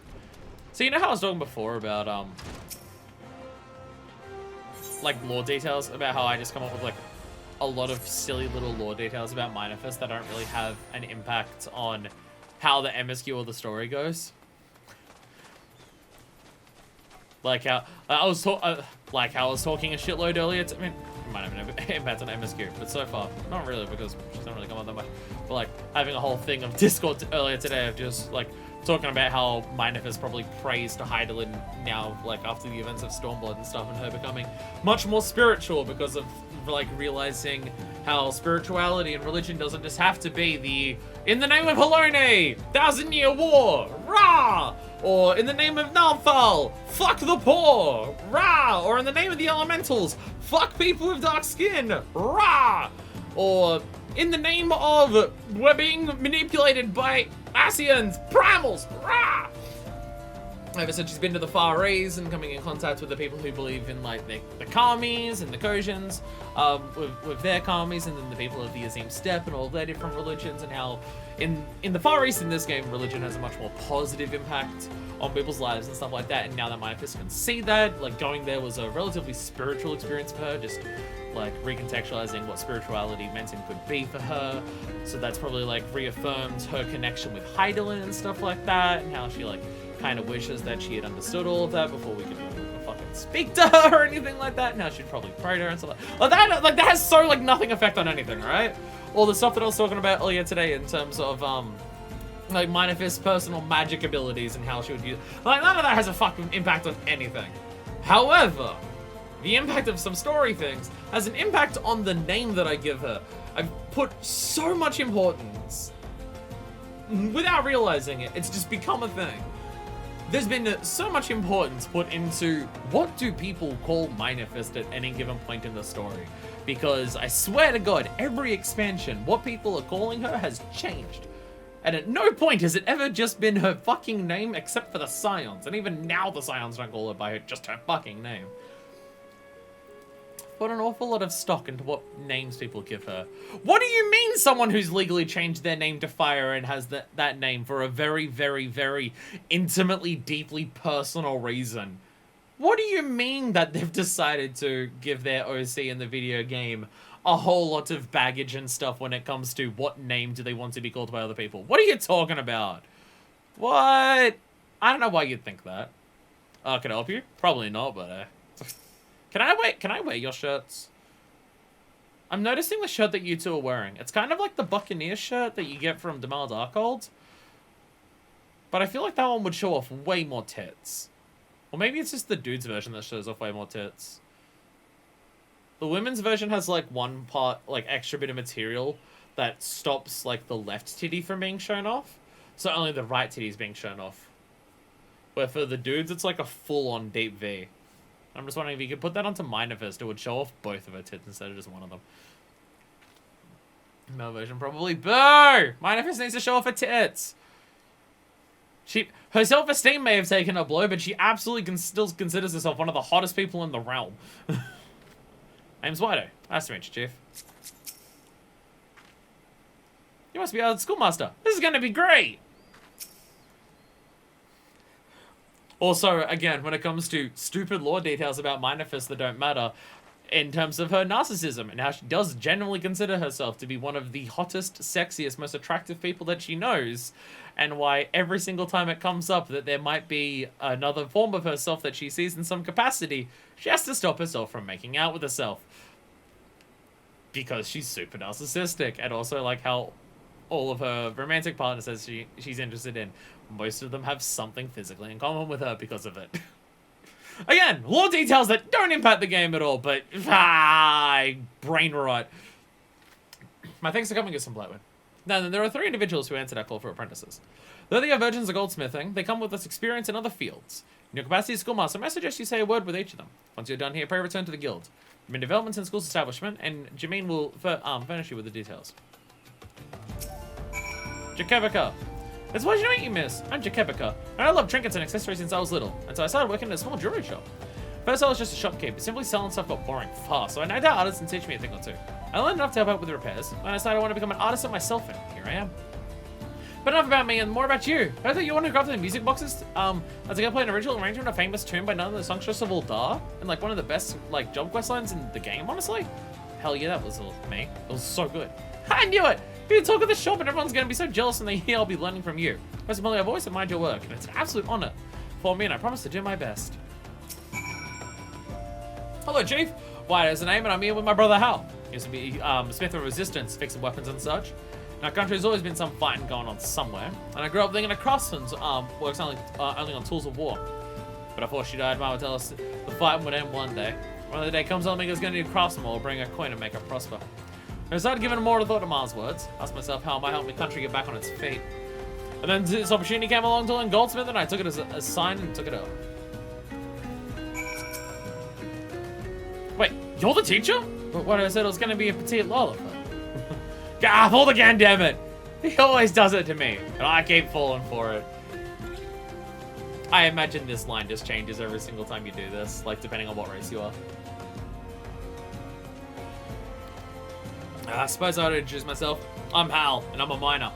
Was, ain't right? So my bastard brother did me into becoming a goldsmith.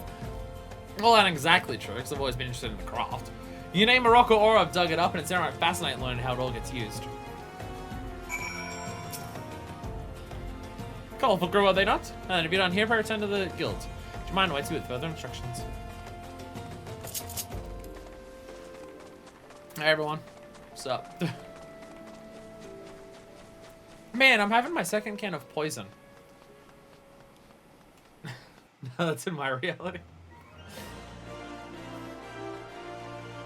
Oh shit, I'm going the wrong way. I'm having my second can of poison and it's still hurting my throat. Why? It's always a different race combo that excludes your own race. Yeah.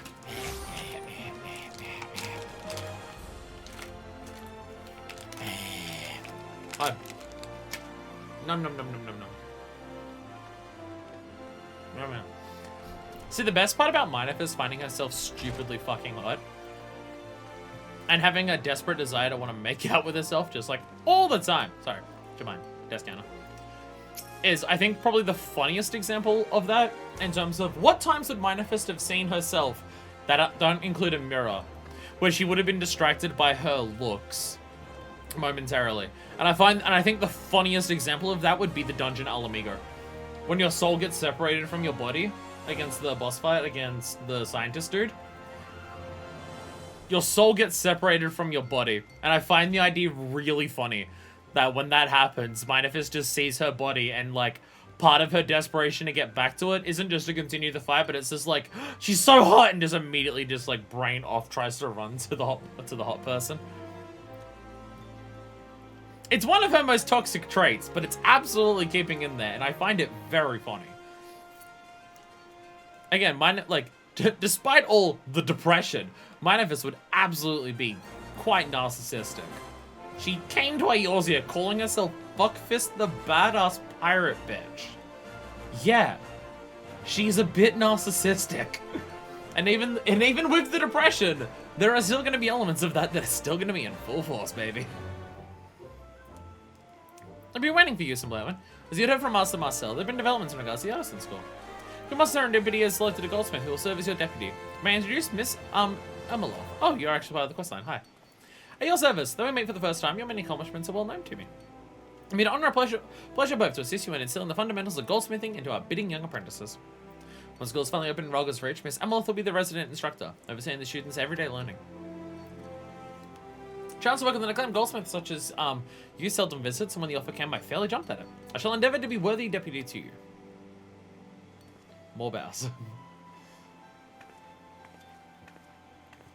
Now then, it'll be a little while until the class begins. Feel free to go about your business for now. Rest assured I should be in touch when the time comes.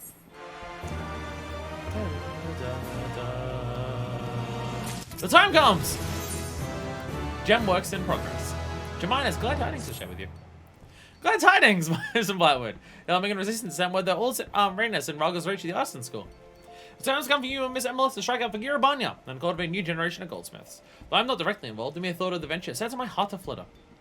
And then your deputy awaits you at Spineless Basin, where I believe you first meet your students. Brace your preparations and join her there at your earliest convenience. So even if we do get other weapons, the goldsmith's tool has to stay luminary. Because it's really appropriate for the goldsmith's tool to be made out of gold. I'll Spineless Basin, so we're going outside. I was about to say, where is it? Oh, right. That was outside. It was round the outside, round the outside. Round the outside. Amalith. Amalith. It's nice how sometimes I just make sounds instead of talking. Good evening to you, some Blowin. Here's Miss our apprentices. They struck out for Roger's Reach but moments ago. Shame we couldn't see their stunned faces when I told them that the school was established under the patronage of the Sultana herself. They had no idea who their benefactor was. Now, as they assumed the coin was publicly sourced, but the seventh hell would freeze over before all Dar became so charitable. The truth is, Her Grace is personally bearing all expenses. However, she desires no credit for it, wishes to instead keep the initiative quiet. And so when the goal went out for apprentices, nary a mention was made of her involvement. Can only imagine how the three will react when they learn Her Grace's contribution includes her Lady Mother's crown. Speaking of the crown, I have it in my safekeeping. Let us say it safely to Roger's Reach, where our eager apprentices wait. Shall we then? Handsome Elizant, exotic Ari, full-figured Rogadin. You know that Minefist is full fucking figured. Sorry, part of the reason that Minefist is so narcissistic and considers herself one of the hottest people ever is because I personally consider her one of the hottest people ever.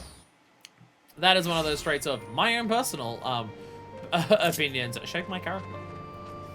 Gorgeous Hayurin, Petite Lalafel, Ravishing Mukote, Voluptuous Vieira, Burly Hrothgar. Damn. Damn. Lalafel's, I feel like, at the short end of the stick there. It's petite is not, I mean, petite's not necessarily a bad word, but it's not as much as ravishing or voluptuous or full-figured. So you're to be a schoolmaster. Yes, you do look the part. I've been looking forward to this moment, and finally it's here and our training can begin. Gotta make it as a goldsmith, so I can repay the Sultana. Lived here a while, me and Al. This will be a homecoming of sorts for us. There you are, some one. But arriving surprised to learn that yours has already established a name in these parts. It was for bad reasons. Now it's for good ones. Makes it all the more compelling. Well, I say bad reasons. That's because manifest self-doubt. People are still very grateful for what I did at the Fall of Roger's Reach, but manifest had herself for it. Makes it all more compelling that Her Grace would name you for the role. Without further ado, may I introduce you to Kanchana, our liaison with the Resistance. Greetings, welcome to Roger's Reach. We know to love accessories. Love to make and wear them. The goldsmithing of yours kind is most intriguing. Look forward to observing your techniques. Yeah, we don't literally just magic giant fish out of nowhere. But tell me, this crown you have brought, such a precious thing, yet you mean to take it apart for its stones? Yeah, belonged to the Sultana's mother and is worth a fortune. I mean, honest, the idea of working on it frightens me. Let us strive to be worthy of it. The crown is a symbol of the Sultana's faith in us. As Schoolmaster says, we must strive to be worthy of that faith. It is tradition among nobles to bequeath gemstones unto the nearest and dearest to them. And to Her Grace, the people of Eorzea are as her children. So let us receive the stones with thanks and ensure that they serve a good cause. That which will lead to a better future for Alamegans, as is Her Grace's will. So that is the way of it. Very well, I shall show you the way. Yeah, I shall show you to the space we've set aside for use for the artisan school. I must ask, is that to be your actual name? It strikes me as somewhat generic. I'd argue with that. We're gonna be selling our words eventually. I reckon we need a catchy name to slap on them. Right, someone less at a school and more a workshop, like the Crown Gem Works. You know, in honor of the Sultana. This is a fine idea, and that is a fine name. What's your use, Schoolmaster? Special then. From this moment forth, the Crown Gem Works is in operation. Kanchana, pray lead the way. Schoolmaster, begin with. May I suggest you have a word with each of the apprentices? It would serve to build a rapport. You would stand to learn about them.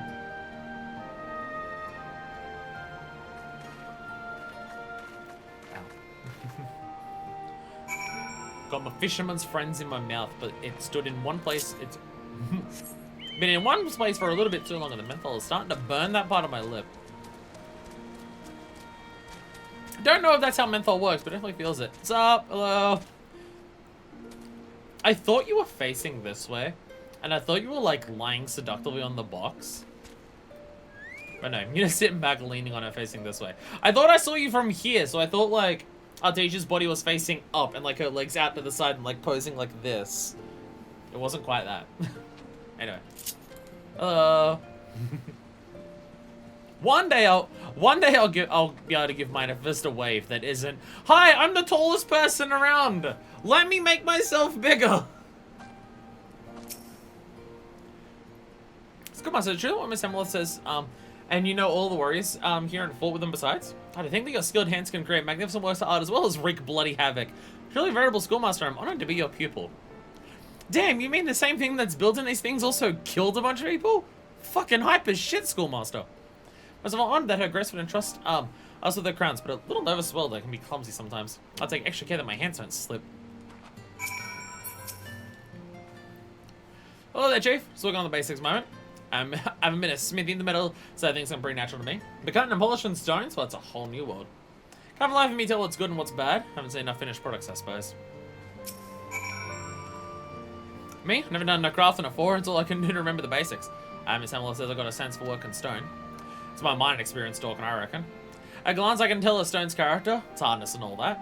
Can't say the same when it comes to metal, though. Dug up ore to be sure, but the stuff that comes out to us ain't ore no more. I say I don't change like that. You sitting on the desk there, Shiva? Soon. I'm pretty sure people did say it was the patches that you get the not ridiculous wave. He's working with our apprentices. How do they fare? I see. My impressions are much the same as yours. Jacobika shows promise. Her time in Jura shop has instilled her with artistic sense, and she has zeal and abundance. Turns will be the two brothers. Wedo works with metal like a veteran, but stone like a layman. Hal, meanwhile, is the opposite. Brilliant with stone, but lackluster with metal. Goldsmith version only one area is not goldsmith at all. I might have them overcome their weaknesses or let them move on to the next step. What's a useful master? Cultivate their strengths first. Yeah. Oh, before addressing weaknesses, you would first cultivate their strengths. Give them confidence. Give them confidence and make sure that what they're good at, they're really good at, so they can pass on those basics onto other skills. I don't know how they go about it, but I'm going for. But their powers combined, they are average. And by their powers combined, they are a C-. Is that an average one? I'm in Australia. We don't judge things by glitter grades. It's just percentages. But there's wisdom in this. At this early stage, focus on shortcomings is liable to undermine motivation. That's what I meant. Give them confidence that they can do something and then work on the others. Listen, I have a proposal. We prepare sample products, which our apprentices work together to reproduce to the best of their abilities.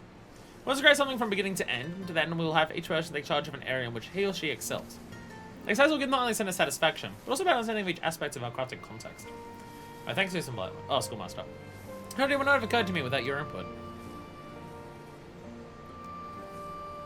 Now, on the question of a sample, a bit is best made by your hands. Quite as fast as what I could hope to produce. Knowledge that it came from good service to inspire our apprentices. As for the subject, yes, a silver ring should pose a suitable challenge. Something adorned with a beautiful lapis lazuli from her grace's crown. Should, like, the testing things be made from the jewels from the crown? Shouldn't that be, like, the things that we sell for the money? There's some materials that get you started. Should you require more, you need to ask on China. Well, I guess we can use the ones that I'm making. We can sell those, and then they can make something that's not from the crown. Severing with a single brilliant lapis lazuli recovered from the crown and Nanamo Ulnamo's, what the? Boo! Boo! But now I have to now I have to try. Ugh, gross. And by try, I mean do this.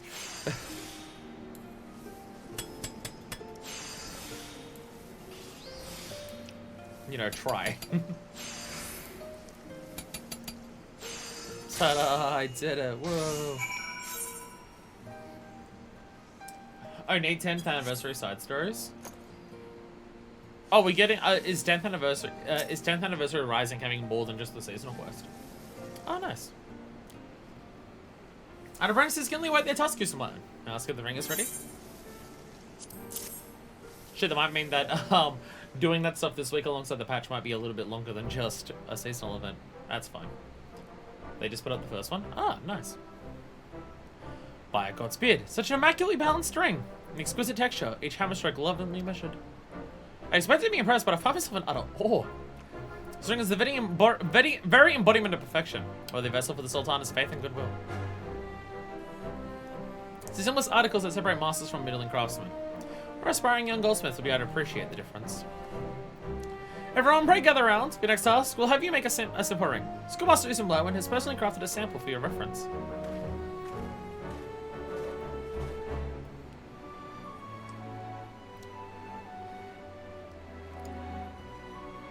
There's no way I could possibly make something this fine. No, within my lifetime, and definitely not today. Such refreshing candor, and a sentiment I can well appreciate. Not an expert, display that this is the work of a true master. And so it is, but be not daunted, my apprentices, for we neither ask nor expect the master's quality of you yet. Now your goal is simply produce a finished product. You needn't give thought beyond that. There I was thinking I was Andy with metal, but this is taking it to another level. I hear you. I thought the gem was already perfect when it was on the ground, but now it's more perfect. What tiny warps there was on the surface are gone. Not that I noticed them before. Might as well be better at some things than we are at others, but it's all the same next to what the schoolmaster can do. Right, the goal so far doesn't even seem to matter where we start from, where our strengths and weaknesses are. Rest assured your strengths are nothing to look down upon. We shall draw upon them first of all. As such, the work shall be delegated as follows. White will be responsible for fashioning the band. I will cut and polish the stone. And last but not least, Jakebika will take charge of the initial design and finishing touches. Doubt not that the time will come when you strive for mastering all aspects of goldsmithing. But to begin with, we're going to focus on cultivating individual strengths. But you join them together now to create your very first finished product. Yes, miss! Appreciate taking time to craft such an amazing sample, especially for us, and we promise to do our very best. Schoolmaster and I have every confidence that you will. Remember, this workshop is yours and everything here is at your disposal. Should you have any further needs or questions, do not hesitate to come to us. They may fail the synthesis a couple times in a row and need to get some more materials. I've never done that. I've never once, like, messed up a synthesis in this game ever. I've never once done that. The change in their bearing is fairly palpable, was it not? To behold your rings that gaze upon the true heights of our craft, and seal them with a newfound determination, or to seeing how they rise up to the challenge. Will they rise with me, rise with me, rise with me, rise up? No, you listen to Final Fantasy XIV music all day. I don't know what you're talking about. That's you who does that, not me. Blindsided. Emilith has a new worry to replace the old. Thanks to inspired idea and extraordinary craftsmanship, we have addressed the issues of the two brothers' shortcomings and carry on their education. Manifest humility arc begins. Some other issues arisen this time with Jakebika. She possesses determination, artistic sense, and above all, love for jewelry. It's quite certain she would succeed as a goldsmith. But she is, for want of a better word, clumsy. Remarkably so. She follows the most vital steps in applying the finishing touches and ends up having to start from scratch. It's happened so many times now, she has become quite depressed. Considering how reliable she is at molding, can I understand why she would struggle in this way? Because she feels so much pressure on herself, and robs her of a steady touch. What the cause might be, perhaps you'll be able to discern it where I could not. I'll try to be looking on Jakebika, Schoolmaster. The other two as well while you're at it. No, it's 5 minutes at the slot is 10. The slot is 10. Oh, well, I can't say no to having a pass over at the slaughter tent, can I? That was the word that it was, right? That's where I'm going? What? No? Oh. Thanks again for the other day, Chief. We got our heads down together, try to put out a ring while it won't shame you. Eh? Haven't noticed anything about Jakebika's work. Well, she's slightly better than me. That's taking all her bungling into account. More's a pity because she seems to know exactly what she wants to do. I ain't no expert. Not yet, anyway. But why don't you can stand to slow it down some? I mean, it's out of work. She always gets me and Al mixed up. I won't deny the resemblance, but I'm clearly the better looking one. For me, I've been watching Miss Emeloff trying to imitate her movements. She's real graceful with her hands, you know. So maybe you could let us watch you two. Jakebika. I've been having a lot of mishaps of late. It's gotten it down. The thing is, you know when something's about to go wrong. She furrows her brows, looks real focused, then lets out a growl. Next moment, all her hard work's undone. She's psyching herself out? it would seem. Hey, Jacob. Oh, it does remind me. The Chronicles of Light book is mainly just the online side stories, but also includes 4 exclusive stories. There's a Chronicles of Light book. There's a Chronicles of Light. So the only books I knew about were Encyclopedia Eorzea, the art books, and the cooking book. I didn't know of any others. Tits. I guess I got another book to add to the library I'll probably end up owning by of this game. Schoolmaster! I'm my wit's end! You're watching the finishing touches, it's so frustrating, I don't know what to do anymore. There's never clubs like this in the past. And though people say I talk in streams of thought, I never rush my work. For some reason my hands and fingers don't move as I will them. Can't really work out what's wrong, it's driving me mad, I'm just about ready to give up. Oh, the G immediately walked away. Shit. So you know an irony of me talking about the slutty tent? And how Minefist was super excited to go over to the slut's tent? At this stage in time, her and Stoller are still in a monogamous relationship. They've discussed the concept, because Minefist didn't know what monogamy was. They discussed it, but they hadn't really like said, oh yes, we're okay being open or anything like that. And then, you know, Stoller got almost bisected. They've been a little preoccupied to have that type of discussion about their relationship at this point. Again, law! Law! There's all of these streams as excuses for me to just gush about my OC and talk about stupid law details that no one gives a shit about. Well, just perfectly lined up, and then I swing the hammer and it's way off the mark. I'm just not cut out to be a goldsmith. Forget that different dialogue because they're in a new spot. Me and now we wear different clothes, but even so, Jacob can't tell who's half who's half time. So you might as well be guessing blindfolded. I'm gonna learn as much as I can from you while I'm here. We have a little Honor Jacobica situation. No, she's doubting herself too much and psyching herself out. She froze her breast for an instance of bungling, you said. And struggles to tell 2 brothers apart besides. Seems to be the problem lies with her eyes. Oh, does she need glasses like Minefist does for crafting? Oh, yeah. Minefist wears glasses for crafting. Like, for normal stuff, she'd be able to see just fine. But when it comes to, like, small reading or small details for crafting, she'd need glasses. It could just be that.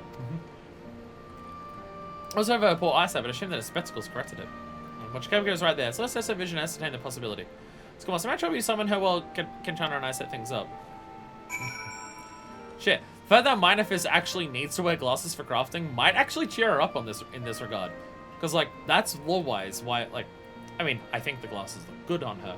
But there's a lore reason why the only things that I have Minefist wearing glasses on are crafting and in the investigator stuff for Hildebrand. Tiny little details of investigating for clues or reading she'd need glasses for, and small little details of crafting she'd need it for. So, like, help cheer up Jacobica. It's like, you can still be a master with it. I need it. Back in AR, they did a sheet music book. Jesus Christ! Was a physical version of the Unending Journey, like with all the MSQ text and stuff. Wait! There's a physical version of the Unending Journey? The Unending Journey is Japanese only? That's still fucking bonkers. What the fuck? It was just my vision school must do some light one. But of course. Alright, now Jacobica, how many fingers am I holding up? Don't... Bold take! Hot take!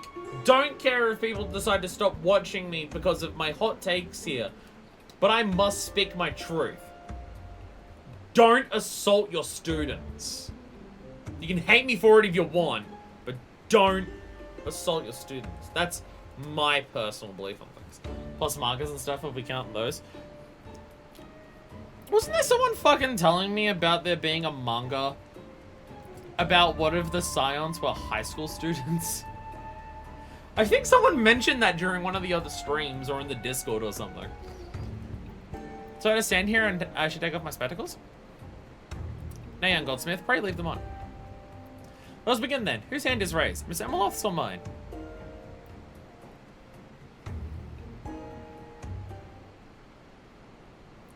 Oh, that's easy. Yours can't, China. Oh, her eyesight's fucked. Oh, her eyesight's, like, really fucked. Oh, it's, like, aggressively bad.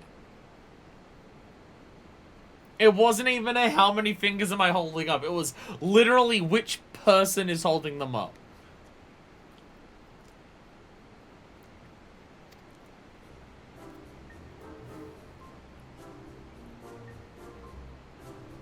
honestly appears that way to you? Brother Kotsko, what world have you been living in? Have you not already strolled off a cliff? We have our answer. Spectacles have outlived their usefulness. Yes, the Aussie Academy is a real thing that you can't read yet. Aww. Boo. Damn it. No schoolmaster will be so quiet as to make her a new pair. Besides, spectacles are mine for the next task. From the curve of the lens to the joints of the frame, these items are made a high degree of precision. That's ideal for cultivating attention to detail. Spectacles you craft for Jackabica also serve admirably assembled for our apprentices. And for their added benefit, may I suggest that you make a demonstration of it. So schoolmaster will make me a new pair of spectacles and be our reference for the next task. Fun fact, the 2 school uniform outfits and mugshot are based on the ones from it. Ah, that makes sense. Whenever you're ready, Simone, as for your show materials, Gantana will furnish you with whatever you require. It'd be really funny if we just make some that look the same as Manifests. And it's just like, hey, I put these glasses on her back in, like Heavenswood, and now it's appropriate. Oh my god, it is oh my god, are you serious? Wait, what the fuck? Wait, I'm pretty sure that's like the exact same. Oh, they're very, very similar in design. Wow. Wow. Wow, it all comes together. It all comes together. A pair of corrective glasses, crafted to accommodate for Jackabica's failing eyesight. It all comes together. All according to Keikaku. Translator's note, Keikaku means glass eels. I'm terrified of the day if I ever need glasses. It genuinely deeply concerns me that there might be a day where I might need glasses. Not because like having glasses is a horrible thing or anything like that, but it's just all of my other senses, both in terms of the basic bitch primary school 5 and other things beyond that. All of my senses are really bad. Glasses means plans. Yeah, all of my other senses are like aggressively bad and suck. My hearing is trash. My sense of smell is trash. My sense of my sense of touch is pretty bad. And in some places of my body, barely existent. My left arm being especially egregious when it comes to that. My eyesight has been the one thing that has always been good. And I'm terrified of the day where I might need glasses. Because majority of people from my mum and dad's side of the family have eventually needed glasses. And it terrifies me that one day I might need them as well. Like, I can tell my eyesight's not as good as it was, like, a decade ago. But it's definitely still not bad. It's just not good in the sense that I can't read small text from 20 meters away. It's more so that rather than... I can see everything on my computer screen just fine, and I usually minimize font sizes to as much as I can get away with and stuff like that. So it's fine for now, but it's definitely going to get worse over time because it already has started doing that. It terrifies me that like the one part of my body that fucking functions properly might end up getting fucked over. How's spectacles coming along? Dental plan. Jackabica needs glasses. Oh, then it doesn't matter because it's not dental.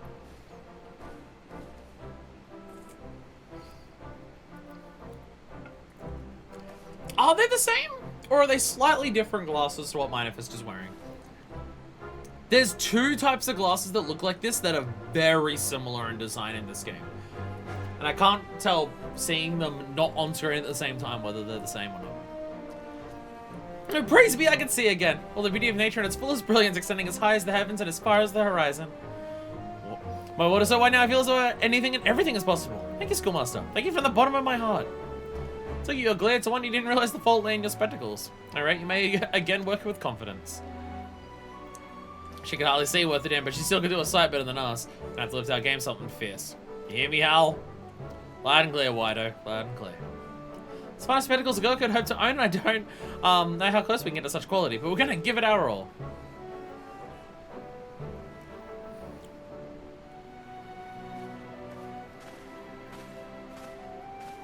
I think the ones I'm wearing are slightly different, or maybe it's just because they're on a grey face and a taller person that it's harder to tell the difference.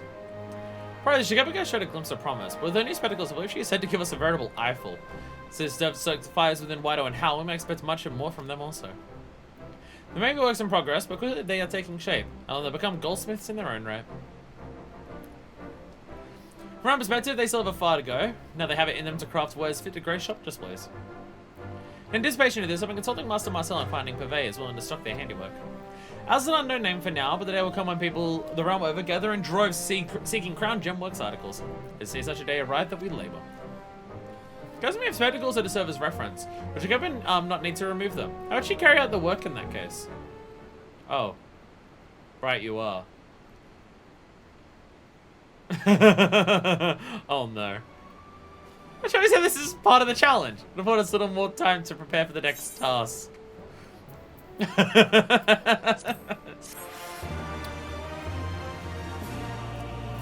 didn't think this one through. Whoops. Whoops. Oh, I was about to say, let me go and compare my glasses to them. They're not here! Dick! The perfect tribute. Everyone's spent in the call on a link pearl any moment now. Schoolmaster, I trust you've been keeping well. Please may say that our apprentices are making sound progress, such as their dedication. They've even formed a study group of their own volition. There it is. Womp, womp, womp, womp. Pray excuse me, man. Oh, Master Marcel, good evening to you. Truly, we are in your debt. Recall that I've been looking for willing outlets for our apprentices' handiwork. And I sent some samples to Master Marcel to present to merchants. As Marcel reported on the results, some samples were very well received. If your outlets have expressed their interest, I'm willing to stock our wares on a trial basis.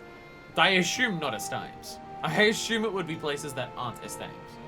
Or however you pronounce it. Though it's all volume still, orders have already come in. Master Marcel asked that apprentices come to esteems for a meeting with the clients.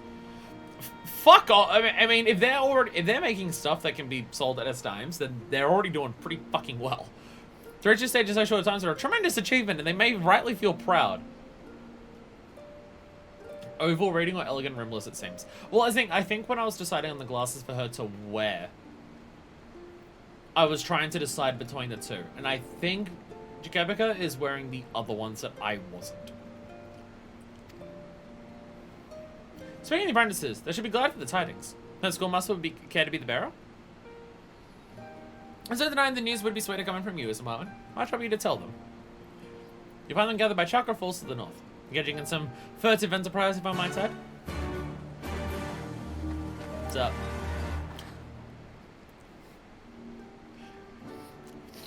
God, Minifest is so fucking tall. You're standing on a box. And your head is still barely above her shoulders. God, she's so fucking tall. I do genuinely have to remind myself half the time while playing this game. Hey everyone. I like how I can tell that Ironvold's gonna be involved in MSQ soon, because the first quest of 4.1 is called Ironvold's Adventure. I do generally have to remind myself frequently while playing this game that not everyone, in fact, a lot of people are not playing through this game as someone who's 220 fucking centimeters tall. Okay, now compare the pair.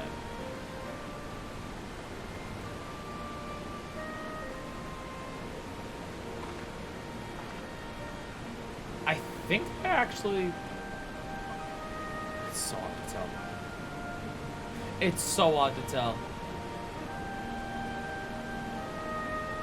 Are they the same or not? I think they are different. I think she's wearing the other type that I'm not wearing. Well, the ghost she's standing there and you just keep covering her up.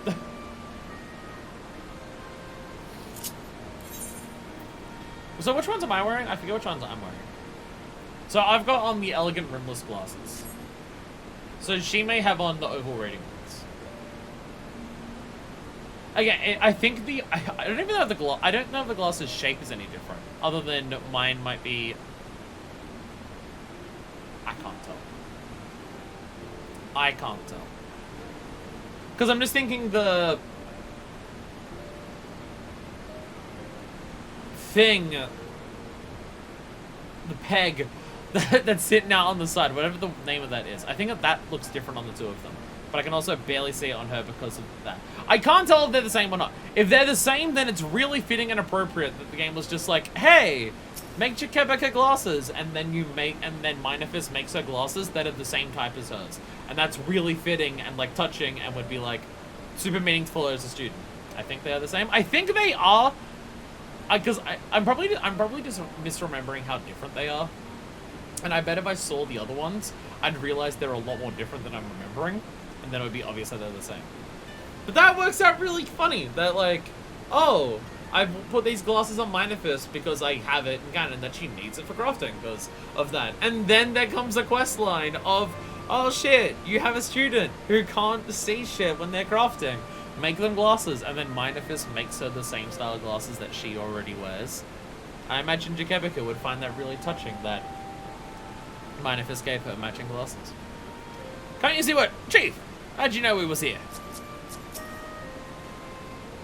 We ain't doing nothing suspicious, I swear. Schoolmaster's in my win. What are you doing? And what can we do for you? Okay, you're all acting really suspicious. You're hiding behind the back of this place. You're clearly all getting potted up on the weed. You're smoking that sick Garganis shit. And as your teacher, I demand you all puff past that shit right over here. What? Did I hear you right? Just so we've received real orders from real clients?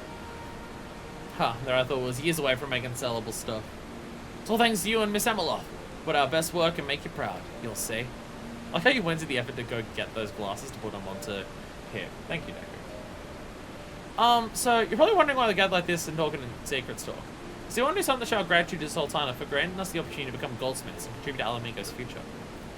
She even sacrificed her mother's crown, saying as our wares are now fit for the market, so we repaid her kindness. From Zagan decided how to go about it, what to give her. I was thinking maybe we could use the crown's remaining gems to make something, but beyond that. I have an idea. When the clans will take place at this time, Master Marcel will be on hand, am I right?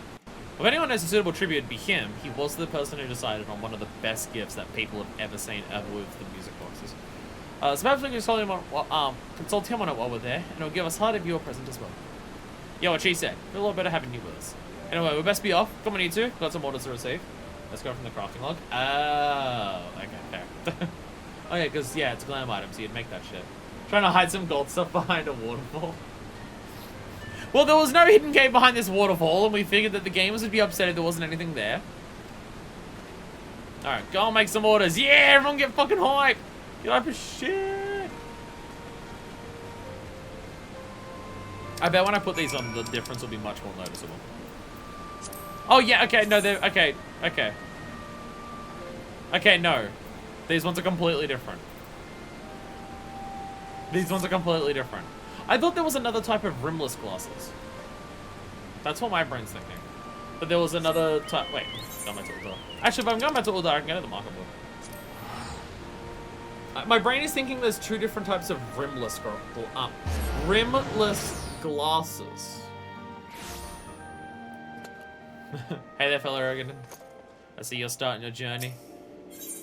Get ready to cry, bitch! Sorry.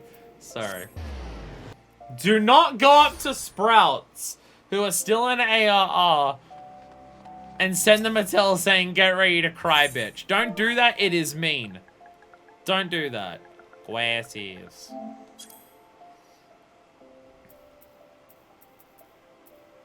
Okay, there's elegant rimless glasses and rimless glasses.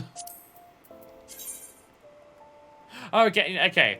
These are the other ones. So it's, okay, so it is the same. Again, my brain, okay. Seeing them like that, they are, I thought they were a lot more similar. But again, this was a while ago, I decided on the glasses. Yeah, there are another ones, but yeah, they've got the weird curved thing in the middle. And all the other ones have frames. And then there's these ones, which are the ones that Minifist has on for the investigating one. Well, then that was so that's like this like super touching.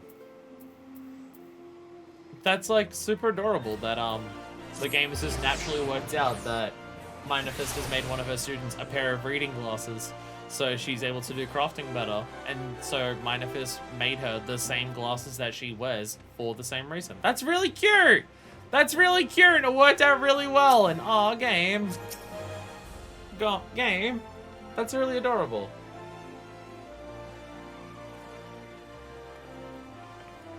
Schoolmaster's in Lightwind. Thank you ever so much for coming. We've already spoken with our clients, and Wado and Hal have since gone off to market to procure supplies. We can ask Master Marcel about the you-know-what whenever you're ready. What glasses do you wear? I know you have a monocle. Mr. Blackwood, I'm pleased to report that the meeting went smoothly and the clients left feeling confident. Now then, your apprentices say you have a consultation for me. Actually, speaking of monocle, I'm remembering something now. Something I probably should have worked out a couple streams ago, but it's fine. Oh, a jury for the Sultana! One which makes use of the gems for a Lady Mother's crown. An inspired idea. Last, I have none of my own to offer. Not likely is coming to mind. I'm sure you'll appreciate I am unbound to protect my patron's confidentiality. But it should not infringe upon my code of conduct to share with you such rumors as are commonly heard in town. If the whispers are to be believed, a man who shares an uncanny resemblance to the Sultana has been observed frequenting a certain shop. If the maiden in question is in fact her grace, it may well be that something has taken her fancy, and that something may offer an answer to your question. You've seen the Sultana in disguise on a number of occasions, I believe. You ought to be able to recognize her easily enough. Also sounds promising to have in Talon Wider at the Sapphire Avenue Exchange, so I'll fetch them and investigate the rumor together. Once I've got a name for the shop, we'll lie and wait for Sultana, and we'll need you to be on hand to identify her. See you in a bit, Schoolmaster. Well, thank you for your kind help, Master Marcel. Clearly, the smartest thing to do is a time after the Sultana had someone attempted to assassinate her. Clearly, the smartest idea is to lie in wait for her so we can spy on her. This is a smart plan. None of us will be thrown in prison. What was the name of the prison in there? I was about to say, what was the name of the prison that was here that one of the thaumaturges was in? That wasn't a prison. They were over at the ossuary, but that's not a prison. That's not a prison. And then they were hanging over by the Blue Maid shirt. Somewhere. There. The Sacrarium. The dude was in prison, but I don't think the prison does any of those. I remember that dungeon that Rabam was in. And then ended up in, Halatali. No time for supplies, we've got Sultana to find. Please hear they've narrowed down the arms vendor. It's placed owned by one jealous juggernaut. Which means the Sultana's favorite shop is just across the way. Keep watch here long enough and she's bound to appear. I'm the jealous juggernaut, bitch! Yeah, references. Sorry for making you run around like, Sorry for making you run around with us like this, Chief. But it won't take much longer, I promise. Got to involve in the shop what's mentioned in the rumors. It's 100 goods or so it's opposite of arms vendor. There's only so many of those on Sapphire Avenue. I was gonna get on a mount to run around quicker. Not how it works. Hey, Jacobica. Mara Sergeant Pit. There it is. There it is. The prison from the Dark Knight Rises. Schoolmaster, sure, we'll look at the sighting of a maiden who looks not unlike her grace, coming by person. Looks not like an old man. Don't call Papa Sean an old man. I mean, he is, but don't call him that. It makes him sad. It makes him want to eat some Twilight pretzels. It's secondary information to be sure, but it's sure it's not unlike a golden chance. We just need to find out what this shop is that the Sultana visits. Alright. Wait at the location. Look at all the people in their fancy glams and shit. That'd be me one day. Oh, that was reminding me. So, you know Scholar? You know how Scholar has consistently been just the most haphazard, thrown together, worst fucking glam that I have? I still don't have it together. In fact, part of the glam that I want for Scholar is the level 90 job quest gear, or artifacts gear, or whatever it's called, for Scholar. So it'll be a while before I can get that, but it's like a little better now. It's like a little better. It doesn't look completely awful. But the hat, this is going to be the hat that I use for Scholar. Because it's like a big hat, and it's kind of pointed a little bit like a pirate hat, but it's also like a graduation flat cap, but like angled. But it also has monocles on it, because reading. But also you have one eye for reading the book, and then you have one eye that isn't glasses for the battlefield.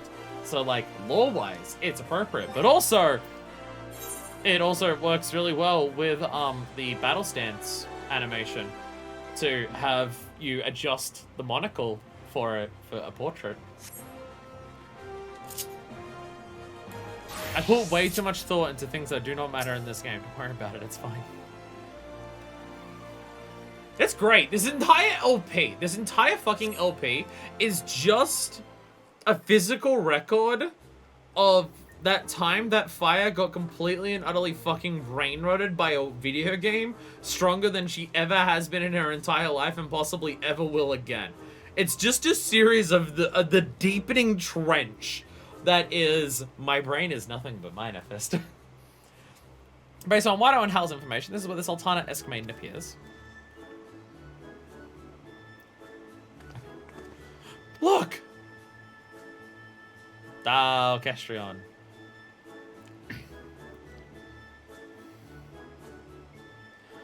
I understand now. Sultana's upset that she can't play hardstyle music back in her chambers. I wish all the diable drum armors could go in the armor. Just getting that out there while we're talking about glams. I wish a lot more stuff could go in the armor so I wouldn't have 600 fucking things in my glamour dresser. I also agree, Deku. I also agree incredibly strongly. At some point, I'm gonna have to clear out my glamour dresser of stuff that I'm not using, because it's getting concerning. You come and see this Orchestrion fairly every day. You truly are taken by it, Lady Lilira. Well, it's perfect in all the ways, save for its size. Whether it's small enough to fit in my bedchamber, does anything compared to Orchestrion that exist? Such an I want to suit my lady very well indeed, but I fear it will prove elusive to find it even in our great city. I mean, I guess the mini Orchestrion that you have for housing doesn't look like that one. It looks a little different. Schoolmaster, was that who I think it was? It certainly was. She desires an elegant combat Orchestrion. By God be praised. Now we know what to make. Let's back to Relga's ready so you can get to work right away. And Needles, Needles will be needing your help. Oh, we gotta say thanks to Master Marcel again. For me and the others can take care of that, so please go on ahead. 6.5 letting you put shop items in there, so hopefully there's storage concerns, so it won't be that much of an issue. Like mock shop items can go in the armor? I mean, that could be nice. That could be nice and could be helpful. Rock's Reach. See, part of the issue for me, for some things, is there's things that I would put in the armoire. But if you want to glam stuff that's in the armoire, you can only do it as a glamour plate. So, my phone made a very weird beep. Okay, don't know what that was. Made a beep like it was a stopwatch. Okay. But yeah, there's stuff in the like you can put it in the armoire and store it there. Fuck! But, what was I saying? Right. No, you can store stuff in the armor, but you can only glam stuff that's in the armor if it goes onto a glamour plate, which is also a relatively recent thing to do. But there's stuff that can go in the armor, but I won't put it on a glamour plate because all 20 of my glamour plates are used for one per each of the job quests in the game. Like for the combat ones. So that's where all of mine go. So for stuff like crafters, I don't have crafters on me. But all the crafters have a luminary tool on their back. But if I put the luminary tools in the armoire, the only way I can glam the luminary tool onto a new, better, actual tool that I get for the crafter, the only way I can do that is to take it out, put it into the glam dresser, and then put it back into the armoire. So something that would save my life is stuff that's in the armoire can be glammed onto items that you're currently wearing. Because if I get a new thing, I just like, okay, I'm going to change over to this job, I'll glam the item that's in there just to what I'm currently wearing, save it there, and then it will stay like that. It's the same with all of these ones that I have here. For all of, like, these different outfits that I have for just purely fashion reasons. All of these ones, none of these are glam plates, so I have to go into the glamour dresser, apply it to the individual item, and then put it, and then just save it as a set, and that's why I have it on all different, like, if you look here. That's why none of this is the Poetics gear, because if I put on the Poetics gear, then the glam plate will override that when I change back to... Like, if I have... This is for Machinist. If I have the Poetics aiming gear, if I wear any of the Poetics aiming gear, it'll just remove what's here. So, either give me more glamour plates, just give me 100 glamour plates to match my 100, just let me apply a glamour plate to them to an armor set and not as an individual separate plate, let me do that. Or let me apply glams directly from the armor and not only glamour plates from the armor. It's going to be those things that will fix my specific, very niche issues that they should put time and effort to fix for me specifically. Our apprentices have told me all. They should present her grace with an elegant and compact orchestrion. There's a fine choice for a tribute, made fine as still the gems from a Lady Mother's crown, or both, and job armor and armor. And also job armor and armor, not just the ARR stuff. The level 45 ARR stuff, nonetheless. While large machines fashioned by carpenters are the norm, I believe it's well within the realm possibility to produce a miniaturized version with our goldsmithing techniques. But by our techniques, I mean yours and mine, Schoolmaster. Though apprentices have become capable enough to fill the odd order, they yet lack the skill to craft precision instruments, and orchestrions demand no small degree of precision. Since they are determined if all sorts to prepare for them the challenge, so they end up mind to test them with similarly complex apparatus. A tabletop chronometer. From Mars' experience, rather than being taken by the hand, the apprentices learn best by following your example. Once at RC, you perform another demonstration. Pray begin whenever you are ready, Schoolmaster, and let Ganchan know if you have need of additional materials. I'm getting really worried. I don't know if it's going to be possible for us to get the last job quest in today. I should just do it, but fuck me, I'm going to be streaming until 10 PM. I'm going to be streaming until 10 of fucking good night. Oh god. Oh god. Jacko, I am so sorry. I'm also very sorry to myself. I'm also very sorry to myself. Sorry, if you want to crash and die, it's fine. I'll soldier on. It's the alchemy of it. I don't want to save it for next week. Part of me's wondering if I should. It's gonna be past 5 hours just to do this. Sure, when I get into tangent about glams in the arm while we can make it. Fuck! Our facial crafting effort is implied when both the apprentices and I are eagerly wait your finished chronometer. 7 chronometer, small desktop chronometer to be employed in the training of apprentices. It's just impossible to not get sidetracked and talk about bullshit. Said I wouldn't do that, and we've done that constantly. And the thing is, if I get sidetracked by bullshit, it's not that I just, like, slow down. I straight up stop playing the video game. Which is also probably my most toxic trait. Like I'm doing right now! This Schoolmaster is absolutely flawless. My breath barely caught my throat. My expectations of you are high as a matter of course. But you manage to transcend them every time. Is the clock actually working? Holy shit, the clock's actually working. Like in the cutscene, the clock is actually working and the timing of it is actually moving. Nice. We invented an alarm clock radio, woo! I'm just impressed that the model actually has like moving hands on it. And in the cutscene, it's moving with the time of day as well. Apprentices, you're not as finer example of a chronometer. Study it well and reproduce as best you can. She'll acquire the requisite knowledge and techniques to make an orchestrion. I'm supposed to reproduce that? I see my hands are starting to shake. So I dread the excitement of tackling the task. The more I learn goldsmith, the more I made the apprentices the schoolmaster's brilliance. I'm made to appreciate schoolmaster's brilliance. I can't feel utterly unpolished I am next to her. You're like a god among goldsmiths, up in your own place in the heavens while we're bumbling down here on the ground. I shoved a ring into a marmot. Calm down. And though we may never get to where you are, we'll keep on climbing every mountain in the hopes that one day we will. There are a lot of chronometers you can get in-game. I just didn't realize that they had, like, physically functioning hands on them. That's cool. That's poggies. As well, they are motivated. This will be the steepest mountain yet. When they've climbed it, they'll be all the more prepared to climb all the others to come. Is there a reason that the clock has a fat ass, though? Hey, Hoverhand! Hoverhand my fat ass. Hell yeah.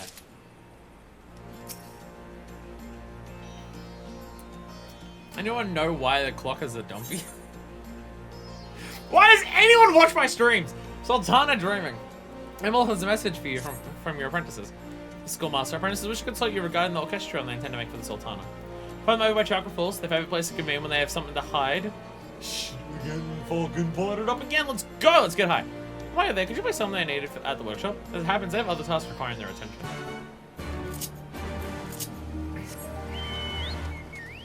Do you reckon Minefus likes that good shot? Do you reckon Minefus likes getting all herbed up?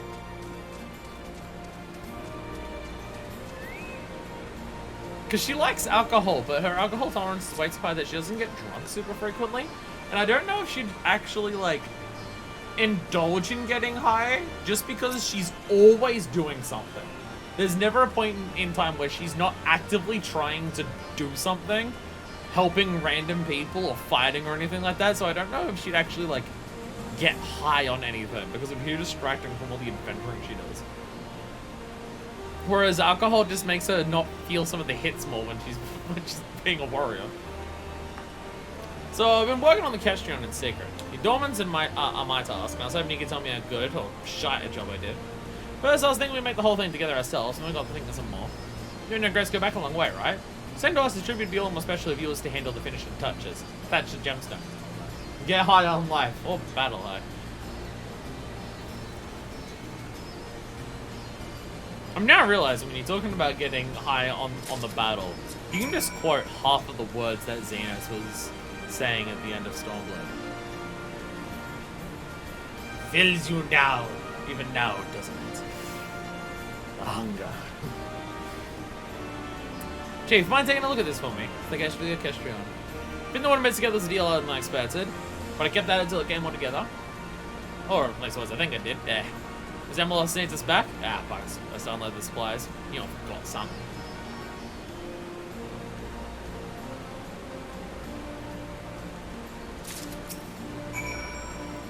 Ah, Skumma Susan Blightwind. You'll never guess, but we've already begun working the Kestrion without Miss Emeloth's knowledge. We wanted to see how well we can do by ourselves. Like before, we'd divide out the task between 3 of us, and I'm in charge of the cylinder. Each of the parts are ready already, and all our ranks are joined together. Oh, and also by the finishing touches to fix the gemstones.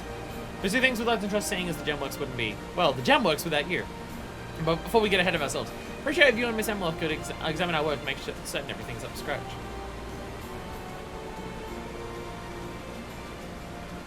Oh yeah, who's ready to make Nanamo cry? Fuck yeah, let's go. I do like the idea of the characters as being like, you and the Sultana go way back, right? And it's just like, ah, yeah. I was there when she almost died. I know that we've had way more interactions with Nanamo than just that one moment, but it is really, really hard to not think of Nanamo and think of that one moment. Is there one of their apprentices? Some matter of mischief has been keeping them up late at night. An Kestrion's beating heart where the music is made. And now Kestrion's outer case, crafted from fine lumber. And all Kestrion's ornamental trimmings, inlaid with beautiful gemstones.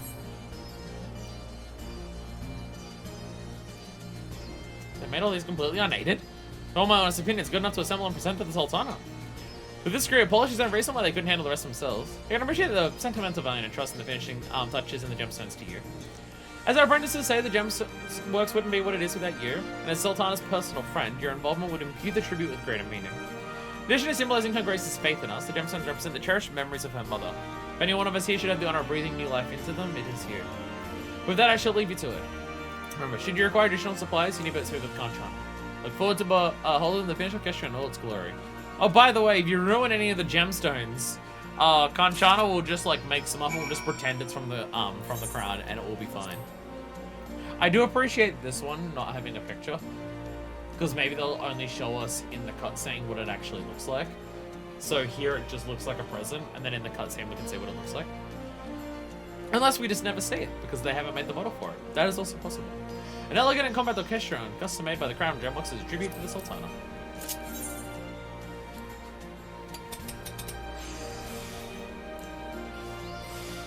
I have manipulation. I totally forgot I have manipulation. I totally forgot that Minefist is total girl boss energy now. I completely forgot about that, and I could have used that for like all of this. I completely forgot. Turns out it's completely unnecessary. I chose doing groundwork anyway. Girl bossing isn't as good for that as based on whatnot. Is it ready, Schoolmaster? Kestrion? I believe I'm getting butterflies in spite of myself. Actually, before I do that, I want to also get kids again. Try to see how the Kestrion will look when you vote your magic on it.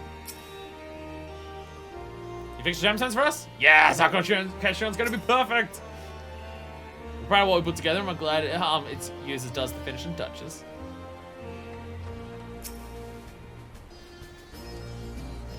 I do appreciate how much, like, the last 2 lines of the goldsmithing stuff has just been creating things of, like, immense sentimental value. I do appreciate that. Again, one of the best job quests straight up in the game was the last goldsmith one, because the ending conclusion of the boxes of the 2 music boxes coming together was just fucking perfect. Like, how that came together at the end was just so fucking perfect that it's one of the best job quests in the game, including the combat ones. Like, 150 Alchemist gets that qualifier as well. Oh my, this is magnificent! More refined and elegant orchestra I've never seen. I can already see Grace in Sultana's chamber. It's music imbuing her slumber with sweet dreams. Fuck you, I won't do what you tell me! Be very, very funny if the Sultana was listening to Rage Against the Machine. And it's just like, why are you listening to this, Nanamar? Well, last time I tried to take on the Syndicate, they nearly killed me. So, I listened to this to vent my rage at them. So the grand tribute calls for a grand occasion must be presented. And as its creators, suffice to say you and the apprentices must be in attendance. Shall I ensure the Crown Gemworks have an audience with her grace? Till that time, let's all keep the nature of the tribute conference. The orchestra and I shall live in your safekeeping, Mr. Lightwin. At the appointed hour, pray take it to the palace entrance on the royal promenade. Well, you see, I fought the law, but the law won. Say your business, Sultan's one on duty, and I'll show you in. I shall see you there. I fought the law and the law won. You're literally the Sultana. Yep, yeah. Turns out people with money. Turns out people with money have more power than people with, you know, political status. Definitely no, like, comments on our world or anything like that. No, not at all. Not at all. Not even slightly. Not even a little bit. Hey, Genlins! I don't know why I'm saying hi to you, but hi, Genlins. Hey, you know how I was talking about some of the best job quests in the game? Genlins? I guess who's not on that list? Hey, at least you don't have the worst. At least you don't have the worst. God, Samurai is infuriating because it genuinely goes from one of, if not my favorite job quest in the entire game, to straight up my actual most hated. Like, if I was to make a tier list, which I've considered doing to tier list all of the job quests in this game, though we still have more to do, so I can't even do it now. But if I was to make a tier list of job quests in this game, it is very funny because it would likely be Samurai at the very top and Samurai at the very bottom. Which is incredibly infuriating. As a moment of the Crown Gemworks, I've been expecting you. You have the article to be presented, I trust. And I promise this one has way less poison in it than her last gift. Very good, lest you wonder, your colleagues have already arrived. I shall you to join them. Her Grace will receive you in her chambers. I swear to God, if we open this up and she touches it, it like cuts off her hand. And it turns out Emeloth was paid by Lolorito. And then, you know, we have to redo Heavenswood. I'm going to be so pissed. We say hi to Genlin so he doesn't say hi to us. We don't have to stop and talk. Good point. Be at ease, my friends. I forgot she had this stuffed fucking Moogle and Chocobo on her bed. She's a Sultana, but she is like 14 years old. I'm informed you will come with a gift. Just kidding, I'm pretty sure she's in her early 20s, but still. Yes, your grace. Hey, Serenity Pizza. Just pours a glass of poisoned wine. We made you an automatic wine dispenser. Look, your handmaid will be the one to refill it. Oh no. A humble token of gratitude from the apprentice goldsmiths for the generosity you have shown them.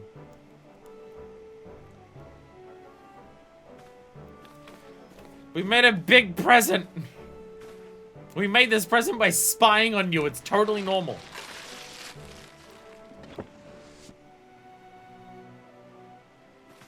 Oh, it does look like the other ones that you can make. It does look like the other ones you can make. Do mine eyes deceive? So I thought it was gonna look like straight up like the big orchestra but smaller, but no, like it is like the smaller little red one, yeah.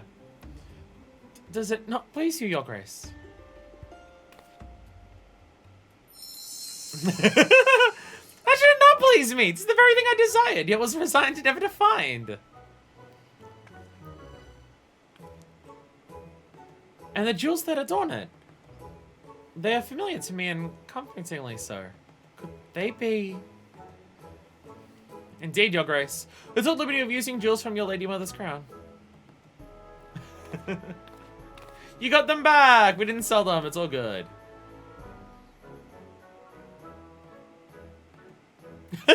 She's so fucking happy! She's so fucking happy! Look at her! May I try it? No, would please us more, Your Grace.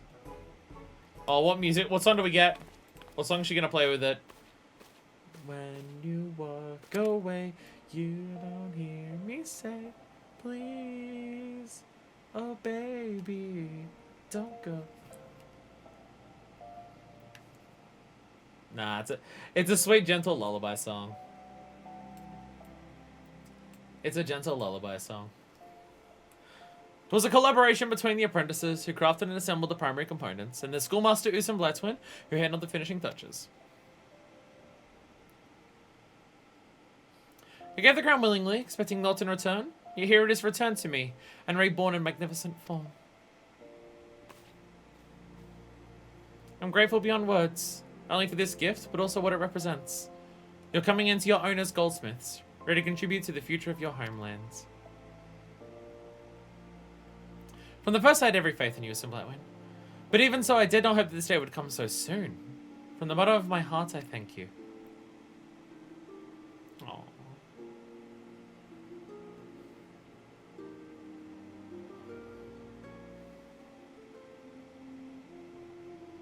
I have your audience we couldn't have expected.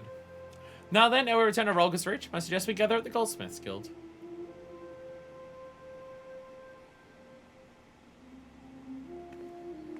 Aww. Aww.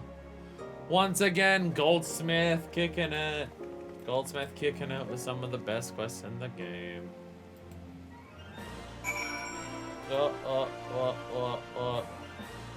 Oh, Jesus, loud! I don't care about ads for Tinder!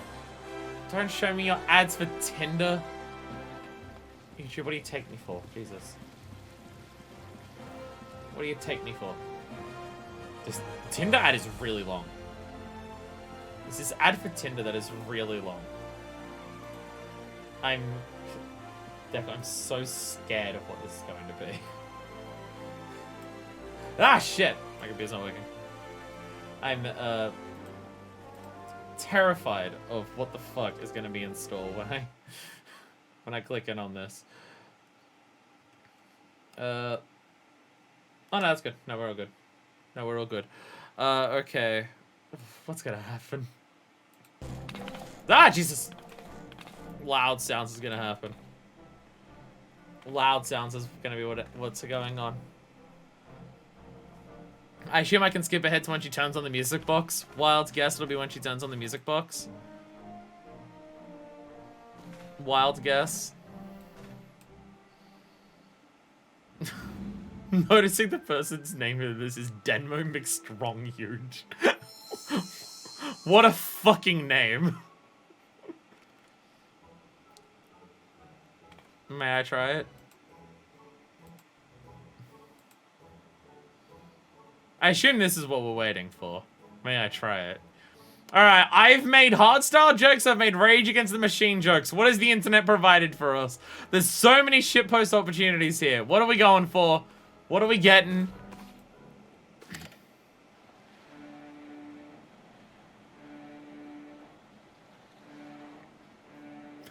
Jaws.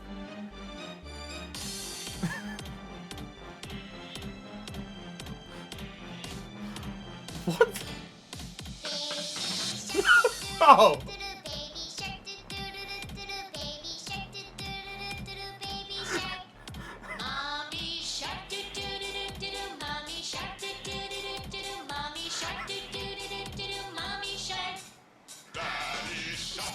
Fuck off! Fuck off! Fuck every type of off! God damn it! God damn it! Oh, fuck me! God damn it! God fucking damn it! God damn it. Jesus Christ. It's just very far removed from what I was expecting. I didn't even recognize it at first. I didn't recognize what the beginning of Baby Shark sounds like. I thought it was like, is that the fucking Jaws theme? Duh, duh. Unless that was unless that's a known remix of it, I don't fucking know. God damn it. God fucking damn it. Fuck. So happy that our grace is happy and we have you to thank for making it happen, Schoolmaster. I found myself turning red as a beat back there. In such high praise. Reckon I could grow to like it. I'm turning red, but purely from laughing and God, fucking stupid bullshit. The best type of stupid bullshit, but still stupid bullshit nonetheless. Damn, but that was a near thing. Got fish you and white, I wouldn't put a snowman suit on, so I took mine off right before the audience.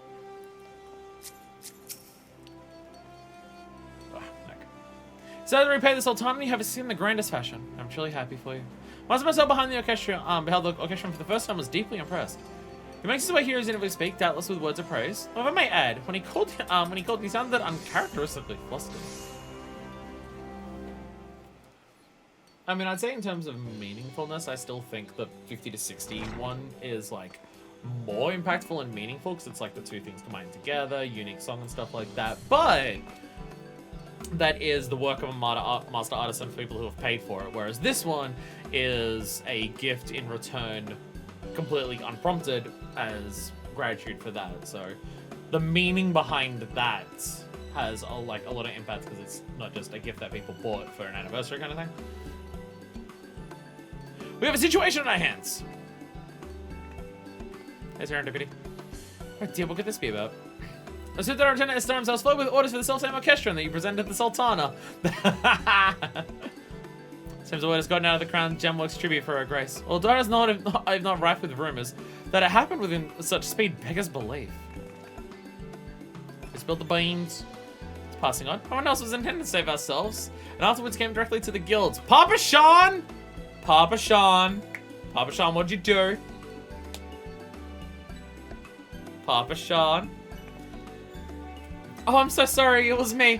Well, here I bumped into Momodi and I might have... Oh my... Okay, you told Momodi? No wonder literally everyone knows. You told Momodi.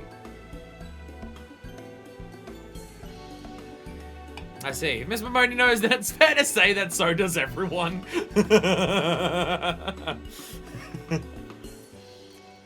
Vibe, Grace is intended to publicize her initiative, but neither did she expressly forbid us from speaking. You've done no ill, Miss Serendipity. On the contrary, you've done extremely well from the stats of the commerce. Merchant in me is fairly giddy the opportunities this presents. So what say you all? Might Assane's aesthetics have the honor of carrying Gemworks Orchestrions as an Alamegan specialty? Are you serious? Our handiwork's all this prestigious place at like a Stames? We're ready for this? Don't worry, brother. We're a schoolmaster at our backs, remember? I think not, unless you forget my apprentices. You are the heart of this initiative. An Alamegan schoolmaster will take the shine off your tail. I can go with that assessment. Furthermore, for all intents and purposes, a product synonymous with Alamigo has been born this day. I mean, all I did was put on the finishing touches. They built the thing on their own. I assembled it and then put gemstones on it. I built Legos at the end. In other words, Usan Blood has fulfilled their role as stipulated by the Sultana, and with distinction besides. Not be meant to demand more of her. We'll manage by ourselves somehow. I know we will. So you needn't worry. Yes, that's the spirit. Now, even though Isambla won't always be on hand like before, I'm sure she'll be at Ragos Reach whenever she's able. It's like MSQ continues that. And you may rest assured that Emeloth won't be going anywhere anytime soon. Near or far, you'll always be our schoolmaster, Schoolmaster Isimblightwind, and we'll always be waiting for you. Yay! I said, Emeloth, it might trouble you for a moment of your time. I should very much like to discuss the matter of supply. Now we go our separate ways, so I'm going to say that what an honor and a privilege has been to be part of this tale. As I say, I shall continue to watch the Crown Gemworks with great interest, and never pray for its success. Till next time, my friends. Yay! Yay! Alright, now that Deku has stayed up late enough to link me a fucking Baby Shark video after I finish the goldsmith ones, Deku can now go to bed while I do Alchemist. What What do I owe the Master Schoolmaster Isn't Black one? But you enjoy being called that. That could be a kink thing somewhere. Oh, Herring, thought you never asked Isn't Black one. I actually don't think I asked this of the Fisher or Leatherworkers. Whoops. I'm proud to say that I've lost weight! 1/32 of an ilm around the waist, to be precise. Gigi said so, so it must be true. Yes, knife for these things, better or worse. And he never lies, but better or worse. Well, to be sure, 1/32 of an ilm may not sound like much, but to us goldsmiths, it's the difference between a crude bauble and a masterpiece. Of which I am, of course. Okay, you know what? You know what? Maybe I don't need to ask about how places are going. Maybe I don't need to ask about how places are going. Maybe that's not something that we need to discuss. Anyway. It is 7:33 p.m. For context, I started work today at 8 in the morning. I finished at 1. I came home and started streaming at 2. Well, roughly 2:30. But I didn't have time for 1. I was back at work a little bit because it was a rush right before I was about to leave. But also, I had to grab these. So I started streaming like 2:30. I started streaming at 2:30. Or a little bit, it was like 2:15. Because it's now 7:34. We have an entire quest line still. It's alright, this should hopefully be the last time this goes this late in the middle of the week. Not quite dead yet. Oh dear God, is that Flamin? Oh no. Call upon Severian of the Alchemist Guild. It would seem his fury is on him. That damnable guildkeeper found myself down at the bottom of his traveling affairs, as if I, a veritable titan of the trade, had nothing better to do with my time. Oh look here, was my very finest assistant in all things alchemical. Something as impeccable as ever, as it happens I have a bothersome little chore what needs. That is, and the most important of tasks that can be entrusted only to you. I get to receive a summons to action from Uldar's own brass blades. That's why we come to conduct an autopsy beyond the city walls and claim the subject is a most curious corpse. Surely there's no more than a miserable husk of some impoverished pleb, or some glorious gangrenous rots. I forgot how good your questline, despite how good your questline was, you are still quite a dick sometimes, Severian. Forget about that. Even so, our simpleton guildkeeper took on the task, that's how I must investigate. There's a blast blade station before Erelig's burial chamber, who knows more? Go to him.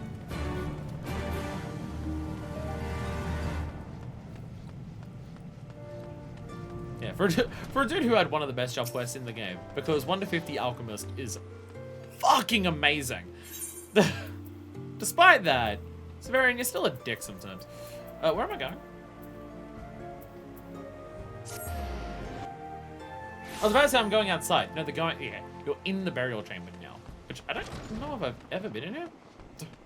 I don't know if I've ever stepped foot in here. I have definitely not. I don't think I've ever been down here. Hi there, Idgotha. This is Erelig's burial chamber where the dead rest and whatever piece they have found. Stand guard over that piece, and without proper leave, none shall disturb it while I watch. I don't think I've ever been here before.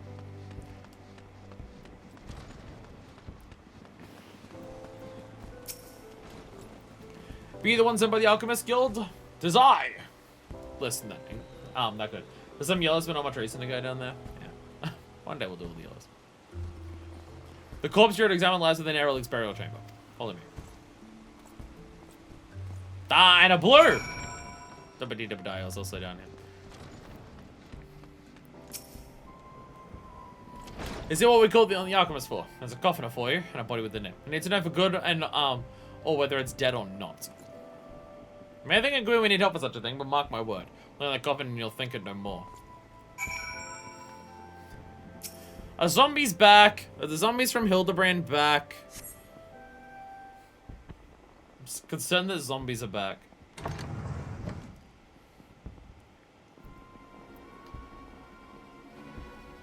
A young lady lies in the coffin, void of both breath and pulse. Though she appears dead, since she could spring forth at any moment. She has been perfectly preserved. What say you? She looks dead, don't she? She's no pulse, not breathing neither. But you feel it, don't you? Those guys might just pop right open. Like she might up and walk. And you see her there dead and cold, but you feel it all the same. Damn strange. With the thaumaturge and void center, it's tough to tell if they're actually dead or not. Yeah. Yeah. It could be that her soul's been separated from her body or some shit like that. This is strange too. Proper burial in all dark costs a small amount of coin. Most small folk cast their corpse out in the waste beyond the walls. What if a beast they be? But this last one thrown out to rot. What that she had would think no more than some starved beggar. They'd have an empty belly. But there's stranger things yet.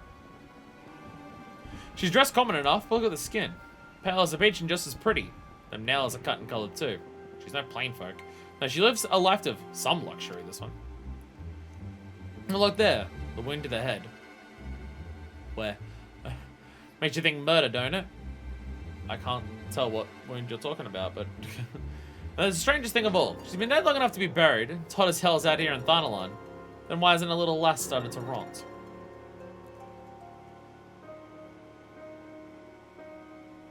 Ha! So you're just as baffled as we are. Do this then. Go back and talk to that Severian. If he's got any wisdom to give, bring it back to me.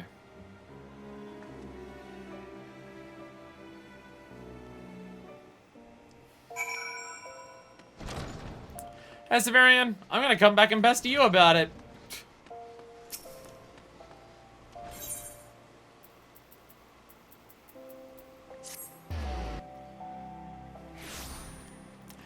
So this one's immediately starting with a very, very different tone to all of the other ones. Jesus Christ.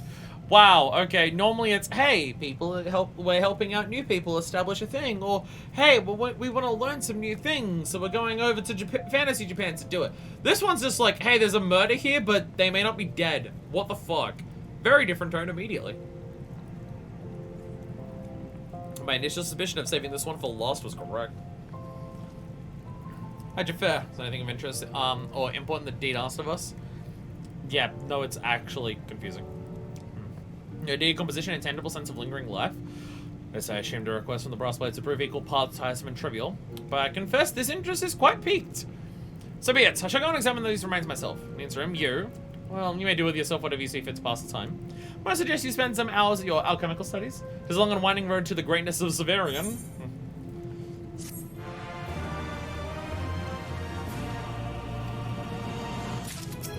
Yeah, level 76. Let's go. The Forbidden Blade. Again, I think that's Flamin in that picture. And I'm mainly based out on the color purple and the hair. But also the body that's in the coffin is not the body that we just saw. Which is extra confusing. So in the Alchemist Guild wish to have a word with you. I like how when you start the quests for him, he's always standing there and he doesn't just turn around to talk to you. He has to look over his shoulder first, realize it's you, and then turn around to talk to you. I do like how they give Severian that specific trait. He doesn't just immediately turn and talk to you. He has to turn, look, and if he recognizes it's you or someone important, then he'll turn his body around. But until then, he won't do that. Most characters just turn their whole body, or just their head. But he has specifically head turn, then body. I've examined the body with an alchemist's eye. Don't ask questions. Is it that thing that he's wearing on there? There you are, my dutiful pupil. Into the burial ground and examine the coffin of which you spoke. Yes, I hardly agree with you. A strange phenomenon indeed is being visited upon the remains of that young lady. There are marks of blunt trauma around her skull. There's not the slightest signs of decomposition. There's a great absence of the onset of rigor mortis. There's much more that baffles science here. Wonders me most of all were the signs that indicate she was subject of a most fell and forbidden practice.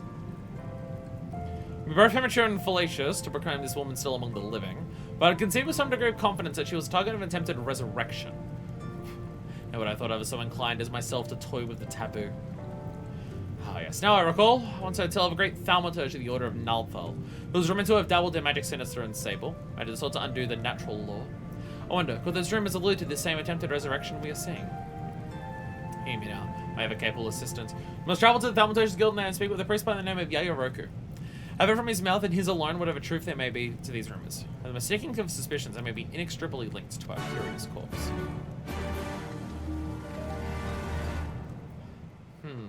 I was fucking with the natural order, but I'm like really smart. So who else in their right mind would think that they're good enough to do this? We must get to the bottom of this. I mean, that is me being very reductive. Severian was very, very clearly, like, not exactly happy with himself with what he was doing when he did that. He just couldn't help himself and figured that he had to do it. Hello there. If he comes off a brace and out though, perhaps you wish to give alms to order. Hey, how do you revive someone? Not that me, the Warrior of Light, has any reason to want to revive anyone or anything. Like, I know, even canonically, if Minifist had the ability to do that, she wouldn't. If Minifist had the ability to do that, there was absolutely no way that she would. No, there's no fucking way she'd be comfortable with doing that. Not in no capacity. Like if part of what Severian was bringing up is this, like, hey, do you want to bring back Orshfont or Azelle or anyone like that? She would turn around and say no. She would absolutely just be like, no. No. No, the cost wouldn't be worth the end result, and it probably won't go well either, and that just doesn't feel right. She would do it. A great thaumaturge once in our ranks. One who dabbled in taboo, you say?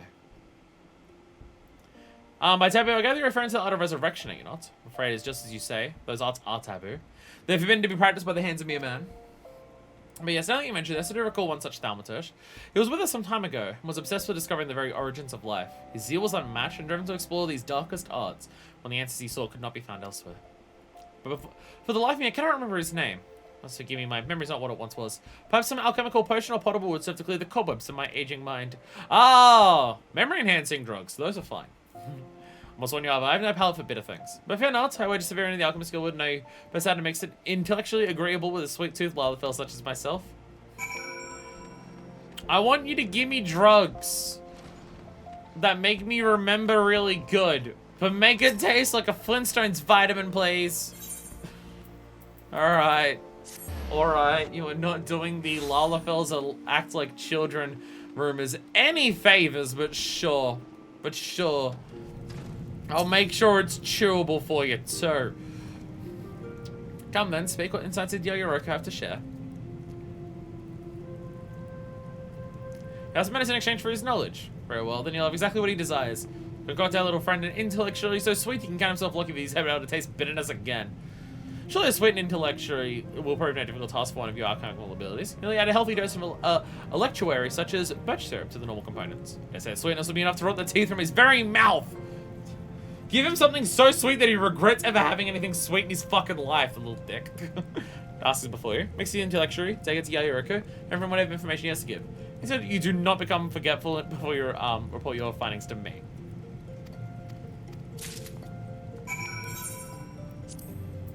So I could go onto a food rant here. I could go onto a food rant here about foods in terms of their sweetness and their bitterness and stuff like that, and how on a personal level I prefer my sweets to be a little sweet, and I actually want my bitterness in them, because when it comes to desserts and snacks and treats like that, I prefer a more balanced palate. But I can do that while I'm crafting and then walking to the ossuary, and then I can shut the fuck up. And then I can do that. Well, if there's anything to provoke this beyond daring to ask it to be sweet.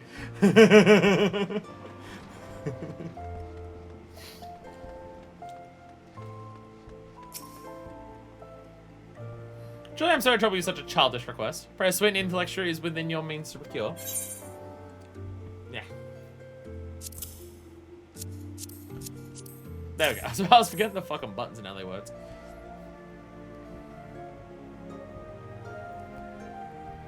Is this the intellectuary that you've prepared? Made to order just for me? I am most grateful. So Yayoroka doesn't seem that mad about anything, but fucking Severian does not like him. Did Yayoroka come up in the 1 to 50? Because if so, I don't remember. If so, I don't remember. I need one of these sweet intellectuaries that aren't too sweet to remember. Throw up in the air and woo! That's how I eat my sweets. I grab them, throw them up, and go That's what I do. Delicious. You have certainly succeeded in erasing any notes of bitterness. Well done. Yes, yes, yes. Namazu, kill it! I feel the cobwebs clearing already. I'll have my intellectual collector clarity. Tastes like poison. This was definitely made at the Alchemist Guild. I spoke aloud when I said I couldn't recall the name of the thaumaturge you asked of. So I want nothing more than to try the intellectuary, and the opportunity too ripe to not pick.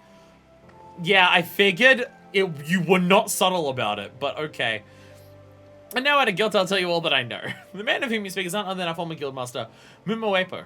Before the calamity, he poured himself into his studies, of life's origins. His appetite for knowledge was voracious and insatiable. I have heard rumors that he came to be in possession of an enchanted item called Heartstrike, blade able to house power to bring the dead back to life. I know not of Mumawepo if a dead used the blade in attempt at resurrection, but I can tell you he was stripped of his titles and privileges for countless crimes. In normal circumstances, would not consent to such a blatant overreach, but the Sultana was adamant and the evidence was damning. But back to the blade. Around the same time he was said to have obtained Heartstrike, he purchased for himself intimate and funeral rites at Erelig's burial chamber. To this day, there are those in these halls who whisper that perhaps the coffin he purchased contains the remains of some poor soul who found themselves the victim of his perverse experimentations with death and life. Of course, I myself believe no such thing. But yeah, of course, for concern, I suggest you visit Erelig's burial chamber. It's with the Adgitha before you are permitted to examine the remains into the under Mumawepo's care. Oh, Guildmaster got imprisoned. It's all coming full circle. Yeah, that was a bunch of stuff that was coming up during the Thaumaturge and Black Mage stuff, wasn't it?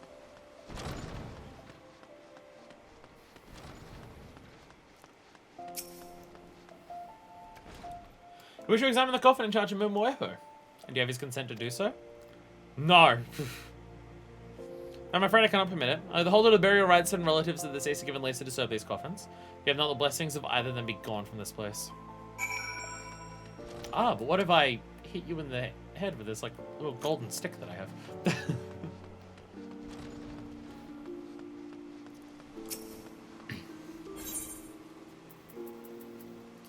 So this is kind of the cool thing about having quest lines. With Thaumaturge, Harley Tali, Post Moogly, he's come up a few times. Ah! Ah. I forget his mentions in the other ones. I know, I was gonna say, it's one of the cool things about having a questline like this that isn't just go to Fantasy Japan and bring them all together. Again, I like those questlines and I appreciate the diversity and sharing of cultures and themes that those questlines have, but there's like 10 of them.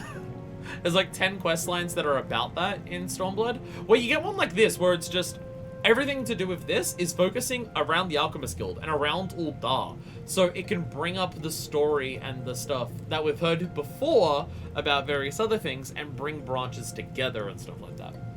I'm not saying they should all be one or they should all be the other. Diversity and having all the different ones.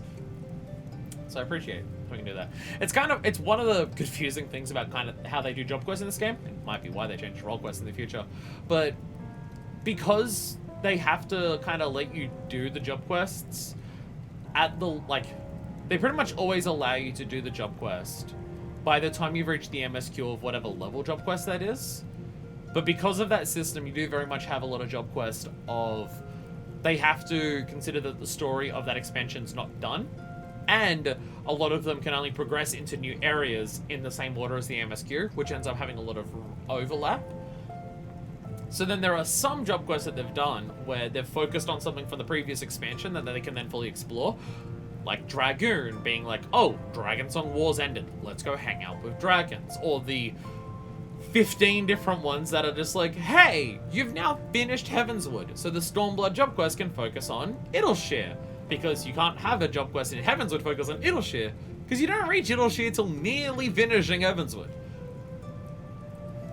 So it's kind of like a funny thing of you can't really focus on having an area of an expansion expanded upon unless you either have it as part of a patch quest line or a job quest line in the future going back to the expansion. One of the limitations of the job quest system with the way that they've done it, which again might be part of why they switch over to role quest, and also they probably switch over to role quest because boy howdy, having to write like 5 to 6 job quests of stuff on these jobs every single expansion, and also having to continue these storylines this many times, it's like, well, it's already getting to a critical mass point in Stormblood. Yeah, considering that into the future, like, how do you do another warrior questline? How do you do another like 10 levels of warrior questline? Having like another one at the end of each expansion to like continue a thing, it's like, that's one quest, it's not that bad. But like, how do you do another 10 levels of warrior? Like, it's understandable why they got rid of the idea. If it isn't my intrepid aid, pray tell, were you able to learn from Yayoroku? Not so that I don't enjoy the job quest, but you can definitely tell why they switched over when you do the Stormblood ones. Which is, like, I say that. It's like, in Stormblood, you can tell why they switched over to, role quests instead of continuing job quests. And you can tell when you're playing it. That being said, the Stormblood job quests, overall, are definitely the best expansion of job quest. But you can tell that it's getting to a point where it's too much here. I see. So just looking at more like the taboo practice by Moomoo Weapon was indeed that of the resurrecting of the dead. No, this foul instrument as well. This hard strike. Okay, first one. I myself first looked into the magic of life and death some years ago. I heard tales of enchanted blade by that name. But by the gods, never would I thought it to truly exist. No coincidence, Moomoo Weapon purchased interment rights under the same moon he discovered the blade. Now, very little doubt he meant to use hard strike to resurrect whomever he buried there. After all, you must have the dead before you can bring back the dead. No, he was just gonna... If he died, it was just gonna be like in the coffin, on the bed, sticking up slightly. So when they laid him to rest, he gets stabbed in the back by it and he comes back. Ta-da! This may very well mean the corpse Moomoo put to rest in Erlik's burial chamber is the victim of an attempted resurrection. We cannot but investigate this further. You know the protocols of that hallowed place. Keep the burial rights and family alone are allowed to pry open those coffins. Very well. I request a meeting with Moomoo Wepo. I mean to ask everything there is to know about this heart strike. I'll prostrate myself and must require his leave to further examine the sarcophagus in his charge. Seem shocked. Surprised you to see me take the initiative in such matters. I beg you, do not misinterpret the situation at hand. I'm acting out of my own interest in this, and mine alone. No intention to permit you to have all the fun. This one sounds interesting from a science perspective. I want to do some shit. I'm off then. Why not let your curiosity get the better of you while you're here? Got as many promising discoveries of late. So much for you to learn within these walls. Walls, whichever word you say. It's quality assurance. Let's fucking go. To Goldsmith's dream of gilded sheep. Fucking nice work. Nice work, game. I applaud you for that one. Severity the Alchemist Guild is news he wishes to share with you. Ah, my erudite extern. Welcome, welcome. I've been wanting to tell you. I did meet and speak with Moomoo Wepo. Alas, even for all my charm, I was unable to get the truth out of him in regards to Heartstrike. Rightly so. He's a jail's man. In prison for crimes he is known to have committed. Should he confess any further crimes, his sentence will only be extended. I can hardly fault him for his reticence. I hope at the very least to acquire permission to investigate the coffin in his charge, yet I failed in even that. We must not give ourselves to despair just yet. There are other ways to exhume the dead beyond the keep of the burial rites. Must turn our efforts to those deceased, the deceased is left behind, relatives, a spouse. In their presence, the great people have no pretense for preventing us to proceed. No doubt it may sound somewhat unagreeable to you, but if there's no other means at our disposal. What we must do now is clear. Travel to Erlik's burial chamber and speak with Idkatha. Learn what you can from her of whatever family survives our queer clothes.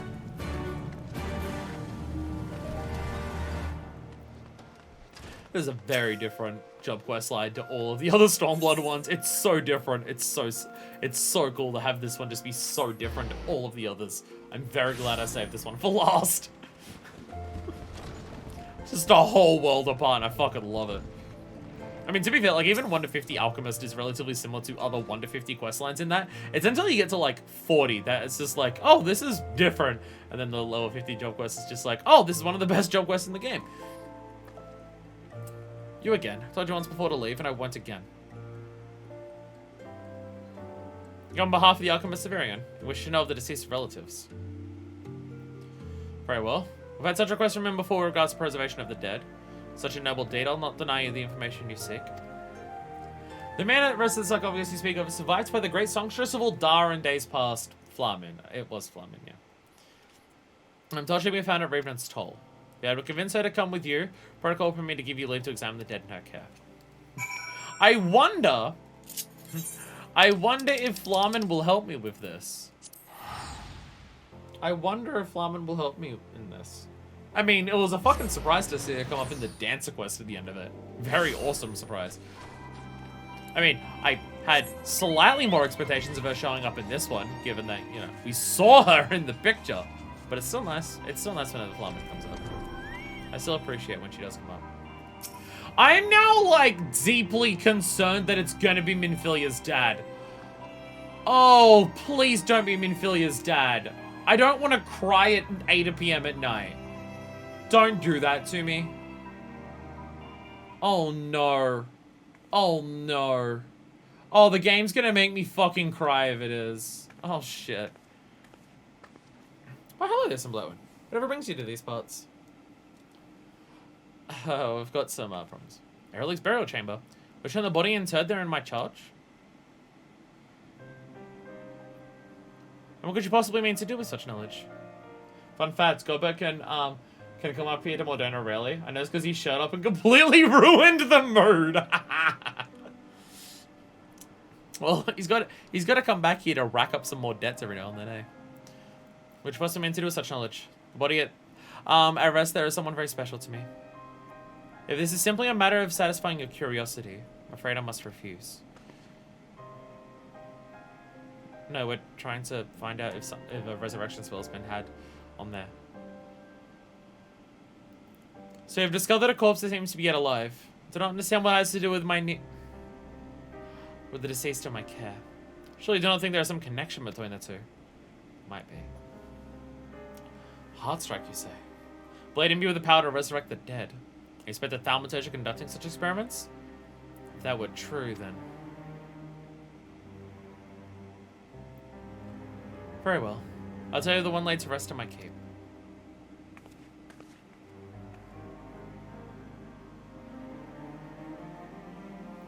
It is my love, my dearest Niel. He was murdered just before the coming of the calamity. Oh, so it may not be Minfilia's dad. It may just be another family member of Flamin's who is tragically dead. Oh, cool. Yet another dead relative for Flamin. Fun. He was murdered just before the coming of the calamity.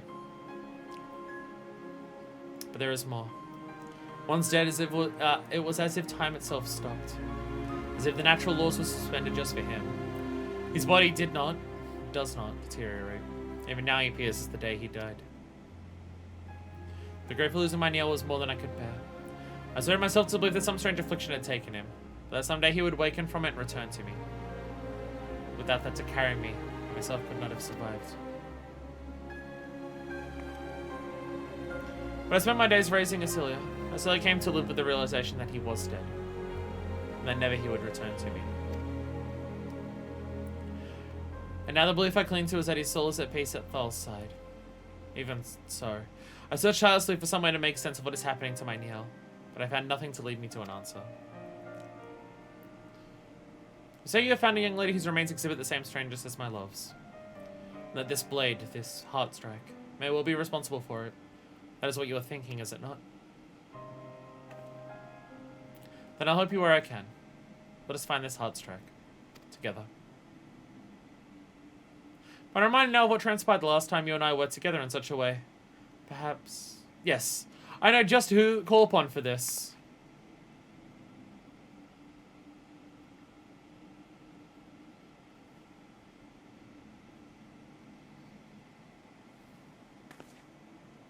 Another friend of mine will lend his aid. I've asked him to meet with us at Erlic's burial chamber. Will you come? She'd very much like to introduce you to my Niel. Remember in the goldsmith questline about how Niel Fresnay was a great goldsmith, but his is the story for another day? Oh! Oh! Oh! Oh, okay. Cool. Just strike that heart more. Let's wait my friend within Erlic's burial chamber. Oh, same color. Oh, fun. So, very, very glad we saved this one for last. Hi, Carl. Oh. I'm just good. I apologize for making you stay up really late for... So, the thing, I'm glad we saved this for last, because save the most impactful job quest for last. I appreciate that. But also, I am so sorry for making you stay up this late so you can see this questline.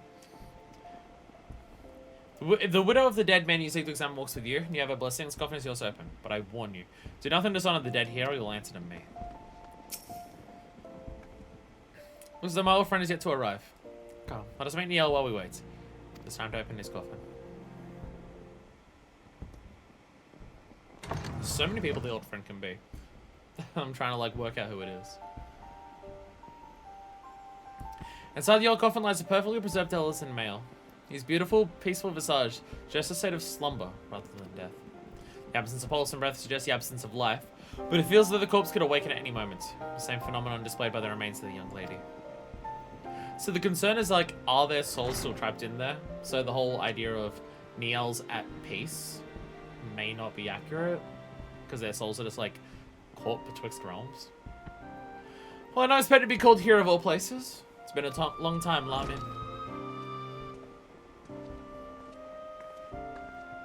Indeed it has.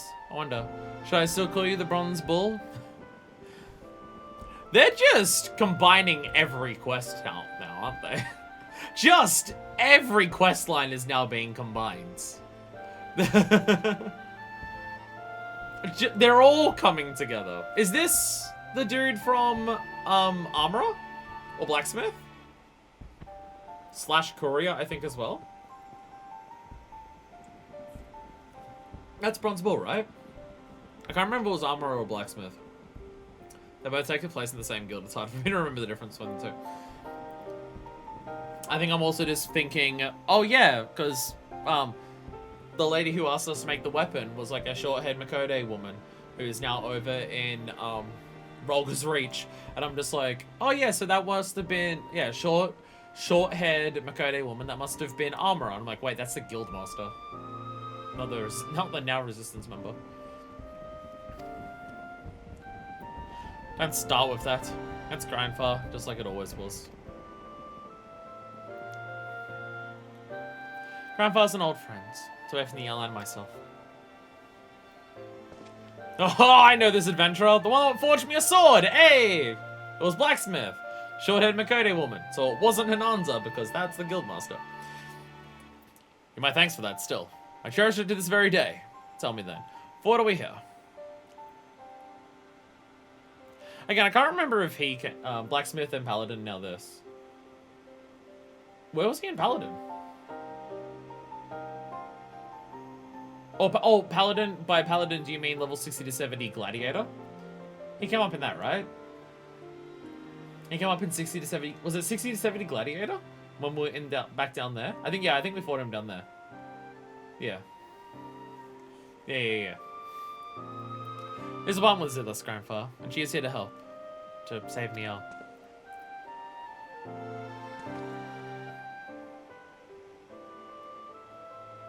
I've come to realize that so long as we are unable to put his death behind us, we'll never be able to move forward with our lives.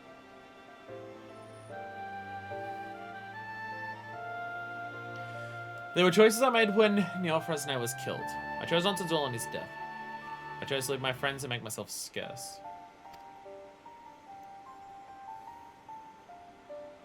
Ever since, I've been able to live with myself. So if there's what I can do now, I'll do it. Let us give him and ourselves peace. So was it the death of Niel that caused Grindfar to leave the Colosseum? Because I remember that being a part of it for the Blacksmith ones. Making him a new weapon was supposed to help inspire him to go back to being a gladiator. Was part of the reason that he left the gladiator stuff and left the Blood Sands because Niel died. This questline really is just bringing, like, several things together. Jesus. What I can do now, I'll do it. Let's give him and ourselves peace. Thank you, Grandfather. Your words bring me great comfort. I turn out to you as from Blackwind. Tell your tales of Grandfather. Tell me the corpse, the thaumaturge, Heartstrike, everything. Like, this is Blacksmith, Paladin, MSQ, Thaumaturge. Like, there's so much stuff being brought to... Goldsmith. There's so much stuff being brought together for this one. Another corpse that doesn't rot. Can't be. Heartstrike lost its power. It's useless. Has been ever since I stole from all the Loritos in 5 years past. You? I mean to say you had it in your possession. Grandfather, tell me now. Do you know who did this to Niel? He just got old or something? If only. I saw how he was. Dead, but not. It wasn't natural. I heard of the blade and what it could do. I suspected it had been used on him. So I thought if Heartstrike could be used to do this, perhaps it could be used to undo it. I made a free spirit from whatever jail it's in. I learned the blade belonged to Lord Lorito, so I broke into his estate and stole it. the heart strike you took was already void of power. If I ever had any at all. So you weren't able to save Niall with it. Right. After that, I threw the blade into the soot crate to be done with it. But this changes things. Mimoepo dealt in these darkest of arts. But he knows a way to save Niall. Problem is, Akrea's mum does not like to speak any truths from his cell. I meet within myself. Some old friends of mine want me able to arrange it. A new adventure. I'll have a word with you outside.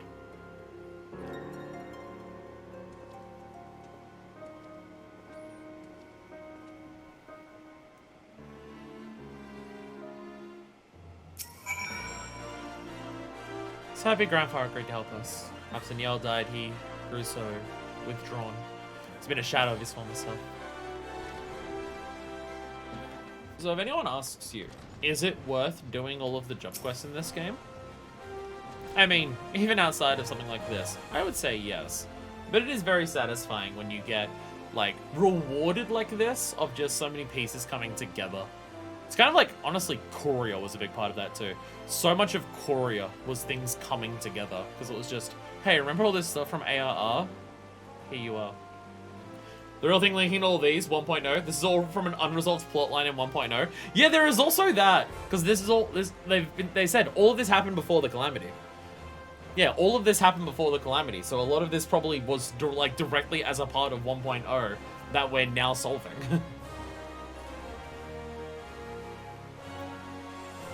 Like, all the different aspects of everything here is stuff from 1.0 that's being brought together. Like, goddamn. Goddamn. Again, I've never seen another game go anywhere near this hard in terms of its world building and bringing pieces together of just... Well, not even just, like... Not... World building's the wrong word. But, like, character building? World building might be... Whatever word I'm looking for in terms of, like, all the different people and characters and events of the world mesh and commingle with each other and all have an impact on each other to make it feel like a world, because it's not just... The game isn't just a bunch of isolated people in isolated places that are doing their own things. It's an interconnected world where things affect everywhere, and all people affect people and everything like that. I've never seen a game go this fucking hard on it. Something like Yakuza has quite a bit of it, which is funny to say that Yakuza is another game kind of like it like this, but I've never seen a game go this fucking hard on it. And I feel like it's usually, sometimes it is, but usually it's not done in a case of a, oh, I know that reference, so I clap because I recognize the reference. Usually.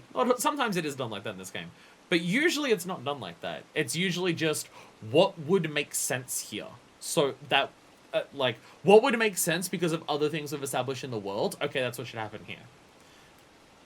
Something like this is very much just, the Alchemist questline could have been about anything, but they're bringing this stuff in. But people being resurrected from the dead, all of these other things that they've done, this is all stuff that existed in the game for multiple expansions before this, and so it makes sense for these things to come together in the way that they're doing it. And again, unless you've done all of that other stuff, unless you've done 1.0, you wouldn't even recognize the references anyway. So, you know, there's also that. To make Muepe might prove simple enough, but having the truth from him will not. That's why I ask your aid. I need to speak with the Alchemist of Irigan. Find out what tonics or potions you must loosen the lips of our Lalafell. I'm going to present out under the guise of good intentions. Cool. Drug him with the truth serum. Let's fucking go. Forgive me. This is the way, but I didn't wish to speak if it's a flamen. Now go. May the gods go with you. Uh-oh. Uh-oh. We're being watched. I'll be out of truth moving away from his mouth. That's why I need your help. Go. Do as I asked.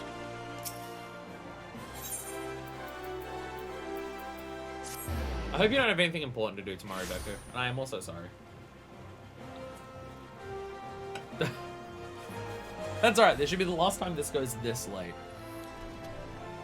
I can cut all of the other ones at 5 hours and just stop instead of going for 7. Hopefully. So the remains of the famed goldsmith and Neofresne suffer the same twisted fate as that of our young lady. And you believe the blade hard strike to be the common thread that weaves this tapestry together. Most intriguing.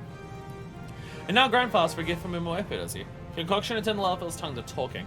Such deviousness. Dare say I like the way grandfather thinks. Slightly morally grey? Oh, I'm super down, says Severion. It just so happens, considering a similar tactic myself. Indeed, I've already begun preparation of the ingredients needed. The dilemma lies before us, namely this. Mimopo is not a fool enough to simply imbibe some unknown tonic presented him by a random caller. But as can be expected, I have a solution. I have come to my knowledge that Mimopo has an unslakable thirst for Muntu juice. Definitely mispronouncing that. Just so happens that exposing said juice to fermentation process twice over yields a natural truth serum. While now unsuspecting larval is like to quaff heartily and without heed. Here then, take these reagents, but mind your hand. They may appear to be no more than mere juice ingredients, but within lies some potential for great chemical catastrophe. Why do you tarry here? Grandpa waits for twice fermented 1-2 juice, whatever that word is, at Errol Experimental Chamber, does he not? Sit him with all haste. Should we discover all tales? Bring word to me forthwith. Fermenting 1-2 extract twice greatly lessens the bean's natural bitterness, resulting in a smoother aftertaste. Side effects of beverage including a decided loosening of the tongue. I'm seeing this word and I cannot remember if that is just the name of a bean that I've like seen in the game enough that I recognize it, or whether it's the name of a bean that I recognize from the real world. Because the 14 brain rot is genuinely that fucking severe.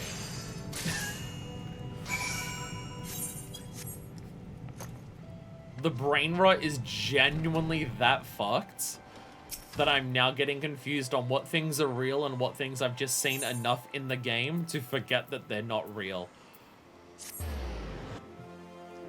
Which is a deeply concerning issue. Because I saw it and I'm just like, I immediately recognized that they're beans. Because you just said it was the type of juice and I'm just like, I know that's a bean. And so I'm just like, oh, I know it's a bean, so it must be a real thing. Or have I just seen it a lot in the game? We have it makes us gifts for Mimoepo.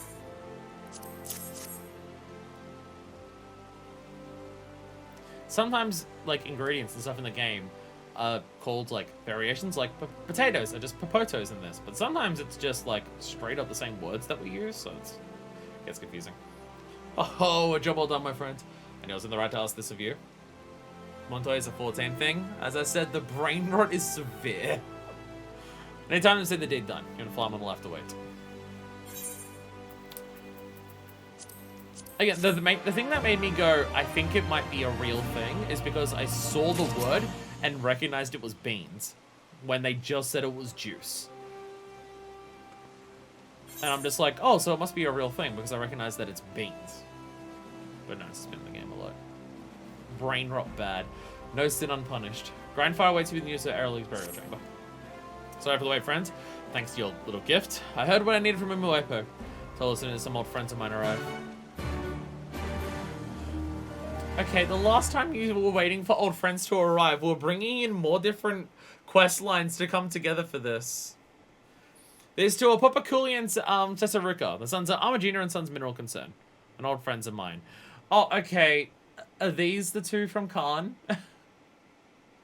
I forget. Are these the two from Khan? Armagina and Sons. Temple of Khan Hard with the sister who was diving in. Is that these two? Because my brain is saying yes. Or maybe I'm thinking of Copperbell. Minor questline card hard and more 1.0 characters. Okay, what thing that is somewhat related to Uldar is not going to come up in this questline? Jesus Christ. Oh yeah, they were. I'm remembering they were in the minor the minor questline because we had the whole having to prove ourselves. I remember the room that we were like talking to the dude and trying to prove ourselves, and these two were here. Yeah.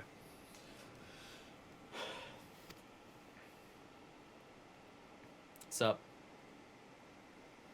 Before I tell you what Mimoepo spoke of Heartstrike, I must tell you of our crime. The unforgivable crime that denied a young girl a happy life.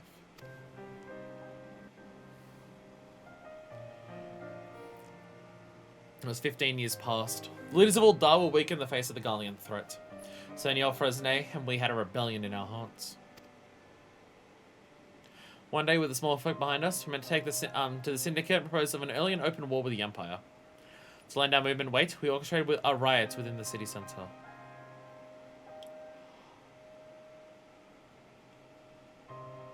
Oh, okay. Oh.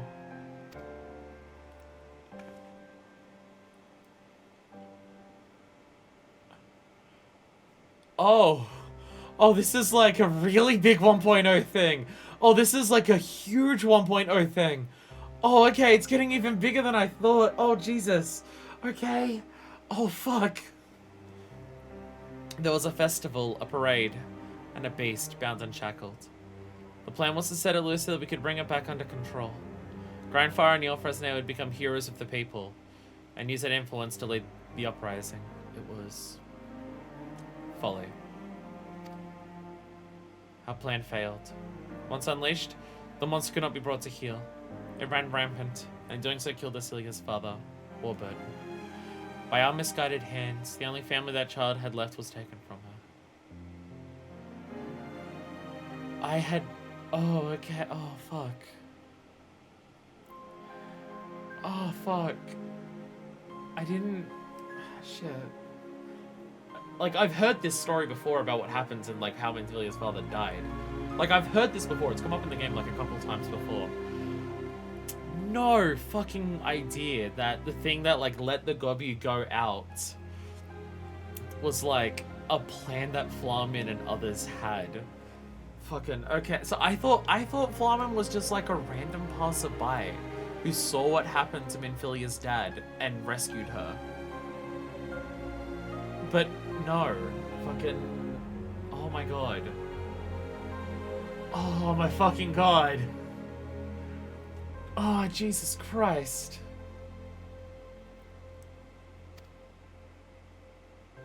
But you erased her as your own after that. You did all you could to make things right. Not like me. I took the Craven's route. I ran.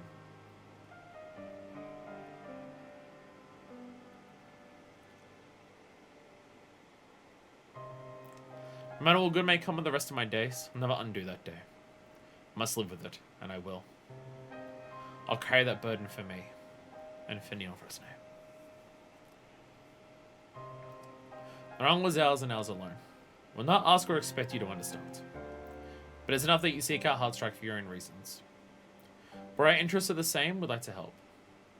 Saruka, tell her. Like, I would assume the other characters here know that Minifest is a Scion. And know that Minifest knew Minfilia personally. Like, very well. I mean, obviously Flamin would know that. But I'm assuming if Grindfire and the others are here and speaking with Flamin, I assume they know that it's like... They know who they're talking... Like, they know I know who they're talking about. And that it's someone that I knew personally. Fuck me.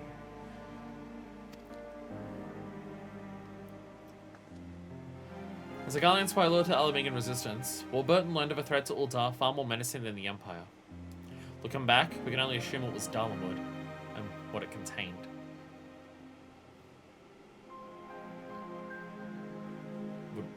Did Warburton learn what it contained? The Gallian Empire didn't know that shit. The Empire didn't know that shit. Unless certain people who were put into its thrall did. It's possible Midas knew at some point, just didn't tell people because, you know, he was tempered by that point. Never we imagined such a horror. We thought only to use the idea of threat to stir the people to rebellion, to drive them to favor war with the Empire. But Warburton died, and with him whatever knowledge he had. So we could not say for sure what the threat to Ul'dah was. Even so, Neilfresnay would not relent. He inspired Moonwiper to make use of Heartstrike.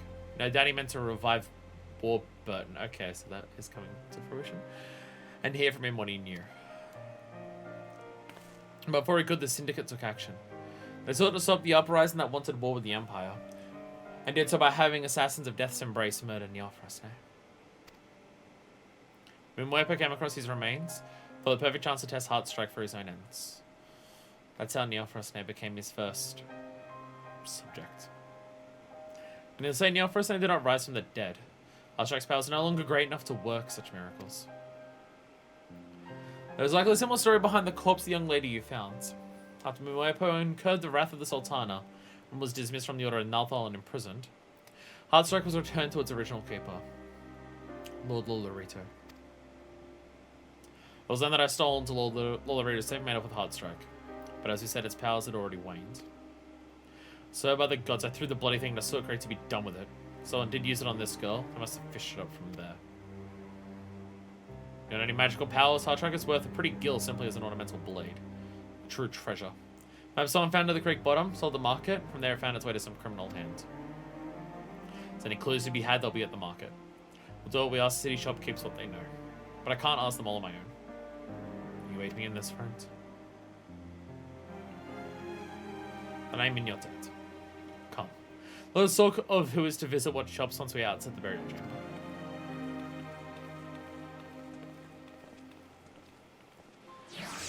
Fucking Christ. Oh, fucking Christ. You mean to help us?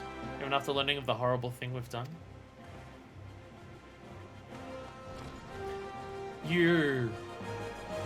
If there is anyone, if there is any character that we've met in this game who would not blame these characters for what they've done, realistically, it's Minfilia. It is Minfilia. As the person who was leading the Scions, and the stuff that the Scions have done, in terms of, like, we've had to kill tempered people and stuff like that. We've, like, taken up arms against the Gallian Empire directly and stuff like that. If there is someone who would forgive them for that, it would be Minfilia. Minfilia would understand. I'll find this Heartstrike in the officer's name. I thought I'd see the day that brought the four of us back together. We're just gonna do all of the Heavenswood and Stormblood, like, Hands and Lands quests. It'll be, like, a fun time and some things like that. Damn! Crafting and Gathering quest got hands! I said to the Sapphire Avenue Exchange. Said Surukura and Papa Cooley. He said the Ruby Road Exchange.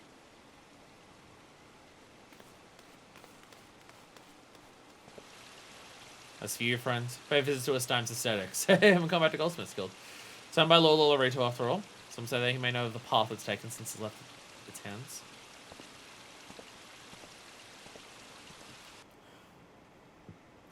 Hi, Marcel. I must talk with you about something. Again, someone else is watching us do this.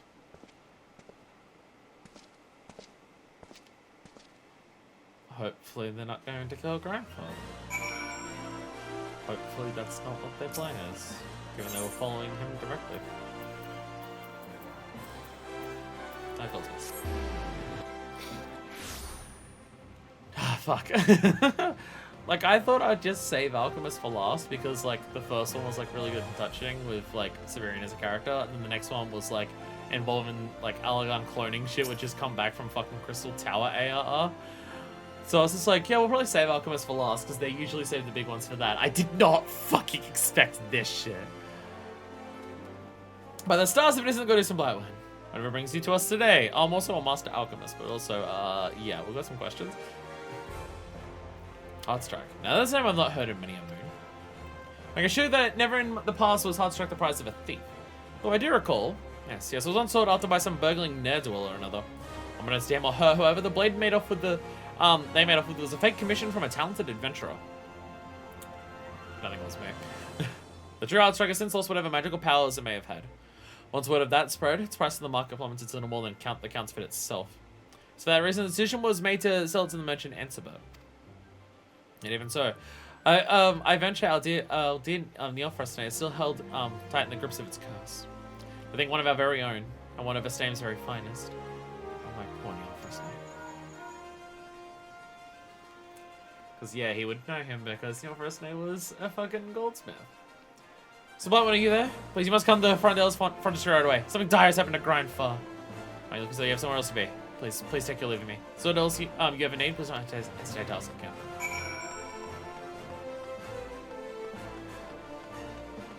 Don't kill Grandpa.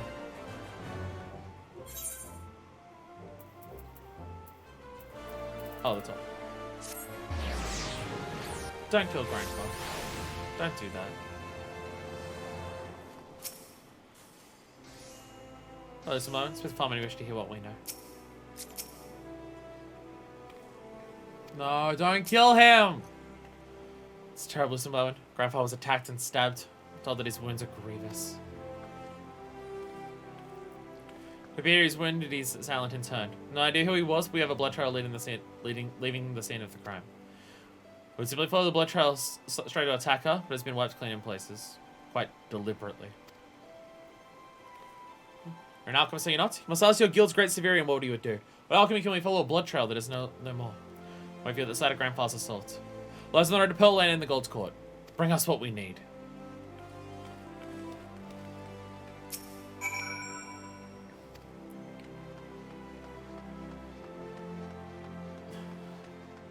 Fucking Christ. Video game, what are you doing to me?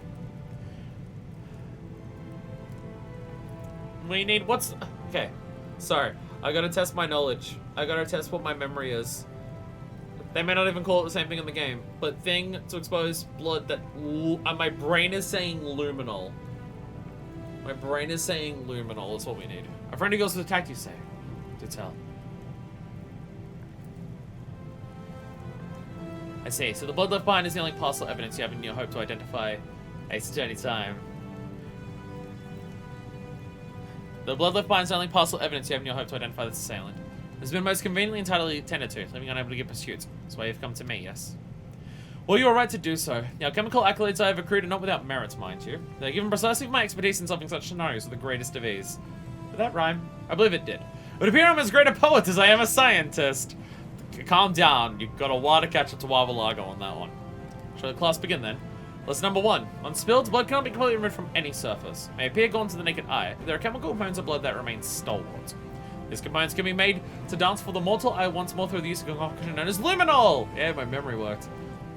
I don't even need the intellectuary, regardless of sweetness. Serves as a catalyst to trigger a luminescent reaction in any sanguine spillage. Come, I'll provide you the ingredients. Yay, my memory worked. Was asked you by Popaculi of Armatine and Sons? Worthy client indeed. Let's not keep him waiting. Live in Luminol team with all haste, for it's too late and your criminal too far. Makes one rhyme to put on poet on my resume. That is very much Severian, yes.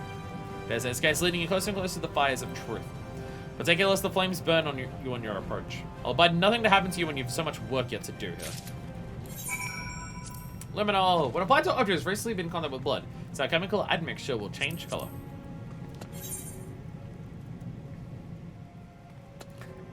I like how you have the tiny little alembic, and you just shove the tiny little thing into this giant fucking forge that you have here. Where did the forge come from? Don't worry about it, it's fine. I like how I was like so excited about getting girl bossing, but I'm just lazy and just using groundwork, so I'm using waste not one lock because it's better. Because I am lazy. Also at this point my jobs are a little over-leveled, so might as well should be fine for us to complete like this.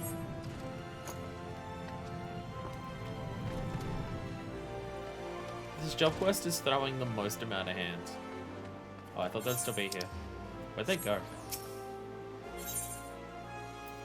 Oh, right, they went back to where the stabbing happens. Pearl Lane. Yeah, they did say that. Sorry. That makes sense. So I say, like, doing this will have done all the job quest. And obviously there's still role quest. But now that we're in Pearl Lane, I have to be reminded, oh yeah, we do have Sage and Reaper. But they're 70 to 80, so we're still going to save Sage and Reaper for Shadowbringers. We might be able to finish them now. We may not be able to. But I'm still going to save it for that. Got what we asked for? Good. Deliver it to my brother right away. That's what where Grandfather came under attack.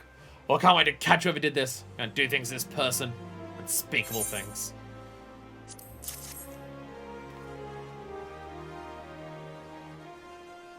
What we asked for? Then let's waste no more time. Ah, it's glowing. Look there, where the blood trail was that way. It glows and leads towards the Sapphire Avenue exchange. The chase is on.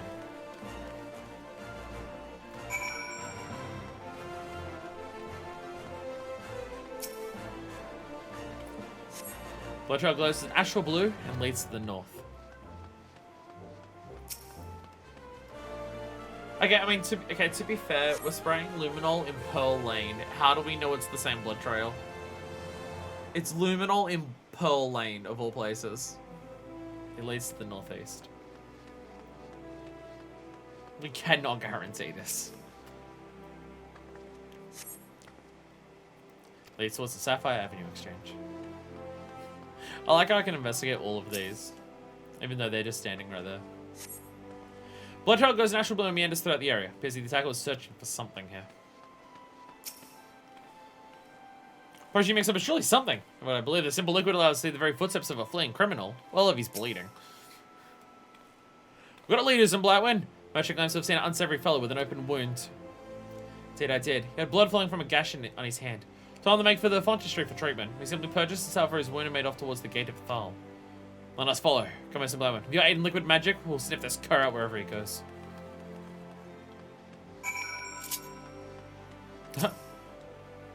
More blood trail.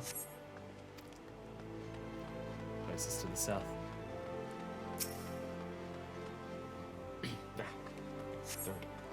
Indicates a slowing pace. Perhaps the attacker's refuge is nearby. There's nowhere left to run now. We will end you. There you are, Simone. Thanks, that bro of yours. I think we found our attacker's den. There's gonna be this letter to warehouse. Can't wait to find out that this is yet another character that we know. If they are, I don't recognize the armor they were wearing. But it could be. They were hiding the identity. So I got the master here. It says warehouse is led by is led by a merchant named Answerbert. Is that name known to you? That came up earlier today, like earlier in this. What? Same as the merchant who purchased Heartstrike from Esteem's Aesthetics. Gonna mean grandfather's tried to interfere with us investigating these corpses. Now I'm getting angry. And his mongrel running, we're able to grab by a tail. All that remains is to trap him. Says Rika, take word to the brass blades. Stay post to make sure nobody slips by. Consider it done. Anyway, some moment, get some rest. Come in for a battle of attrition here if Aquarius stays in his hole. Do you want me to, like, help you? I am the warrior of light. I am the warrior of light. I could probably help in a fight, maybe. I love beyond lifetimes. But Bakuli appears to be greatly disappointed. See, I'm wondering if how part of this is going to end, which will make me cry, is the whole Severian bringing like a soul back to speak with them for a few seconds is going to come in and have Neil say goodbye to Flamin, and I will cry. But Bakuli appears to be greatly disappointed. Yes, I have failed all of you. And Sabet has made his escape. We were standing here the entire time. By the time Cicero arrived with the brass blades and we entered the warehouse, he was already gone. We kept watching shifts after that, but he did not return. And Daddy was onto us. But the more we learn about prey, the more likely we are to succeed in our hunt. Cicero found a woman in the employ of Ansebert, an attendant. Got word out she is out to the market as we speak. Come with us. We're going to search for this attendant on the Sapphire Avenue exchange.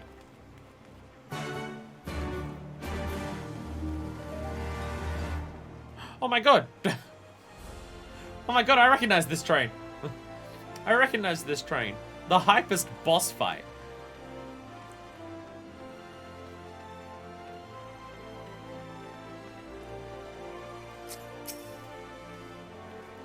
There you are, Simone. Come, let's hear what this lady attendant has to say.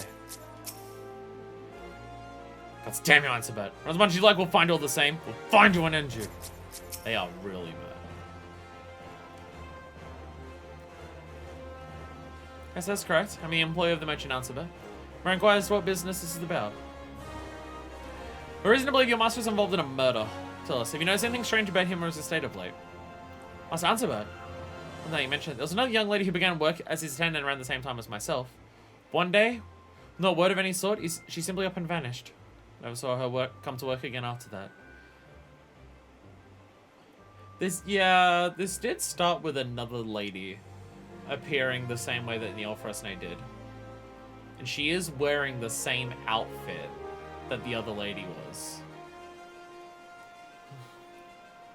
There is that. So Ansebert claimed she was stealing valuables from his home, that he had no choice but to discharge her. But I grew to know her and time were spent together. She would never have done such a thing. Came to your room not long after. It was that Master Ansebert only hides his attendants women of humble means, and I I confess at times I find his gaze is quite discomforting. It's alright, we're safe now. But I must ask, will you come with us to Errol's burial chamber? There's something we need to know, and only you can tell us. Will in some way help you learn what has happened to that girl, then yes. I will follow wherever you ask.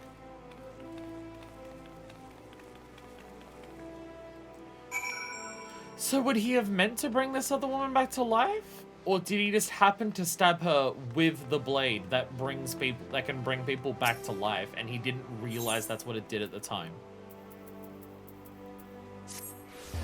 Becomes the question.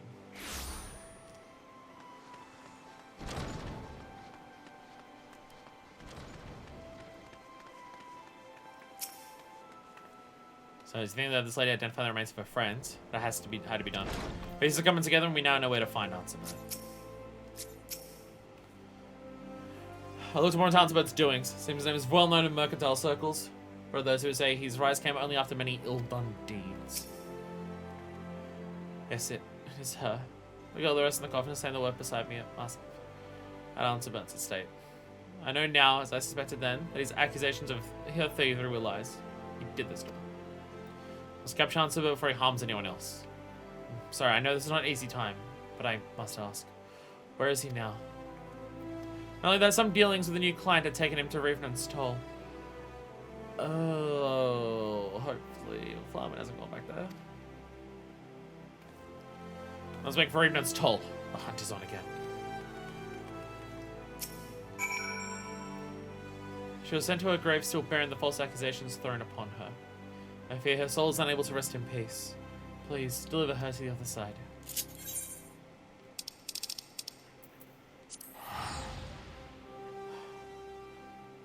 Questline has hands. Questline has hands. Fucking Christ. And I thought Alchemist 1 to 50 was good. Oh, God. It's about can leave it. Can leave. Here's a corpse in custody. Oh, that was fine by me. You come in before long. You can only wait. Alright, shall answer about the vengeance of the dead. They are like super mad at him. They want him really fucking dead.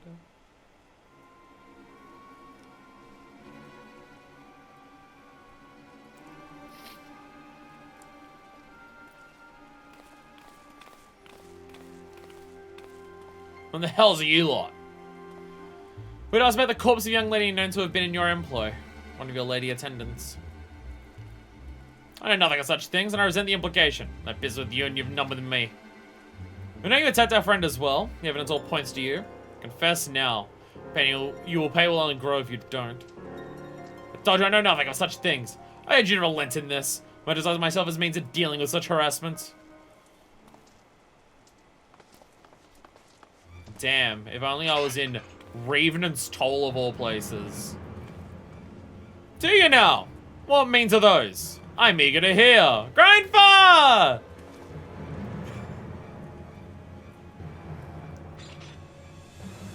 You want to mess with the bronze fucking bull? You! Possible! You were stabbed through your very heart! Grandpa, you are well again. What sort of warrior do you take me for? Spend years cheating death by sword and spell. You think some common blade in an alley would be the end of me? Now then, which of you was it? My sword left a nasty bite of its own. Let's have a look at those hands of yours. Well, it seemed you left me no recourse but to kill you all! Send these fools to meet their maker. Didn't you hear him? That's Grandpa, the bronze bull! He's been led to the Colosseum! Oh, the likes of the Hellfire Phoenix! You're not paying us enough for this, merchant. You have fought with the bronze bull, that fight is yours alone. Get fucked, you know. Thought my past behind me, but perhaps I am not behind it. No matter. Well, so you then answer that. You're prepared to confess your crimes? The girl. It was her fault. She forgot her station. Then she owed me for taking her in. She had no right to refuse me. Oh, you're like an evil piece of shit. Oh, you're like evil. In the end, I forced myself upon her, but to no avail. She swore she would tell Obaldar of my improprieties, that she would tarnish my reputation, ruin me. I could not abide that, so I silenced her. I'm here to judge you for your crimes. I'll task before to others. We have a heart strike. You have it still, yes? Surrender it. It was her fault! She wouldn't let me rape her! So I had to kill her. Don't you see? It's entirely her fault. We'll take him back to all die on the blast blades. Fear not. Should we come under attack and he die along the way? Well, we sure he receives a proper burial. Ah.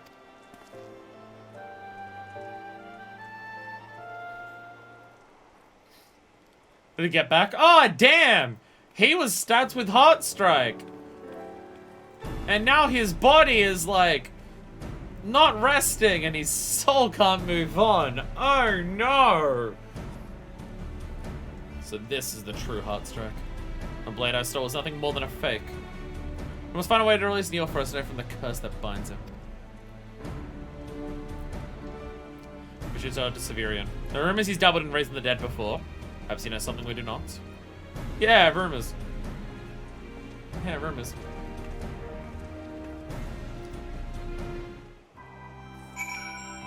Man, it's really tiny. Fits in my hands. No, you're just a Rogan. You're just a robot. Look at the little carbuncle just walking around. Wait, who's carbuncle? Wait, what carbuncle is this? Wait, this is an NPC carbuncle.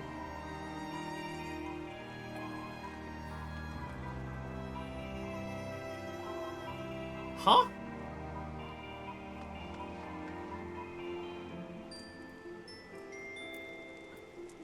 I just noticed it going for a little walk, and I'm just like, someone's RPing their carbuncle very well. But wait, no, they run.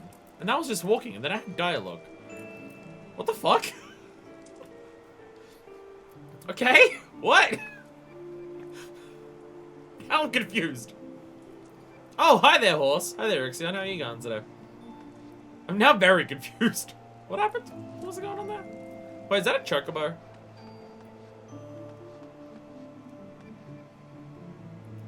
That's full Ixion barding. Wait, what the fuck is going on back here? What the? Wait a minute. What the fuck is? What the fuck was up with that barding on the chocobo? There are several weapons of pure light on the back of it. Waldona's fucked. Waldona's fucked. Random NPC carbuncles. I think I've never noticed it before. So with a fucking chocobo that has fucking multiple. Kirby hangs around Riven Soul. There's another NPC who walks around calling for it, but Kirby doesn't come. That's adorable. That's adorable as shit. I've never noticed that before. I was just walking around having a sniff. Let's go.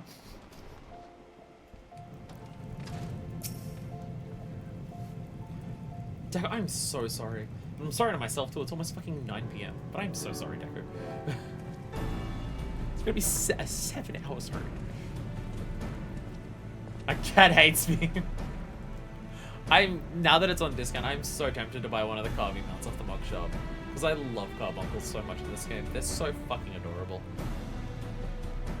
I'm worried now that there's a sale on and there's a bunch of things. I'm worried I'm gonna spend like $50 on mug shop items. I'm really concerned of the type of person I am. I must find a way to break the curse of this blade. Well, what a most pleasant surprise! I heard a horde approaching and thought I'd be inconvenienced by some daft clientele. Ah, now this is a rare trait indeed. Hard strike, I presume.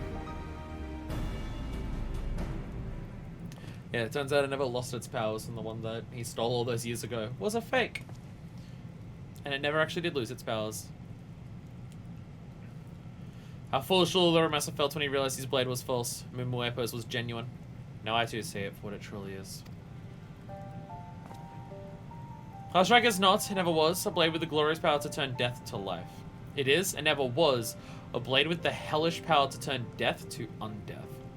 It is, in all ways, a tool the most detestable of those who practice the dark arts. When the blade punctures the flesh of the dead, the magic contained within this jewel here commands to action the deathly forces that grip a corpse. And yet, behold, the other side. There's no such jewel embedded here. I would hazard it was dislodged at some point in all the exchanging of hands and violent stabbing this weapon has seen over the years. Without the other stone, there is not enough power to fully render death to undeath. But that grace alone do Neil, Fresno, and the young lady continue to lie in their perfectly preserved state. Had both stones remained, they would have risen as monsters. Not as they were known in life, and not truly living. With the power it was still able to muster, Heartstrike simply fettered their spirits to their bodies. So yeah, their souls have been trapped in the body the whole time. Neil Fresno being like 5 years. But they're not zombies. That in turn explained wondrously well why their flesh is never set to rot. Now, or at any point hence, the undoing of Heartstrike's magic will serve to unbind their spirits. Then and only then will they be free to return in peace to the ethereal realm. How do we undo what it has done? Dare say it's far more simple than you might imagine. You need only destroy the source of the magic. Stay your sword, fool. You'll not break the magic by breaking the blade. Must obliterate Heartstrike, then nary a trace of its physical existence. To that end, we require a powerful agent, an acid, a dissolvent of some sort. And being the case, you've done yourself great service in coming here. Such a concoction shall prove no feat at all for myself and my prodigious pupil here. Is that not right, pupil? Let's bring this sordid tale to an end. Indeed not. I would expect nothing less of you. And so in the end we turn to you, friends. The wrongs of our past were our own. And I hope to right them by our own hands. But it seems that was not meant to be. A shame is ours to bear. For now, take your time. Steady your hands. Make us what we need to undo what Heartstrike has done. With the way to it, Errol's burial chamber.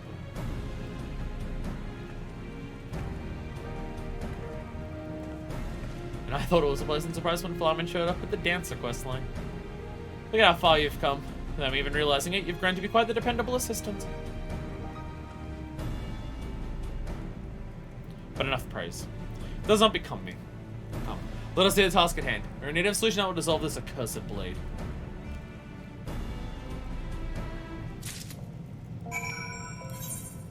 Potent dissolvent. Dissolvent so potent it will eat through almost anything. Don't get it on you. Don't let it touch you.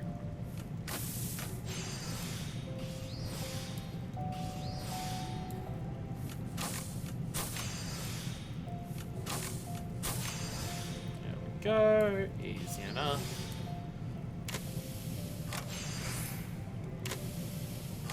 Crafting's so easy when you're overloaded.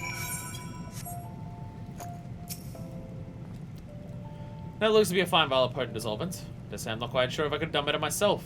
Wow. But yes, now that I think on it, I probably could have. Oh, okay, well there it is.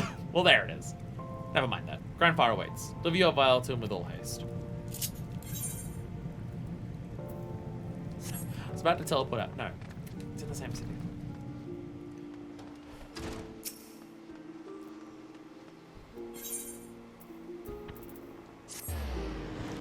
So this makes one of the best in the game, again.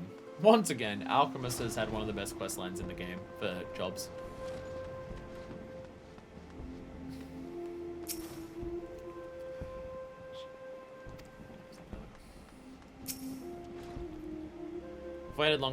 I've waited for this for a long, long time.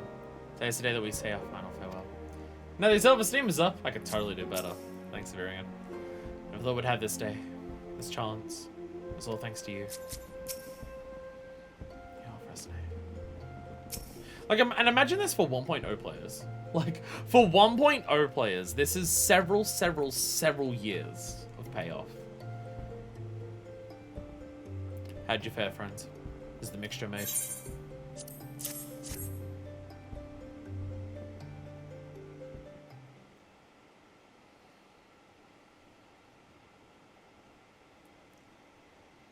Just dump it on the fucking floor. Don't worry about how much it's gonna melt the floor. It's fine. Let us put this to the test then.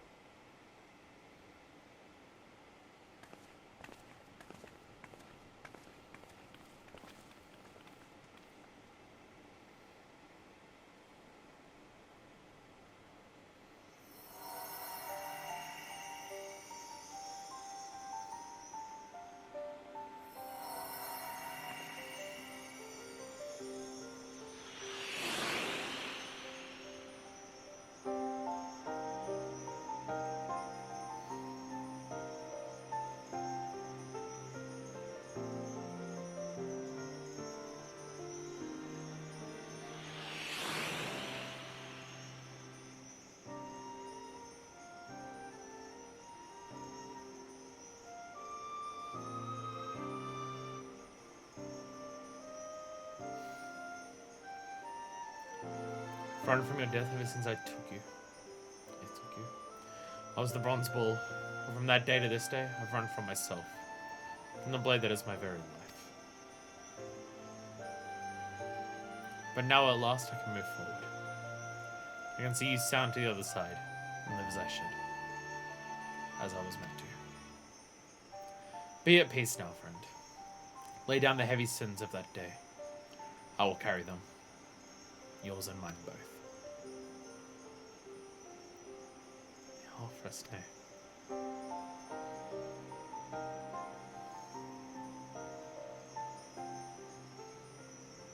Yeah.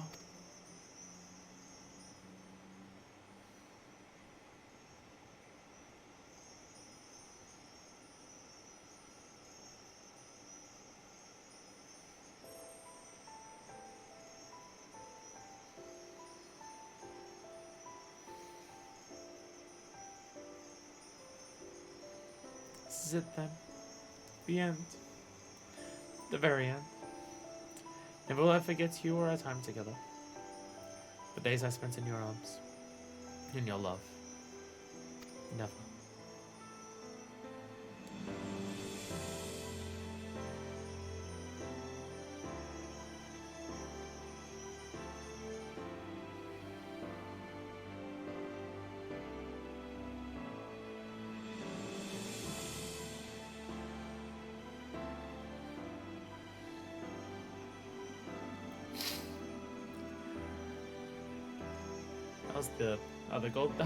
That was the old goldsmith master, wasn't it?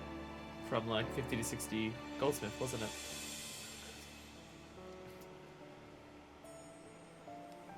Yeah. That's the goldsmith, like guildmaster, right? The previous one? Yeah. Which was his brother, yeah. I love you, my sweet. Then, now, always.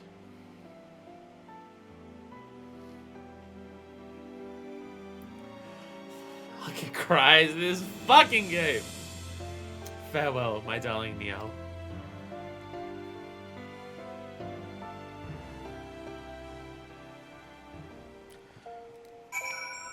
Did not expect to fucking cry today. Oh yeah, let's just finish the crafting and gathering jobs for Stormblood. Let's just do that today. I didn't expect to fucking cry at this fucking game again. God damn it. Oh, how does 14 keep doing this to me? Fuck. I must move forward as well. My life must go on. Sleep well, friend. Sleep well. Goodbye, Neil Fresnay. There are no words, friend. No words. I owe you more than I could ever hope to repay. By your toils, my dearest Niel is now at peace. I don't know what to say but this. Thank you. 1,000 times. Thank you. Neil Fresnay. Chin up, Zesarika. This is an end, but not the end. There's still a path before each of us that we must walk. You're right. And there'll be those who we lean upon, just so we have to get here. You're meant to Severian as much such as please. To tell him how grateful we are for all he has done. Oh, fucking Christ.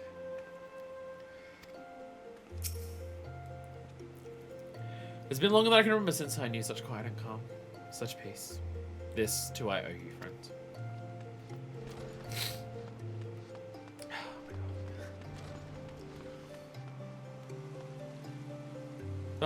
I was wondering if the goldsmith person would be around anywhere.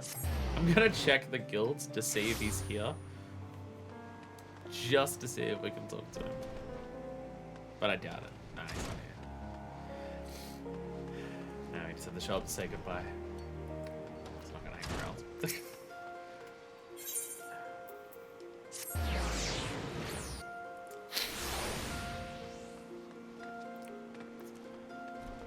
Like 1 to 50 had like an emotional ending. for the Alchemist. 50 to 60 was like cool with the lore stuff in terms of how it brought up other things. And did that, but fuck me. But fuck me. Welcome back, my intrepid cadet. Tell me, did all go well? It's Heartstrike no more. Yeah. And Dissolvent did as Dissolvents do. That is good. Me and to move on to our next lesson. I put to you, fledgling gets great alchemical mind, this quandary. Should you be faced with death of one whom you loved more than life itself?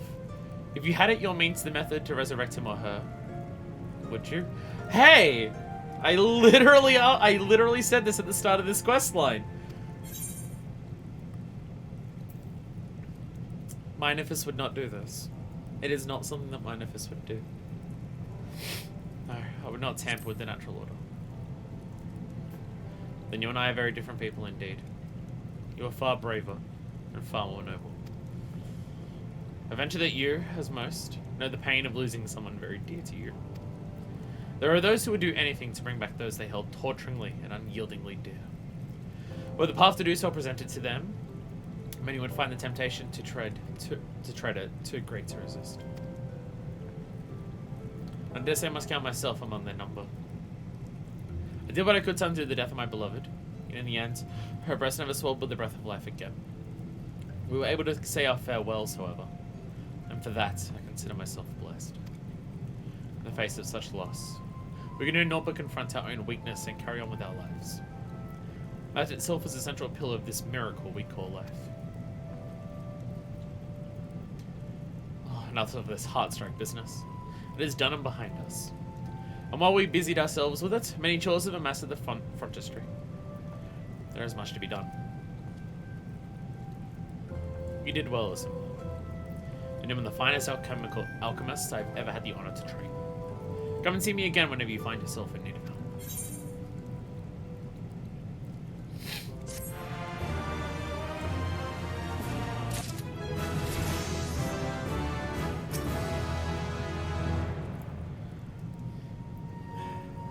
So now we know the true power of the blade that was known as Heartstrike.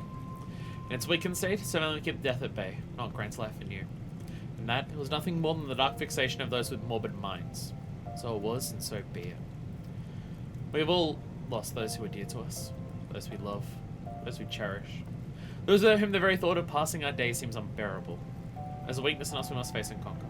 That very struggle is a part of this miracle we call life. How do you fare? You come calling merely to see how I'm faring? To what end, might I ask? When I better say you're worried all that Heartstrike business has rekindled me in the urge to try my hand once more on the most forbidden, sinister of magics. As well you might, but me when I say, you need worry not. Perhaps, long ago, a younger and more full version of myself would have been tempted to do so. This is not that time, and I am not that man. The man you see before you has learned a valuable lesson. No more will I spend my days in remembrance of and longing for those I have lost. For I have found that to devote myself to the here and now, to live for this day and the people in it, is a far more rewarding life. In that lesson, you're the master, and I the pupil. Ah! Oh, this fucking game! Oh my god! Oh, Jesus Christ! How? How do you do this? Oh, fucking god damn it. Oh, fuck me. Oh my god. Oh, I'm just a mess now. I'm just a full-on fucking mess now. Jesus Christ. We have to talk to a boy forever today. For an age, it felt as if time had stopped for me. But now, for the first time since Niall passed, it feels though I can move forward. And so I will. But ever will I carry with me the memory of him in our time together.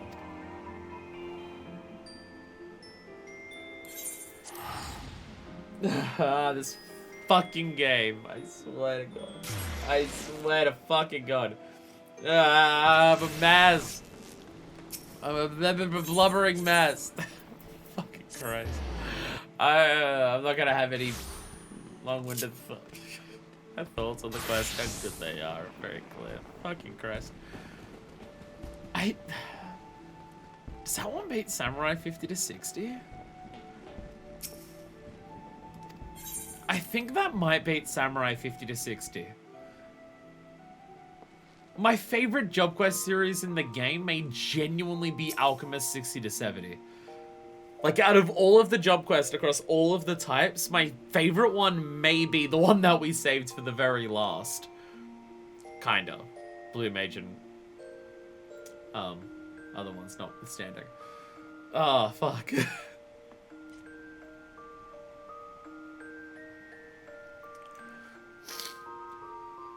Like, that's one that started strong really, really fucking early by just being such a different type of thing compared to all the other ones for crafting and gathering in terms of just a mystery and what's afoot, and then just the way it so naturally brings together so many, like, plot lines and characters from both 1.0 and an unresolved idea from 1.0, the MSQ, so many other, like, quest lines for crafting and gathering, giving like a lore detail of a super important aspect of 1.0 in terms of like what happened with Minvillia's father and stuff like that, and then it just all pays off with such like an amazingly tearful farewell of an ending, and Severian continuing to just be this amazing character who's like a snobby piece of shit and an asshole in a lot of ways, but everything like that. I do appreciate that it's just like it's another quest line about having someone from the dead, and Severian like clearly showing his guilt over what he did